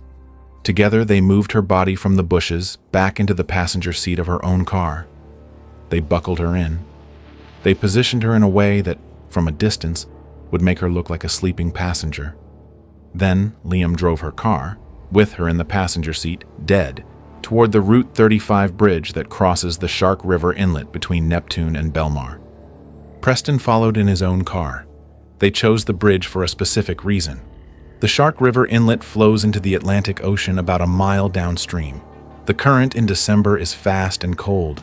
Anything thrown off that bridge would, by their calculation, be swept out to sea within an hour and be miles offshore by the next morning. The Atlantic in December is not a body of water that gives people back. Their working assumption was that if they threw Sarah's body over that railing, the ocean would take it, and the case would look, to police, exactly like the suicide they were staging. Getting the body over the railing did not go the way Liam had planned. He had, by his own later description on the tape, underestimated how heavy a dead body actually is. He had underestimated how public a bridge over a coastal inlet is at 11 at night, even on a Friday. And he had underestimated how quickly cars would appear. His initial plan had been to throw her over and immediately jump the divider and get into Preston's car. He couldn't do it alone. He dragged her partway to the railing. Cars started coming. He panicked. He shoved her body back into the passenger seat of her own car, head down, feet up in the air, in a position no living passenger would ever be in, and hid behind the vehicle. Preston, who had circled around the bridge, came back for another pass. Together, the two of them lifted her over the railing and dropped her into the water below. They heard, by Preston's later court testimony, a single loud metallic sound as her body hit something below on the way down. Then nothing. They left Sarah's car parked on the side of the bridge. Keys inside, unlocked. To sell the suicide. They drove back to Neptune City. Liam went home. He went to sleep. At approximately 2:46 in the morning, on December 3, 2016, an Uber driver crossing the bridge noticed the abandoned car on the side. He called it in to Neptune Township Dispatch.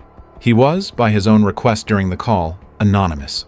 Just a driver who thought something looked off. Officers arrived within minutes. What they found was a 1994 Oldsmobile 88, tan-colored, registered to a Lillian Stern, with the keys still in the ignition and the doors unlocked. Nobody in the car, no damage to the vehicle, no sign of an accident, and on both sides of the bridge, dark water.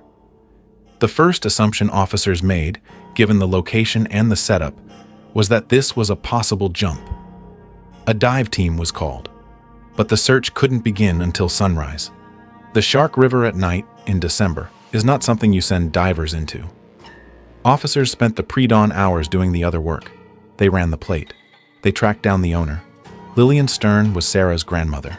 The regular driver of the car was her 19-year-old granddaughter, Sarah. By around 3:30 in the morning, officers were at Sarah's Neptune City house. Nobody answered the door. They found the back door unlocked. They went inside. The house was empty, the lights were on, and Buddy the dog was inside his cage, without food or water, panting hard. That, to the officers processing the scene, was the first real red flag that this was not a suicide. Buddy was Sarah's shadow. Every neighbor they had woken up in the pre-dawn hours had said the same thing. Sarah didn't cage him. Sarah didn't leave him. If Sarah was gone, someone else had put Buddy in that cage. They called Michael Stern in Florida. Michael, in the middle of the night, got out of bed and started the 17-hour drive home. He was, by his own later account, already fairly certain his daughter was not on a bridge because she wanted to be. Sarah had never given him a single reason to worry about her mental health that year. Sarah had, in fact, been happier than he had seen her in years. The drive itself became, in the news coverage after the arrests, one of the small, unbearable details of the case. Michael did it alone, on gas station coffee, with the radio off. He worked the phone the whole way. Every person in his contacts who might have any information about Sarah, Sarah's friends, Sarah's aunt, Liam. Liam picked up the phone and told Michael everything he could think of to help. Which specific pieces of information he could remember from the previous day, whether he had noticed anything unusual, whether he thought Sarah might have gone somewhere he did not know about. The two of them stayed on the phone for a substantial part of that drive. Michael, by his own later account, was grateful for Liam's calm. Liam was, in the moment, exactly the kind of family friend a terrified father needed. Liam had killed Sarah about 18 hours before that phone call. The suicide theory did not survive the first hour of the investigation, but without a body, and without any physical evidence pointing anywhere else, the case became something worse. A 19-year-old girl who had vanished into a coastal river with no explanation and no trace. At around 4 in the morning, officers went to the apartment Liam McAtasney shared with Preston Taylor. It was around the corner from Sarah's house. They wanted to talk to whoever had last seen her. The first interview with Liam was, by every observer of the case, immediately weird. Not incriminating enough to arrest him, but weird in a way that made the officers at the scene take notes. He was calm. He was helpful. He answered every question.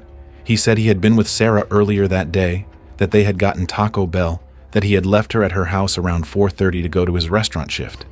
He mentioned, as an aside, that he had lost his phone that afternoon. which, when you already know what actually happened, is one of the darker details in the whole case. His story ended with him going to work, coming home late, going to bed, and not hearing from Sarah since the afternoon. Then he offered, without being asked, a specific theory about her disappearance. He said Sarah had been struggling, depression, arguments with her father Michael, unresolved grief about her mother. He said she had made suicide attempts in the past. He said she had, in recent weeks, talked to him about wanting to disappear and start fresh in Canada. Every single thing he said about Sarah's mental state was, by every other account from her family and her closer friends, untrue. Sarah's relationship with her father had been the closest it had ever been. She had not been struggling with grief in any way anyone else close to her had picked up on. Her plans for Canada were real, but they were plans for a summer move with her dog, not for a midnight vanishing from a bridge. Michael Stern, when he got back to New Jersey and heard what Liam had told the police about him, was gutted. Liam had been in his house for years. Liam had known Sarah since first grade. Liam had, up to that morning, been the kind of family friend Michael would have vouched for if anyone asked. And now Liam was telling police, in his first interview, that Michael's daughter had jumped off a bridge because Michael had driven her to it. That's the moment where, if you're paying close attention to the case, Liam's cooperation stops being cooperation and starts being redirection. He was not lying to police out of panic. He was lying strategically. Every version of Sarah's mental state he was giving them was designed to sell them a specific story, that a troubled girl had made a decision on that bridge that could not be reversed. Preston Taylor was interviewed the same day at the same apartment. Preston was, by every account from the officers who talked to him, less talkative than Liam. He confirmed everything Liam had said about the timeline. He said he thought Sarah had jumped, listing the same reasons Liam had given: the arguments, the depression, the grief. He was, in the officers' later notes on him, quieter than the situation warranted. But he was consistent with his roommate. The two detectives who left that apartment together after both interviews had the same read on it. Both of these young men knew more than they were saying. Both of them were telling the same story, and the story did not match what everyone else who knew Sarah was telling them. She had not been suicidal, not been fighting with her father, not been planning to vanish. All of that was invented. But the officers had no evidence. They had two young men with matching accounts of a shared timeline, and a missing girl whose body was, in all probability, somewhere in the Atlantic Ocean. The next several weeks were the hardest part of the investigation. Dive teams searched the Shark River repeatedly. Nothing. Helicopters ran grid patterns over the coast. Nothing. The National Center for Missing and Exploited Children was brought in. Nothing. Neptune City organized a community search. Almost 200 people in freezing temperatures, walking miles of shoreline and woods. Nothing. Among the people who joined those community searches were Liam McAtasney, his twin brother, and Preston Taylor. Read that back to yourself and make sure it lands. The two people who had killed Sarah and dropped her body off a bridge were, 10 days later, publicly participating in the search for her. Holding flashlights, talking to the press, comforting Michael Stern. By late January of 2017, almost 2 months after Sarah's disappearance, the case was cold in the way that unsolved missing person cases go cold. No body, no confession, no new physical evidence. Michael Stern was, by his own later account, starting to accept that he might never know what had happened to his daughter. Then Anthony Curry decided to go to the police. Anthony was the aspiring filmmaker. The Thanksgiving conversation with Liam had been sitting in the back of his mind for 2 months. When Sarah first disappeared, he had not, initially, connected the disappearance to Liam's horror movie pitch. Sarah's car had been found on a bridge. The narrative in local media was ambiguous. Possible suicide, possible foul play, no body. Anthony's brain, at first, did not put it together.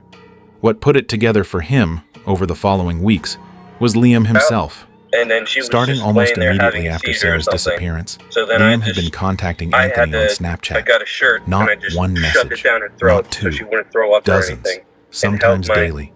Liam finger wanted to over her meet up. nose He wanted and to talk. set a timer. He kept asking Anthony That's if the the only police had time I had my contacted him. phone. He kept And it took dropping me like a references half to an what he hour called after the I money. hit start. Old bills, damaged bills, currency that would be hard to deposit at a bank without raising questions. He was, in Anthony's read of it later, feeling out whether Anthony would help him move the cash. Snapchat, by its default settings at the time, deleted messages after they were viewed. Liam was almost certainly using the app for that reason.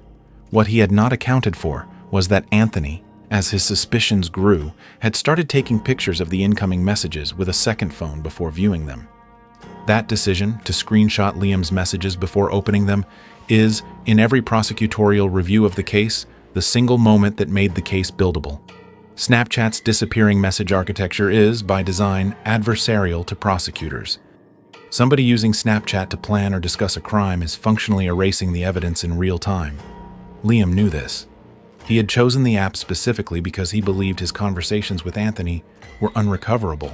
Anthony's decision to preserve them on a separate device, a decision he had made on instinct, not on legal advice, meant that when the prosecution finally sat down to build the case months later, they had Liam's actual language in his actual voice from before the killing. Some of the preserved messages, when investigators later reviewed them, were explicit enough on their own that even without a wire operation, they would have opened a serious line of investigation. Liam had asked Anthony, in one of the messages Anthony saved, whether Anthony could help him move a specific volume of cash. There were follow-up questions about whether Anthony had any contacts at a bank. There were descriptions of the money in terms consistent with what everyone who knew Sarah's inheritance would recognize: old bills, damaged bills, currency of a quality that would raise flags at a routine deposit.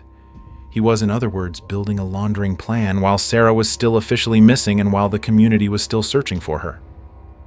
When Anthony finally sat down and connected the dots, the Thanksgiving pitch, the specific plot details, Sarah's disappearance in almost exactly those specific circumstances, the ongoing Snapchat pressure about money he shouldn't have, he went to the police. The Monmouth County Prosecutor's Office understood what they had immediately. A young man who had, by circumstantial evidence, told a witness about a murder before it happened, and who was now trying to pull that same witness into helping him launder the proceeds. That was not a case that could be pursued through normal witness interviews. What they needed was Liam, on tape, saying what he had done, in his own words with no prompting from investigators. They proposed a wire operation. Anthony agreed. On the night of January 31st, 2017, Anthony picked up Liam in his car. It was around 11 at night. Anthony had a small microphone concealed on him, a small camera positioned in the car, and a full audio and video feed running to detectives who were nearby. The first thing Liam did when he got in the car was ask Anthony if he could check him for a wire. Anthony agreed. Liam patted him down. The wire was, by every account from the prosecution later, professionally hidden. A small enough microphone in a specific enough position that a casual pat-down was not going to find it. Liam did not find it. He sat back in the passenger seat, satisfied that he was safe, and started talking. What followed was, in the assessment of every prosecutor and every reporter who has looked at the case since, one of the most extensive and damning recorded confessions in modern New Jersey criminal history. Liam walked Anthony through the entire killing. He gave the 30 minutes it took to strangle Sarah in specific detail, using specific language about timing it on his phone. He walked through her final moments. He talked about Buddy watching. He mentioned dropping his phone at the scene and having to search for it. He talked about putting Sarah's body in the bathroom. He described leaving to work his restaurant shift. And this is the line that still stops me when I read it back. He said, on the tape, that he had one of the best nights of my life at work that evening. The disposal part of the story rolled out in the same casual tone. Preston coming over. The body getting moved to the bushes. The pickup after work. The drive to the bridge. The botched first attempt to get her over the railing. The 3 cars that had gone past while he was scrambling to hide her body back in the passenger seat. Preston circling back, finally lifting her over. He talked about going home. He talked about going to sleep. He described the money afterward. The disappointment. He had expected somewhere around $100,000. He had gotten roughly $8,000, most of it in old degraded bills that he wasn't sure any bank would accept without questions. He was, on the recording, not remorseful about killing Sarah. He was annoyed about the yield. He described his own performance for the police. He said, on the recording, that he had planned the initial police interview specifically to make himself look non-guilty, that his cooperation, his volunteered theories about Sarah's mental state, his willingness to sit down for follow-up interviews, all of it had been strategic. He was, on the tape, proud of how he had handled the investigation. He talked about it the way a chess player talks about a game he thinks he has already won. Anthony sat in the driver's seat and listened. He kept the conversation going. He asked the follow-up questions the detectives needed. By his own later court testimony, the 20 or so minutes he spent listening to Liam narrate a murder for personal gain were the hardest 20 minutes of his life. He kept his face neutral. He kept his voice interested. He got everything on tape. Then he drove Liam home. The next day, February 1st, 2017, both Liam McAtasney and Preston Taylor were arrested. The community reaction was, by every account from Neptune City locals interviewed after the arrests, disbelief. The three of them had been inseparable. There was no publicly visible tension. There was no version of the friendship anyone had ever seen that suggested one of them was capable of what Liam had described on the tape. The Neptune High School class of 2015, the class all three of them had graduated with, held informal gatherings in the days after the arrests to process what had happened. Classmates who had known Liam, Preston, and Sarah since middle school talked, by later news coverage, about not knowing how to reconcile the person they had known from the friendship group with the version of Liam they were now reading about in the paper. One classmate, quoted in a local New Jersey outlet, said the group had been literally inseparable through most of high school. Another said Liam had been, in every interaction she had ever had with him, the person she would have expected to be one of the good ones. That is one of the harder aspects of this case to sit with as an observer years later. The person who killed Sarah was not, by every external signal his community had ever picked up on, someone who telegraphed what he was going to do. Preston, when confronted by prosecutors with the recording of his roommate, made the calculation that most young accomplices in murder cases eventually make. He took a plea deal. He agreed to testify against Liam. In exchange, he pleaded guilty to robbery, conspiracy, desecration of human remains, hindering apprehension, and evidence tampering. His sentence would be determined later, within a plea range of 10 to 20 years. Preston led investigators to two safes buried in a Neptune City park. One contained some of Sarah's inheritance money. The other contained her clothing. Liam, at the time of his arrest, had the key to one of the safes in his pocket. Liam pleaded not guilty. He fired his first attorney. His new legal team fought hard to keep the recorded confession out of court, arguing that without a body, without a forensic cause of death, the prosecution had no case. They also floated a defense theory that would become the centerpiece of the trial, that the entire recorded confession had not been a confession at all, that it had been, in Liam's telling, an audition, that he had been trying to impress Anthony, an aspiring horror filmmaker, by improvising a graphic monologue about a killing he had not actually committed. That defense had, by every reasonable reading of the tape, one big problem. The details Liam had given in the audition matched, exactly, the details Preston had independently walked investigators through in his cooperation. The dog, the bathroom, the bushes, the bridge, the three cars going past, the metallic sound as her body hit something below. Every specific detail of Liam's supposed audition tracked with the physical reality of what had happened that night, including details that the police had never made public. The audition theory also faced a second problem that the defense could not fix. Liam, during the recorded conversation, had shown Anthony a level of specific emotional detail that no reasonable screenplay pitch would have required. The complaint about Buddy failing to attack. The description of pissing himself and losing control at the moment of Sarah's final consciousness. The specific timing on his phone. The disappointment about the money. None of that reads, when you listen to it, like an actor auditioning. It reads like a man reliving a Tuesday. The trial began in early 2019. It was held in Monmouth County Superior Court in Freehold. The judge was Richard English. This was, at the time, only the second no-body murder case Monmouth County prosecutors had ever tried. The stakes for the office were high, and the evidentiary tightrope was narrow. Without a body, without a forensic cause of death, the prosecution had to build its case entirely on Liam's own recorded words, Preston's testimony, Anthony's testimony, and the circumstantial evidence around Sarah's finances and her friendship group's timeline. The prosecution's case was built brick by brick. Anthony Curry testified about the Thanksgiving pitch. He was cross-examined at length by the defense, which tried to portray him as a filmmaker who had misunderstood a normal creative conversation. Anthony held up. The recorded confession, which the judge allowed into evidence over the defense's objections, was played in open court. Preston Taylor testified.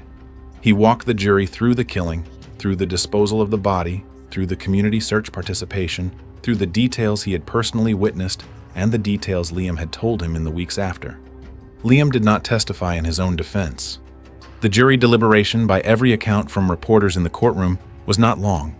The recorded confession had carried enough weight that the jury did not need to spend extended time weighing the audition theory against the physical corroboration from Preston. The two versions of the evidence pointed in the same direction. The defense's alternate framing did not hold up against the specificity of the tape. On the day of the verdict, the jury came back on 7 counts, guilty on all of them: first-degree murder, felony murder, first-degree robbery, conspiracy, desecration of human remains, hindering apprehension, evidence tampering. Liam, according to reporters in the courtroom, began crying as the verdicts were read. The prosecution later said the tears were, in their view, entirely performative, that the man they had spent years building a case against had never, in any moment they had documented, shown a single unfaked emotion for Sarah Stern. Sentencing was held on June 21, 2019. In New Jersey, a first-degree murder conviction of the kind Liam had received carries a mandatory sentence of life in prison. The judge had the option, within statute, to impose the sentence with or without the possibility of parole. Judge English chose without parole. Liam was also given a consecutive 10-year sentence for desecration of human remains, which he had to serve first before the life term began. He received additional concurrent terms of 20 years for first-degree robbery and 5 years for third-degree hindering. The mandatory nature of the sentence meant, in practical terms, that Liam McAtasney was going to die in a New Jersey state prison. There was no version of his life going forward where he would be a free man again. Preston Taylor was sentenced separately in September of 2019. Judge English gave him 18 years, above the 15 the prosecutors had asked for, within the 10 to 20 range specified in his plea deal.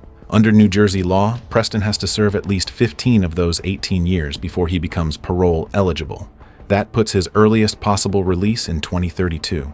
His attorneys later argued for a reduction on the grounds that Preston had cooperated meaningfully with the state. Judge English rejected that argument, noting that Preston had only started cooperating after the tape of Liam's confession had already collapsed his own defense. Both men appealed. Both appeals were denied. I want to come back to Sarah's father, Michael Stern, because he is the person in this case who has, more than anyone else, held the story together in the years since. Sarah's body has never been found. It probably never will be. The Atlantic Ocean off the New Jersey coast in December is not a body of water that gives people back. What Michael has, instead of a grave to visit, is Sarah's mural spot at Bruno's Pizza, which never got painted, the unopened Christmas TV that Sarah had bought for her grandmother, Buddy the dog, who lived out his years in Michael's home, sitting by the door for months after Sarah stopped coming through it. Michael has, in the years since, become a quiet advocate for New Jersey missing person families. He has spoken at events, stayed engaged with the anniversary media coverage of the case, and never, by every account, fully processed the specific horror of the way his daughter died. In a statement to reporters at the time of the sentencing, he described the sensation of having a hole in his heart that nothing would fill. Losing Carla, his wife, had been one loss. Losing Sarah, at the hands of a boy who had been in and out of his house for 13 years, was a second loss the family had not been built to absorb. The scholarship Sarah's high school established in her memory awards one art student every year. The football team plays an annual charity game to fund it. A few of Sarah's paintings and sketches, saved by her family and by her closer friends, have been displayed at community events. There is, for Sarah, the beginning of a legacy that she did not get to build on her own. There is one detail from this case that, more than anything else, sits with me when I think about it. It is not the killing itself, not the recorded confession, Not even the fact that Liam and Preston walked in the community search parties that had been organized to find the person they had already killed. It is that on the day after the killing, when Michael Stern was making the 17-hour drive from Florida back to New Jersey to look for his missing daughter, one of the people he immediately thought to contact was Liam. Because Liam was the person Sarah would have gone to. Liam was the one who would have heard something.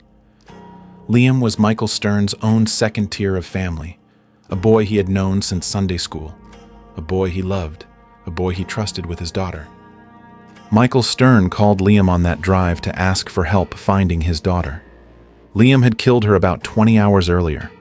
Something else happened during those first missing hours that has stuck with me. When police tried to reach Sarah's phone, her iMessage bubbles came up green instead of blue.